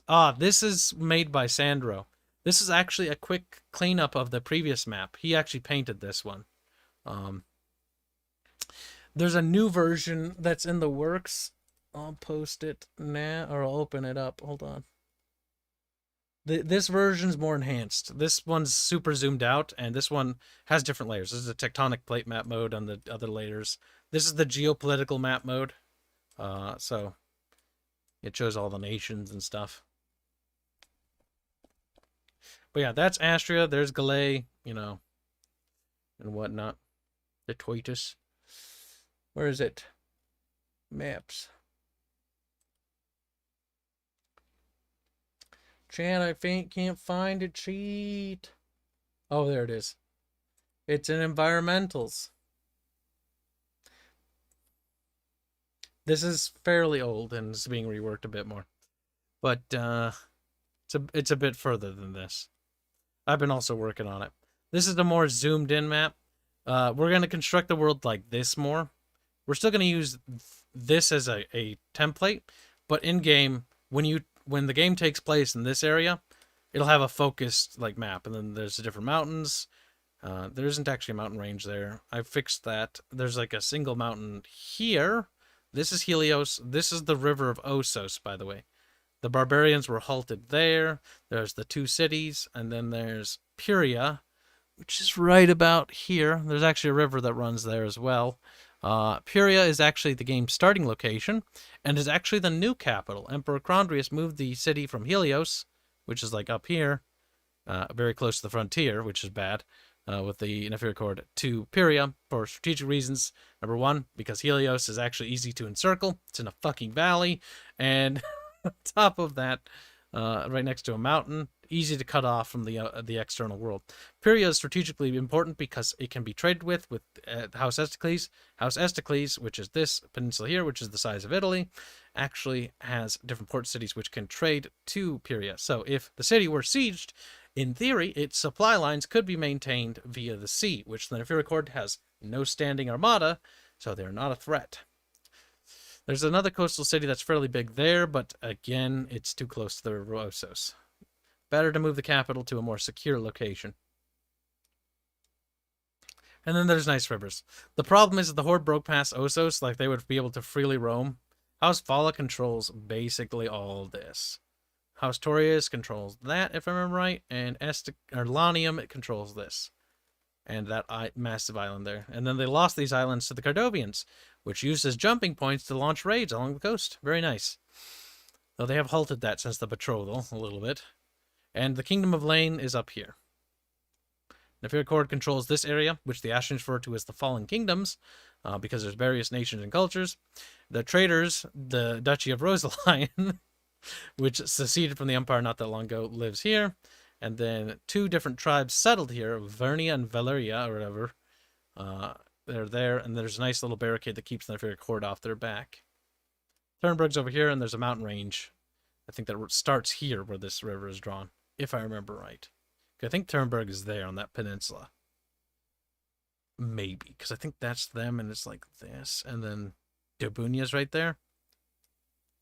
There's Concordia. There's Tilius. Elvis is on this peninsula. This is the last major territory. You can see a little bit of... Actually, you can see most of Halostro down here. House Steiner? No, these are just different symbols, because this is earlier. We still don't have the actual house art done. The house art has yet to fully start, because each of the major houses is getting their own art. This is just like a reference template for the different environments that the Astrians encompass to give a different feeling. Like the northern, you know, as you get south. And Helvest. Helvest is very dry, because it's on northern Krinos right there. But look at that. It's a pretty cute map. Kawaii desu.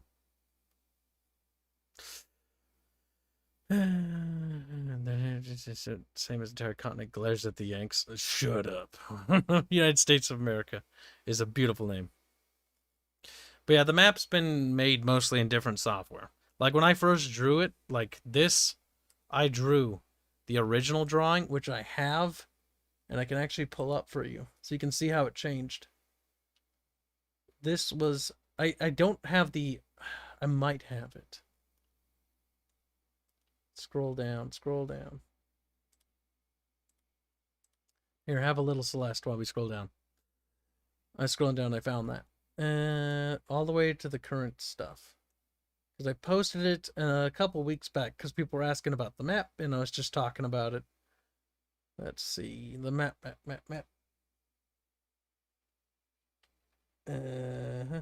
Did you find it, Fairman? Damn it, Fairman, you got my hopes up. Oh, handsome Sid, help me. Also, Fairman, you're muted if you talked. All right. Oh, fuck me. I told you. Yeah, I sent you the thing, but there were a lot of things with squares on it, so I didn't This- really know which one. This isn't actually the original map. This is actually Sandro when he's beginning to draw over it. You can kind of see the little things, but basically how he did it, like, I had moved the shapes. The world's actually changed a bit since its original formation, but this was the original, like, attempts at when we started finalizing the map. Which is crazy to look at. If I could find the older versions, it'd be cooler. Especially the one where it's just like weird shapes. And then we just moved the shapes around, and that's how the world sort of formed. Kind of cool.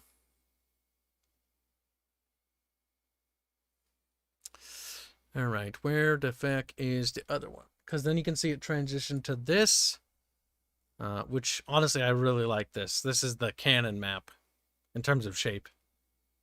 Turned out quite nice. It's very gorgeous. I love it. And the best part is Sandro just slapped this together real quick. It's like a placeholder with ideas. The texturing helps give it a little bit feel. Some things have to be changed, like some deserts have to be moved, and there's actually deserts over here, if I remember right, but we can fix that later. The desert there's right, that's right. And it looks green there. It should be a little bit more green there, but more or less it's correct. And that's the part that makes me happy. It looks kind of familiar. I think I found it, since Fairman didn't say if he found the exact one or not. He didn't. I checked. Send it Would to me. have told me so. Hanse. Hanse. We squeal out Hanse's name in delight. Chat, remember that thing I was procrastinating for? It's finally here. Hanse. Oh my god, that's actually what I was talking about. So remember, chat, when we were talking about micro squares? Well, yeah, that's what I was talking about. Now, I don't remember what I was going to lead into that with anymore, but that's what I was talking about. Oh, spears. Spears and movement, right?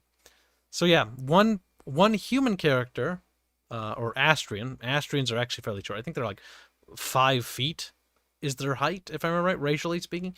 I think Rhea's 5'4", and like males are 5'6". If I remember right, they're kinda yes. small. The typical Astrian male is 5'6", female 5'4". They're fairly short. And that's an average across the entire empire. When you get into specific provinces, I think it's a bit more or a bit less, but yeah. Yep, they're kind of stubby. Rhea's kind of small. Celeste is also kind of small, but she's like 12, so she has a reason for then being again, short. like when the average height of people today are, regular males today, it's like what, 5'10"? Yeah, something like So that. yeah, by comparison, yeah, they're small. But that's dietary and things of that nature. They don't Uh-huh. have access to the same amount of food and resources that we do.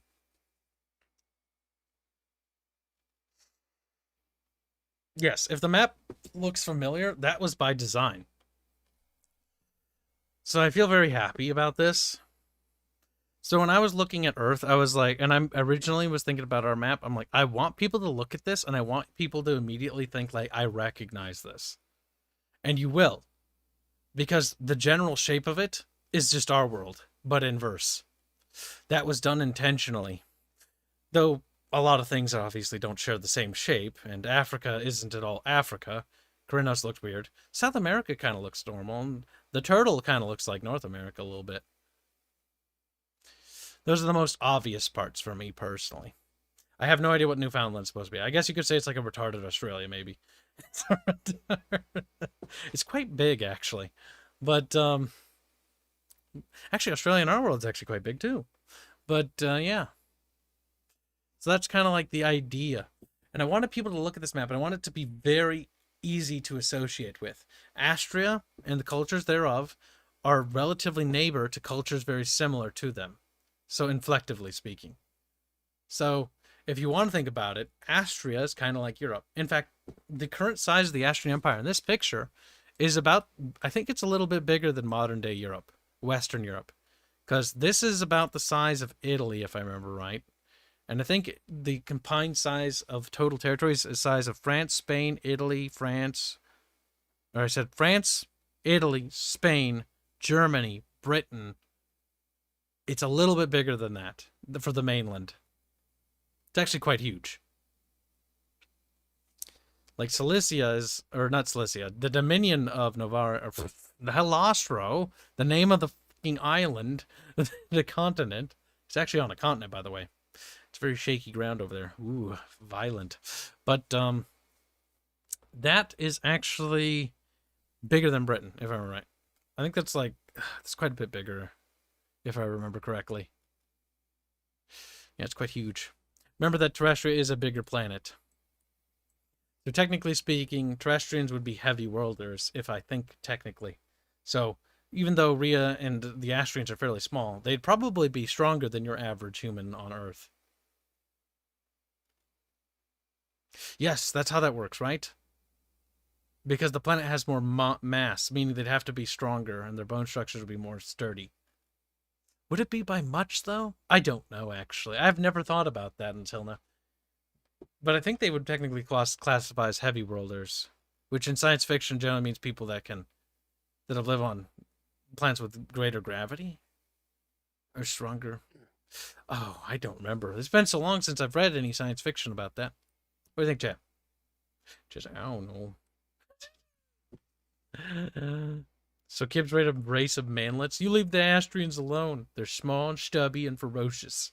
And keep in mind, like a lot of people like in this world are short by comparison to now. They are. Like the people in the east are like 4 feet tall. I'm kidding. They're a little taller. But I think the biggest humans, besides the Luminarians, like the biggest ones are the Cardovians, and they're about like 6 feet tall. Like they're huge. Like Nezra next to the prince she's been betrothed to, like her head goes up to like his chest.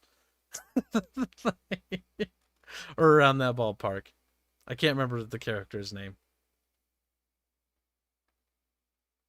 Let's see.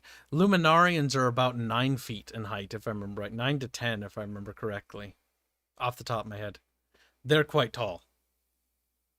The Giants of Bhutan are like 24 feet, and they have, or something like that. They're absurd. Like they suffer from all sorts of problems, being that their bones literally break sometimes from just standing, some of them. But they're a dying race for obvious reasons, because their bodies have become too big to actually be properly supported, and they have lots of heart problems. They have a multitude of problems. They also don't live nearly that long, actually, because they have all those issues.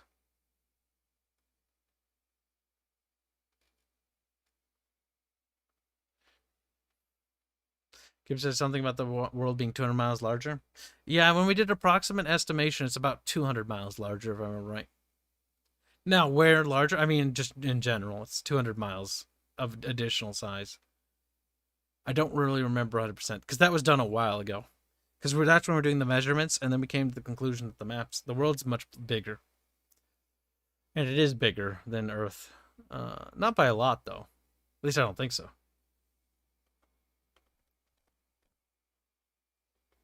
Just a little chunky. But yeah, Terrestria is bigger.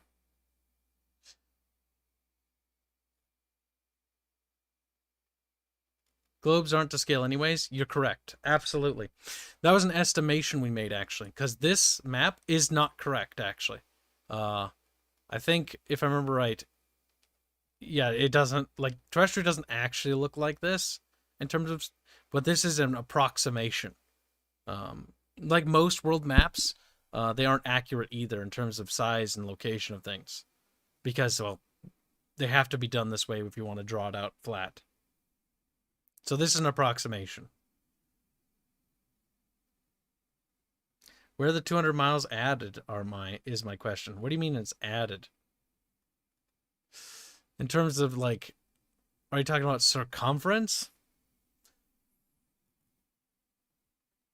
If I was just talking about traveling, because in order to travel from, like, let's say that end to that end, which wouldn't be to completely circumnavigate, it'd be an additional 200 miles, if I remember right. Something like that. Debatable about cores and span of mass. Yeah, it's something about that. I don't know how big Terrestria's core is. That's not something Kibs has thought about. We thought about the tectonic plates, though. We don't have a core map mode. We failed. Then again, neither does most worlds, so we're going to have to get in line.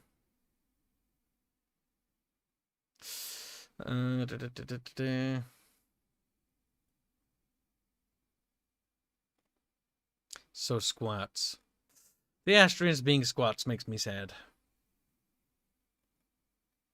The Heptic Horde is the US and Astrian Empire is Florida. What? Bit confused.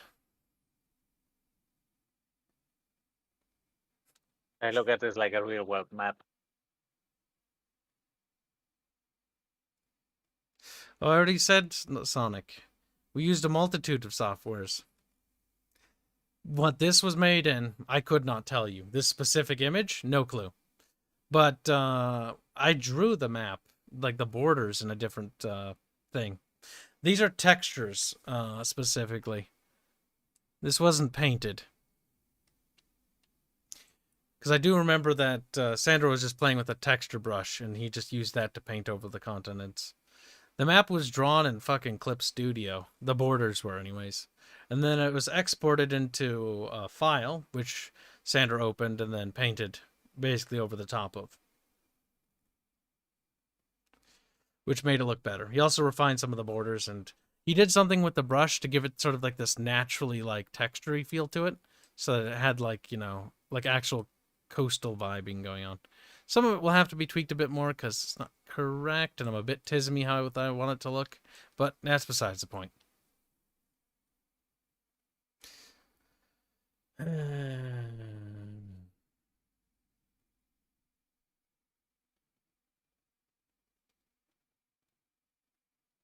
Inquisitor Matthias seems convinced that Terrestrians are squats. That's quite cruel. They're not fat. Look at Rhea, Nezra, Aya. Would you call them fat? I don't think so. They might be. Fat in certain areas. Oh! Got him. Let's see. Are they thick in those pictures? I don't remember. I mean, Sala might have done it for like a pig or two. Oh my god. Now, to be fair, these images weren't meant to be put side by side because they're actually character images. We just slapped them together. Because you notice their feet aren't flat and the proportions aren't correct. Because Celeste's head is the size of a fucking melon. It's massive. But we just did a character lineup. They're hobbits. Yeah, because Rhea's about 5'4" or 5'5". I can't remember. Her mother's a little bit taller by like an inch or so. Novarians aren't too short either. Because Nualen is a Novarian. Nidus is Krondr's brother. There's Aranos, Noplia.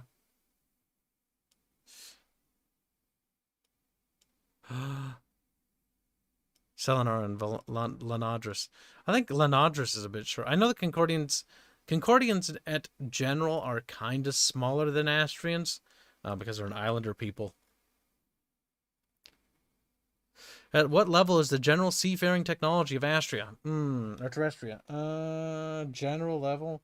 It varies from nation to nation because there's such a variety, it's really difficult to say. Because some of them don't really have boats. Like, oh, goodbye, Crazy Templar. I mean, the Astrians use Galeases or whatever they're called. I forget. They have sails, and they also have oars, and they're actually fairly advanced. I forget is it called a galleass? I don't remember. Chat, help me. What is it called? What is it called? Galay. I'm just gonna try to Google it. A Galay. Or Gallier. Or Gallier? I think it's Gallier. I don't remember. Oh my god, Google, stop it. You're being a dick to me. Racist. Maybe that's not as advanced as the one I was... No, that looks more or less kind of like it. This is kind of what an Astrian boaty boat would look like. We have some art, actually, for their ships. But I have no idea where it is. Because we had briefly sketched out some schematics for it. That's kind of what their ships look like. Not too far. I mean, they're fairly advanced, but they're at that point when they're starting to be like, sails. Quite excellent. Where did my chat go? I accidentally minimized them. A tragedy for humanity, if I do say so myself. Cyros or Syra? What? No, Syra. C-Y-R-A. Syra. If you're talking about the Empress is named after the goddess. The goddess is named after the sun. Well, like a trieme. Yeah, a little bit, but a lot more advanced. But it's similar to a trieme. It's a Galeas. No, it's a Galeas. I don't know how to pronounce it. A Oh, like the French one? Yeah, it's kind of like that. It's not quite a galleon. But it's called a galleass or something. I don't remember how to pronounce it. It's the thing. It looks like that, okay? Kinda. A little bit. It's got the oars. It's got sails. It's fairly big. Whatever. I hate my life. It's kind of the shape of the boat. I have an image that's representative. Do I have the actual image, though? Oh, fuck. It was made ages ago. And it hasn't been relevant. The last thing we were working on were their walls. That's not it.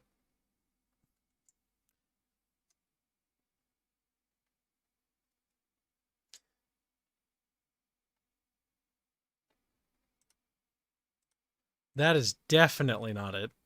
But I'll pull it up for chat's amusement, I guess. Recently, that was the more recent thing we were working on. This is actually an area in the game. One of the tutorial or the level by the northeastern gate, the market square section, where their market is.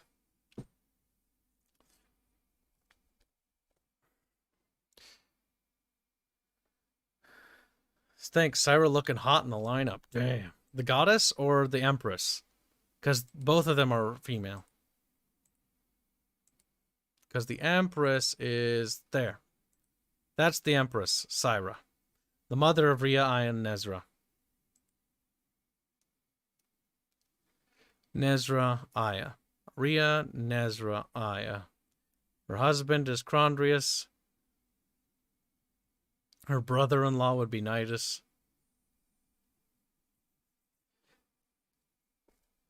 My God. The H. Oh, that's Aya. That was done by Sandro, who thought he was being funny. Because we were trying to come up with, what do we call it? The magic eyes. Because one of the things we have, right? How magic... one of the telltale signs of a caster is they have weird hair colors. Discolored hair, and discolored eyes. Like, having different colored eyes is very weird. It's very, some colors are a lot less unheard of. Like, for example, purple. You would never find a single person with purple eyes. It's just not something super normal, even for an Illumine. It's very rare. But, like, in the bloodline for the Volans, yellow, or is it like, it's sort of like a goldish, amber, and red are the two common eye colors in that particular bloodline of Illumine. And generally Astrians as a whole. Different types of Illumine lines have different types of colors. But amber, like yellow, is actually not uncommon. Where is it? Suicide is painless. It isn't, though. Well, actually, no, it matters how you do it. Wouldn't you say, Hanse? For what I was looking at something. The great fucking grandmother of Aya Nezranria also had derpy looking eyes and derpy looking hair, which is not common. Red hair is not common in I Astria. mean, she was a caster at the time, so yeah. I'm scrolling, but am I rolling?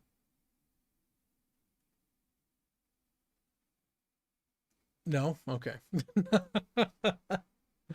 Canonized concept art. I forgot I was looking for something. Like, here's a Luminar. We only have one in art. I hope we're going to make more of them. This is the Sunken King. Well, he's known as the Sunken King. He's not... Wasn't his actual fucking title. Bad things happen in their past. Probably.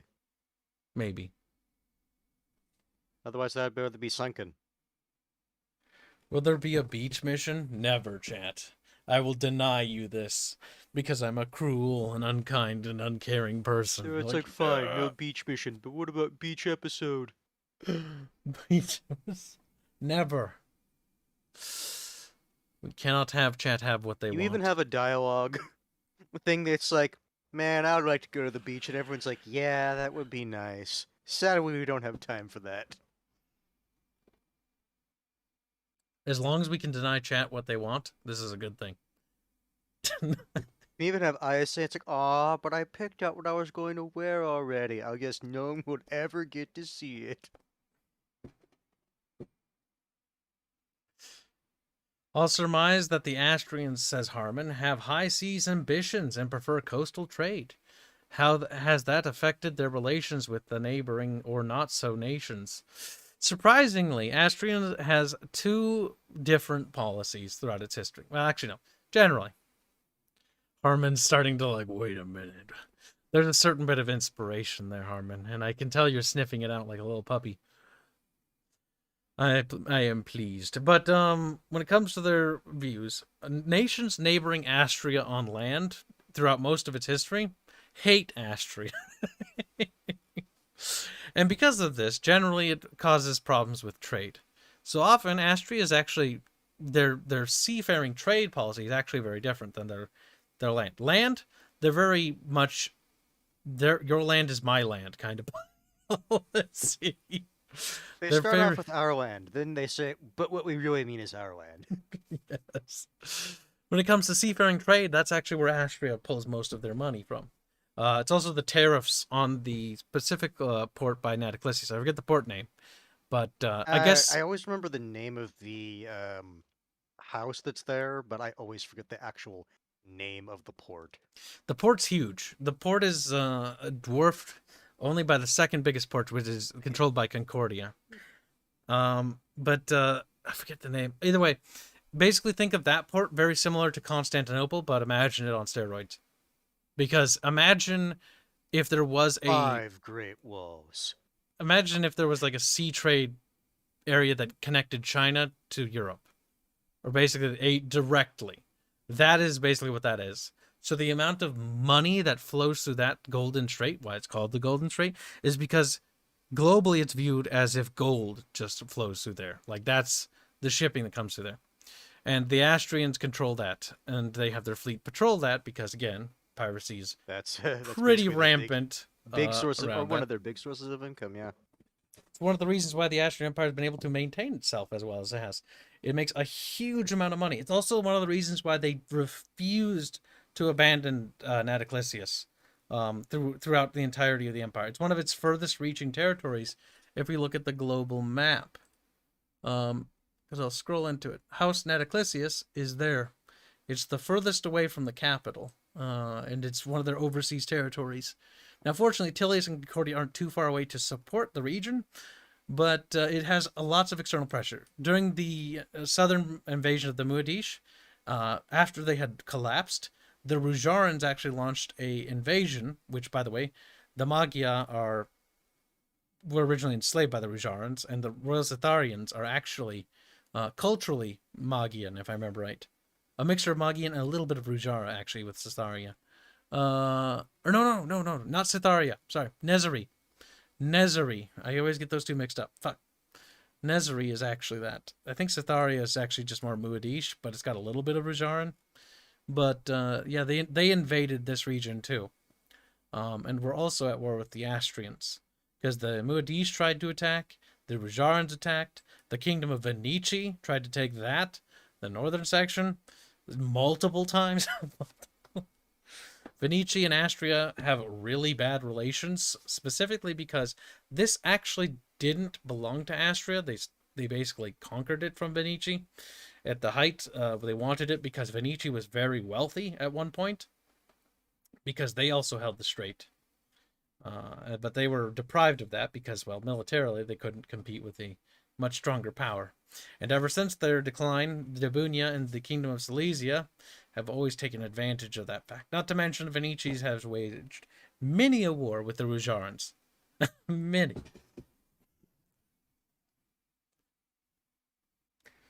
And all of them kind of prefer that the Astrians are more dominant in the region because it means that their immediate neighbor is no longer a threat. Better in the hands of the enemy of their enemy rather than them. The spicy windmill? Oh, you saw that. Listen, that's very culturally important to the Luminarians. When you see their flag, you'll... They're like, oh no. Actually, we haven't done their flag, but I have a feeling. Based on their art style and design. Very much so.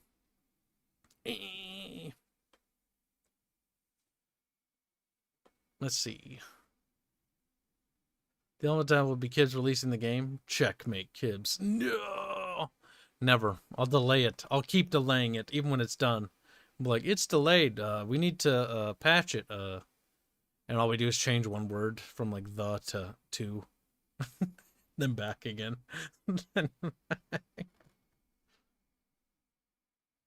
Harmon's still pondering. He's confused and scared. So what is the Astrian calendar like? Oh, wow. I'm surprised somebody asked that question. Like, i.e., what the year is, how many months are in a year, how many is a month divided, how long is a day, does it have the equivalent of BC and AD? They actually do have a similar to the BC and AD. They have BE and AE. BE refers to before Enlightenment. Now remember, everyone's calendar is a little bit different at this point because things haven't been universalized. So the Astrians refer to BE before Kanar, basically before the Enlightenment, before the Silver Prophet, before the bringing forth of advanced technology that basically skyrocketed them like a century ahead of where they were, and by extent the world as well. That's what they refer to as BE. Anything before that point. Often the Republic era is referred to as BE for Astria. And the Kingdom is considered AE, and anything that came after, which after the Kingdom came the Empire, so after Enlightenment. Now for the calendar themselves, it's actually broken up into seasons, if I remember right, off the top of my head. And each season has a patron deity, if I remember right. I hope up to God I'm not mixing up the old Celestial Order with the Starborn. Because I know the Starborn viewed it a little bit differently, actually. Or no, not the Starborn, the Celestial Order. The old one had a different view of the calendar, and the calendar actually changed following the Religious Reformation. This changed, number one, to help delegitimize the previous holidays and stuff like that, and sort of retcon them into the new ones so that they could get rid of the old ways. I'm trying to remember. It's broken into seasons. They have major seasons. So each season has an allotted amount of days or cycles, which is basically the planet spinning, every day. They don't do months. They do seasons. So there is, I can't remember the names of them, but essentially there's winter, there's, summer, spring, and fall and stuff like that. And they break down these seasons, and each season has a deity, right? And these deities are generally venerated on the certain holidays during the season. I remember that the deity of winter is the goddess Nezri. No, it's not Nezri. No, not Nezri. Nezri is a young girl. That's not the goddess's name. I forget what the goddess is of passing. And The goddess of passing is also, it's not viewed as a negative thing, it's viewed as like, you know, a time of things changing and yeah, people dying, but also a time of new beginnings, a time of a fresh start, of a new tomorrow.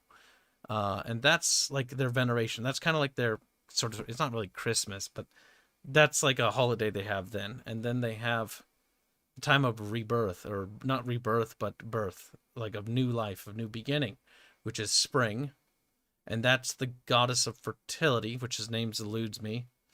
Bajaro also has holiday celebrations in almost every season, because not only is he a Chad god, but a Chad Big Dick god, but he generally celebrates all the time. He's the god of party, the god of celebration. And the god of sex, I think. Or not god of sex, but the god of something else. I can't remember. He's a couple aspects. Bajaro's got a big dick, and I can't pull him up on stream because his dick is too big. YouTube and Twitch would get mad. Something not family friendly. Bajaro's pretty cool. That's pretty homophobic. Yeah, it's pretty, well, actually, they're not Greek. They actually don't, well, no, there are they're No, I'm homosexuality. talking about Twitch and YouTube. In terms of like gods, yeah, but I don't give a shit about that. None of them are technically. They don't really view it that way. Culturally, it's a completely different view, because modern viewership on that's very weird, and backwards and fetishized, versus back then it's not necessarily fetishized, but they don't have that. Like, they don't view it that way. It's very different. Shadow Fox donates €5 to say, so what you mean, they worship Santa, which makes me like them more. Not really. I don't have Saint Nick. Nor do they have Christmas. It's actually a very different sort of holiday. It is a holiday of feasting, actually, if I remember right. The actual festivity of the life of a new day or a new beginning. Because it's celebrating it starts with the celebration of memory. Celebration of commemorating those who have gone, right? And things that have changed, but also celebrating the beginning of something new. I'd have to read it exactly. But it ends in a feast, if I remember right. And who doesn't like a feast? You know, of course, if you People who have want to food. go on a diet. Fair enough. Thank you for the donation. Nefir Court, undead Mongols? No, they're not undead. They don't even have magic for any sort of undead things or dead things. They're elemental shamanists, if I remember right. That sounds They're close to not. accurate. They're not animists. That's important. Animists aren't over here. There's actually some forms of animism over here, against next to the Galayans. I don't think there are any animistic group peoples up here. I think there might be some animism in the desert tribes, the migratory desert tribes, but I can't remember 100%. Can't remember because there's actually 5 major groupings in this area, because this is unsettled. There's actually tribes that migrate back here, mostly because there's just not enough stable water to stay local. There's 5. No, there's 4. There's 4 major cultures that go here. One of them is the Windlords, and they're fucking cool. They're one of my favorites. One of the problems is I don't know if we'll actually get them in game, because it's really hard to explain why they'd go through there. Really hard to... The Windlords are pretty cool, but they're a different thing.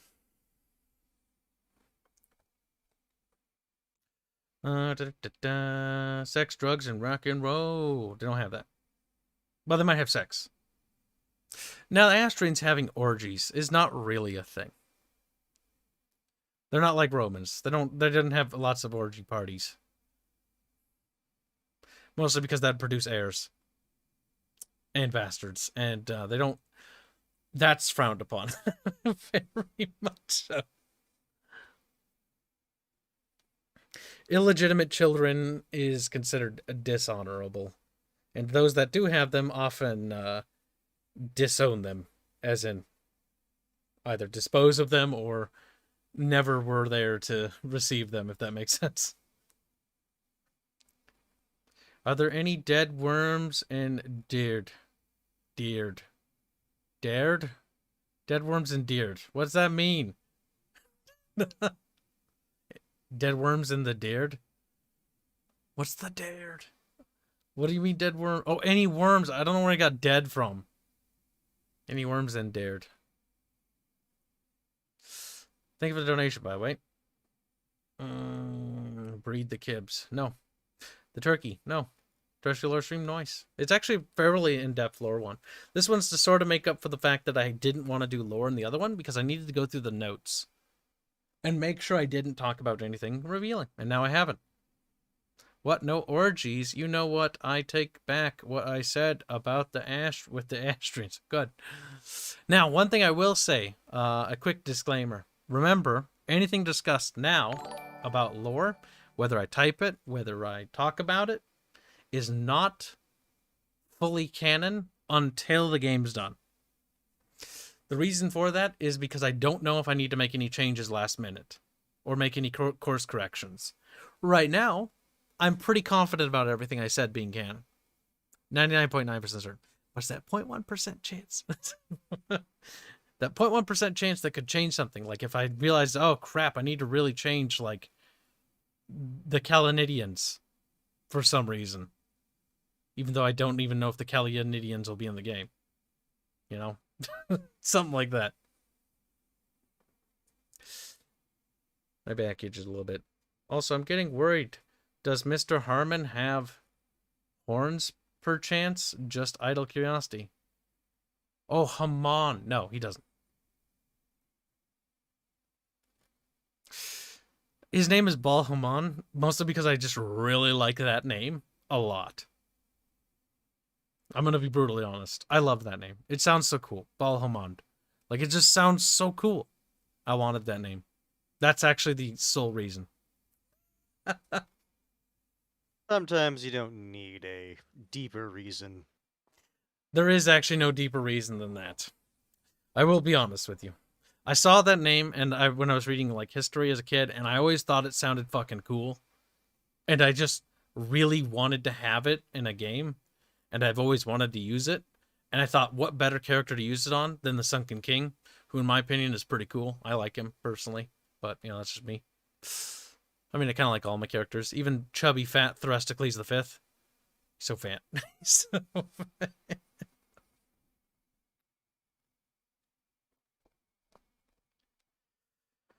Beta lore. Yeah, pretty much. I'd like to hope that all this stays canon, because I really like the feel of it right now. But, you know, sometimes you're going to make some changes. Sounds Assyrian? That's because it is Assyrian. That's where the name comes from.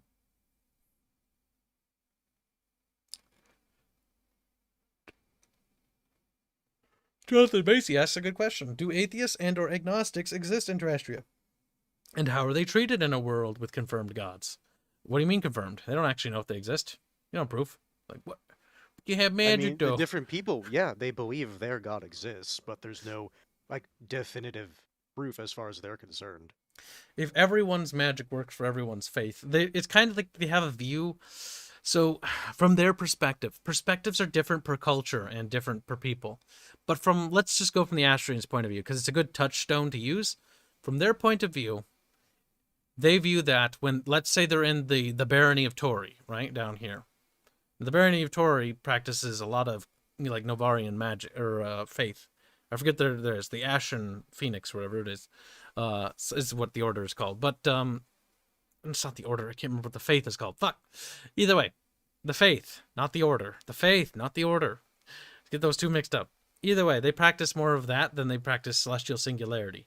Though there is some people that practice celestial singularity there, and Duchy of Ethos especially. But they view it as when they're in a land with a foreign god, or they'd be like, these lands, you know, belong to these ancient gods.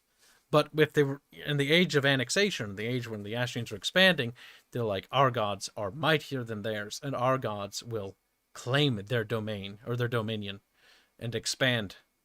Because they view themselves, the Ashians view themselves as the beacon of light of humanity.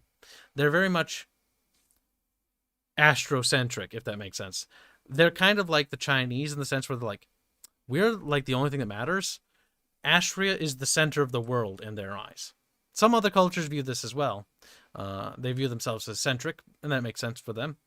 But they're very much of the opinion that the world revolves around them, and what they do defines the world. So Rhea talking to, it'll be interesting. It'll be interesting because I want her to have an engaged conversation with another character from another faith. It'll be, it'd be funny. Rhea discussing religion with a singularity priest. That'd be great. Singularity that don't think that are viewed as actual traitors. They have a very negative opinion. While Galay and Astria have maintained positive relations, generally, religiously speaking, because Galay practiced singularity, which is a heretical offshoot of the Starborn, they really don't like that. In fact, they dislike that almost more than they dislike the Nephiric barbarians that believe in spirits and weird things about, like, elements having spirits. Because Astrians are like, that's retarded. their view of that is very, like, beneath them. Then again, they generally view most things as beneath them. They're very arrogant in that way. They're advanced, so they have stuff to back up their arrogance, but still.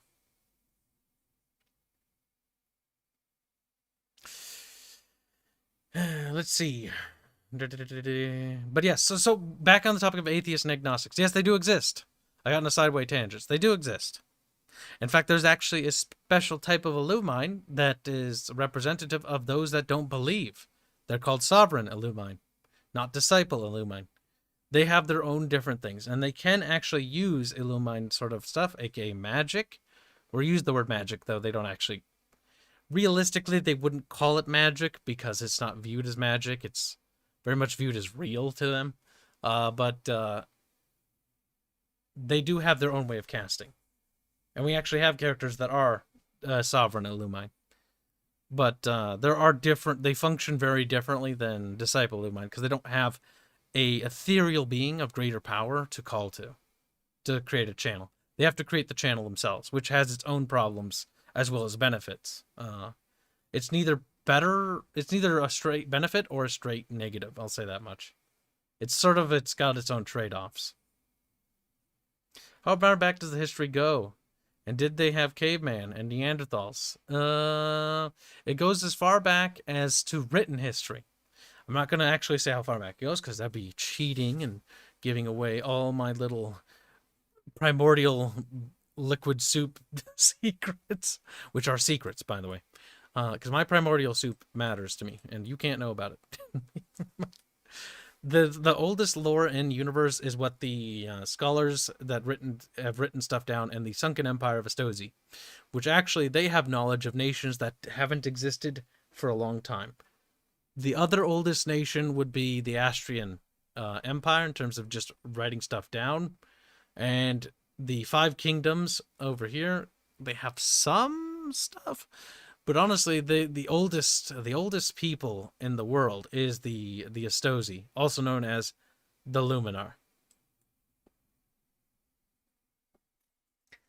There is no nation standing on Terrestria that is older than their sorry, decrepit ass. And any nation or any information about nations that came before would only come from them. Maybe. Or maybe not.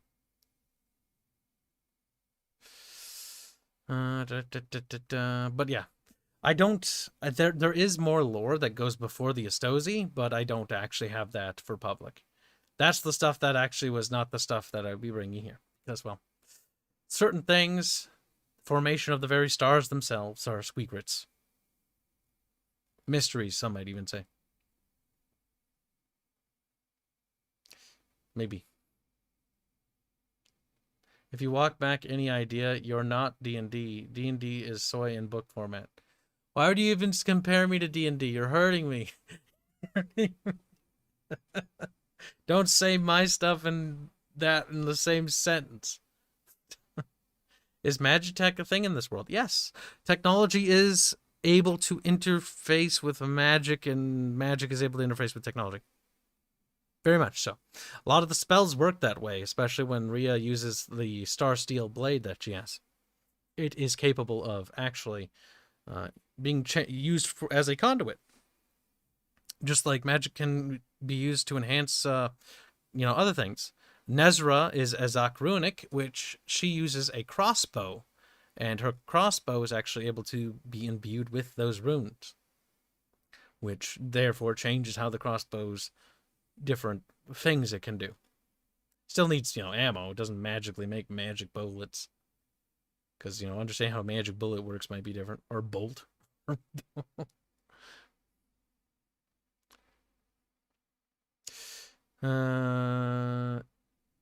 A lot of her early mythology revolves around Ishtar, Inanna, Tanit. What's this? Some author, but I don't know who.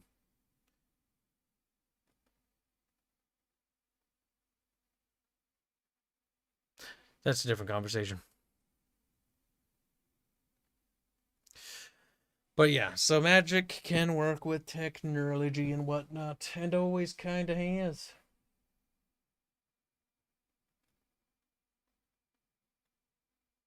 Out of curiosity, how much time till your Archcast thing? 28 minutes. We can go for a bit longer. Just So if wanna you have make questions, sure you ask don't them. forget. Ask them, chat, while you can.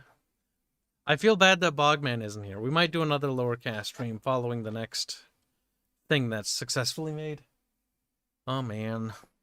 I hate this uncertainty. Play Saga with me, Kibs. Never. I don't have time to play board games, actually. We wanted to play some shogi with you.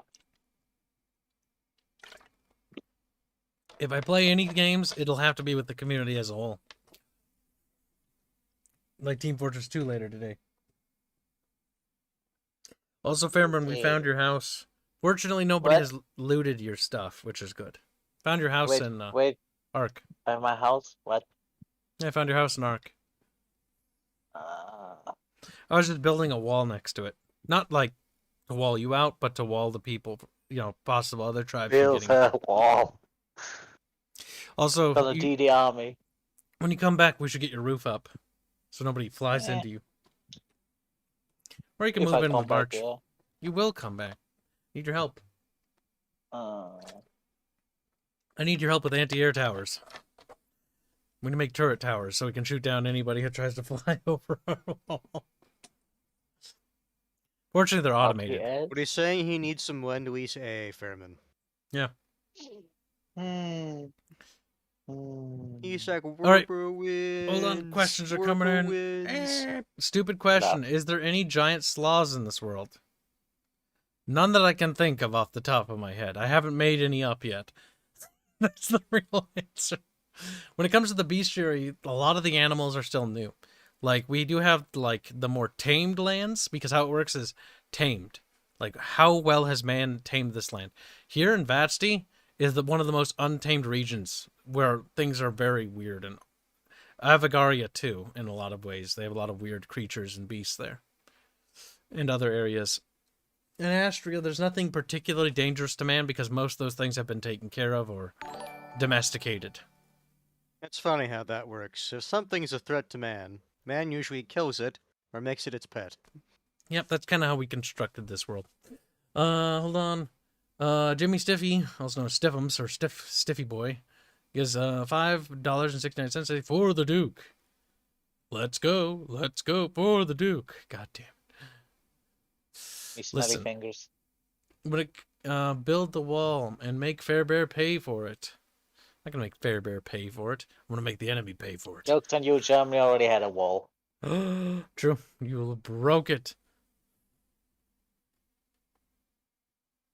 Are there chemical or physical processes that don't work in the universe? Like, for instance, gunpowder or penicillin? Or is all that stuff potentially possible? I mean, considering they have matchlock guns, I would hope that gunpowder works. Looks to every single person in the world who bought, like, some sort of, like, firearm. It's like, sorry, don't work no more. Like, oh no. Imagine living in a world where the writer retcons something like that. You're like, no! But it's canon that it used to living work. in a world where people couldn't shoot guns. Imagine living in a world where a god could retcon something out of working. So you're like using electricity and then like he retcons something and now it doesn't work anymore. Big sad. And then people, and then no, better yet, they didn't bother changing like the little lore blurb about the nation. So this like when people read it, this mighty empire looks at it, it's like, why is it not mighty? The thing says they're mighty. It's like, Okay. oh right, God changed everything. Semi-joke question. What country is the closest to Florida, man? Maybe this climate-wise down here might be kind of like Florida. Because, I mean, it's kind of close to the equator. It's kind of toasty and humid, I guess. I think he means in terms of who is the most crazy these people. I don't know. The whole world's crazy. What am I supposed to do? These people are all mad. They I believe mean, in stuff. I'm talking about nakedly wrestling an alligator. I have no, no you idea. said elevator. Yeah, you know what? This is Florida. Elevator, yeah. All right, hold on. Next question. Do any of the dead gods' corpses exist on Terrestria? Corpses? Physical manifestations in the mortal realm yet be dead? Probably not. Considering that most of them can't manifest themselves in the mortal realm because that would require such an absurd amount of energy. And Not even to by that mention to point, even sustain it, like, in the hypothetical that they even could get there in the first place. that's not to say ethereal beings can't be made manifest inside the mortal realm, but a deity or ethereal-like being of such magnitude manifesting itself in the realm hasn't... Oh, no, let's not say that. How do we say that? Carefully, tiptoey, diplomatically, with a flexible spine. Let's just say it would require such a magnitude of energy that even all the energy on Terrestria couldn't make that manifest. And for a corpse, no less, if a pantheon ceases to be, like the old celestial order, like let's say you know, some culture fucked the Astrians out of existence or whatever, including their religion and all that. Their domain in the ethereal plane also ceases to be, which means all the souls that went to their quote-unquote heaven also cease to exist. Well, they don't cease to be. They're still in existence, but there's no haven anymore. So, without that domain, there is nowhere to go. It's pretty bad. Where are the Maori-based cultures? There are no Maori on Terrestria. Just like there are no Greeks. Just like there are no anything. Strangles him. Wait. Dead gods, Baal Moon. I told you about Tenit. What? What are you talking about? I don't even know what you're talking about. There are no dead gods. Dead gods can't die. Or they do die or cease to be. They cease to be, period. They never existed. If you eat a god, would you get magical powers? You couldn't eat them. Just like they can't eat you. Have you ever tried to eat an idea? Do you have giant robot? I can't answer that question.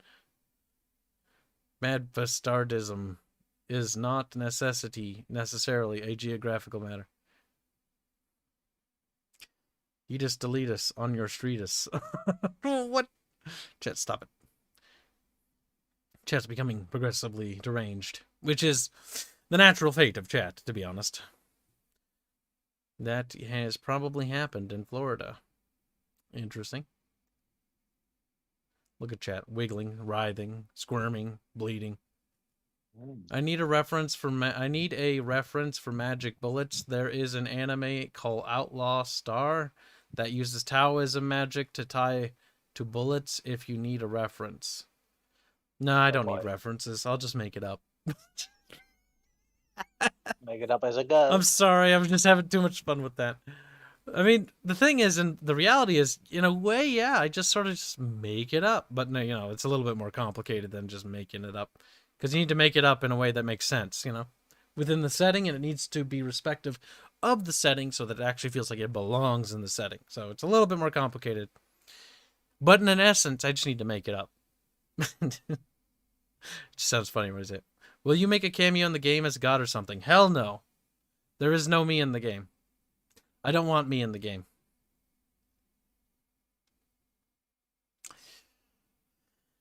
Hell no. Generally, I don't want any real-world influences in the game. And if there is Easter eggs, they're Easter eggs, and they're not canon. Why do you have dead gods, Kibs? Why must you kill them? They didn't get killed. They just ceased to be, as they did exist to begin with. Not saying that there were or wasn't, because you know and you don't know. I don't know, you don't know, and if you do know, you'll be strangled. I mean, If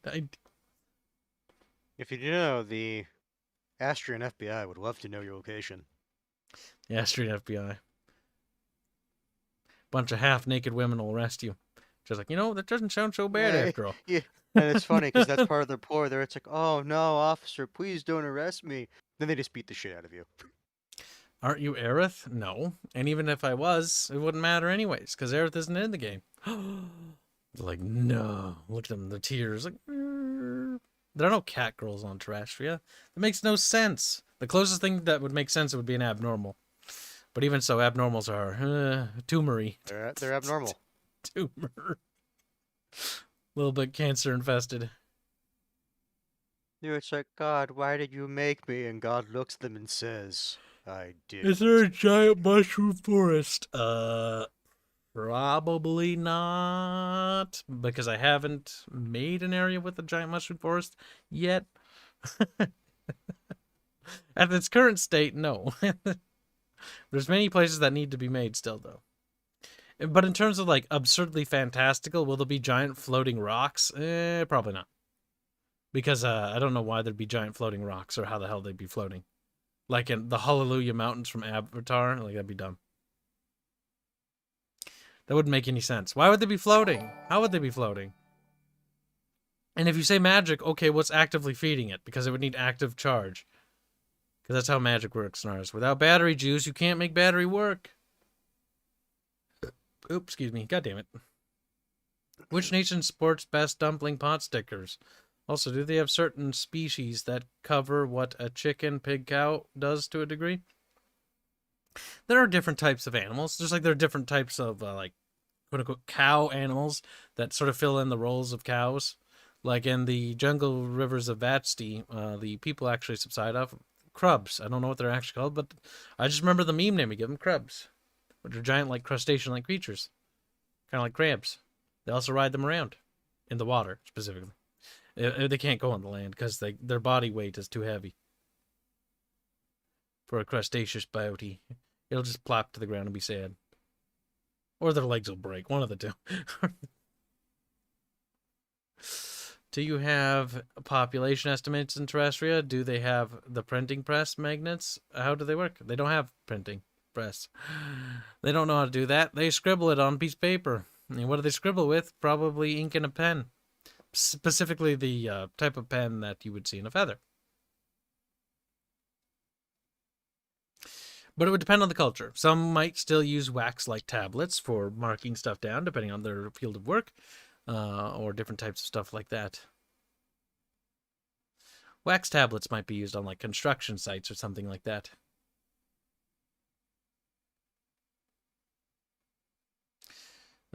Population estimates. Do they have a census? Some cultures, yeah, they do. The Astrians do have some sort of census bureau, kinda, where they gather their census information. Because they also keep tabs on any Illumine, or emergent Illumine. They definitely get taken by the Celestial Order, because they are militarized. Generally, most governments or kingdoms, generally, if somebody's born with Illumine, they are generally going to perform those roles.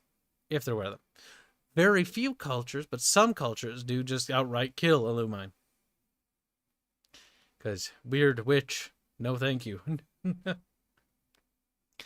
Though at this point in juncture, that's not so common anymore. That was the thing, like, I think, like, around the Astrian Republic era, there were a lot of places that did that. I think some of the tribes in the Confederacy of Tribes that the General Ilos fought, I think, did that, if I remember right.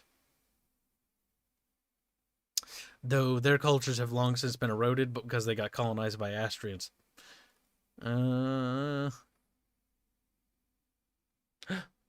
Gasp. What do the crab look like? We have art for them, but I can't show you because it'd be racist.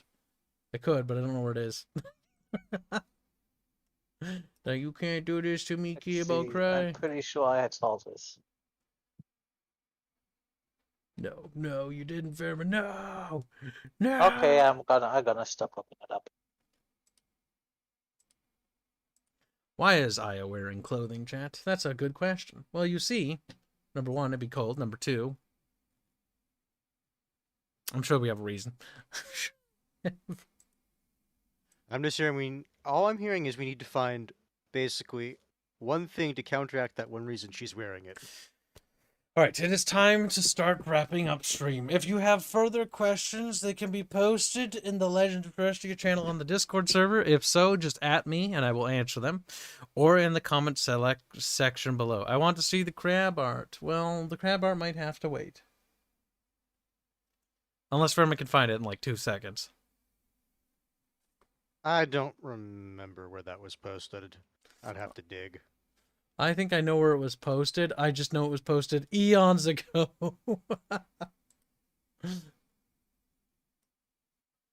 God only knows how long ago that was posted. Right. That was a long time ago, though. Like an actual long time ago. Fairman, no! Where is it? Oops. Paste. That's the one. That's a concept. A single concept of one, but yes. I don't think that's I the also- canon one. I don't remember. Also have these. Oh god, no, go away. Hurry, Fairman, hurry! Oh, that's the same one. Ow! That is the same one, you... Okay, kopieren. He's like, I just a little schnitzy. It's like, I know you're a little schnitzy. Oh, God. Yeah, we had to do size corrections to those, because those are way too big. That's a male and a female, if I remember right. Those, okay, you can see this, chat, but just bear in mind, this is not the size update. These are way too big. Way too big. Like, way too big. Like, we had, these are down, like, these are not that big anymore. I'm stressing that. Listen, chat, they were not that big anymore. Okay, you can look at it. That's a crub. It's not actually called a crub. I can't remember its name. I can only remember the dumb meme name we gave it. They're much smaller. Like the male is like the size of like that guy's waist or something like that. And the female is like the size of the male, except smaller. If I remember. It's the same size except it's smaller. Except smaller. These things are too huge because there's no way they could support their own body weight. Like, they look cool, but like they didn't make sense. They had to be fixed. They look something like... I think this is the approved art, design-wise, but I can't remember 100%.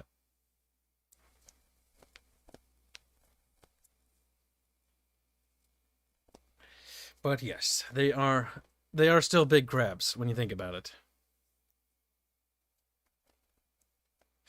Their sprites are going to be interesting to see how they're animated because they're going to the male is going to occupy, or the female is going to occupy multiple squares. Like multiple, like tons.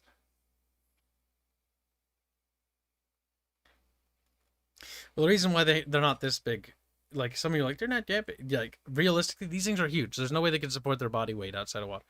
They already can't even when they're smaller state. Like, plep.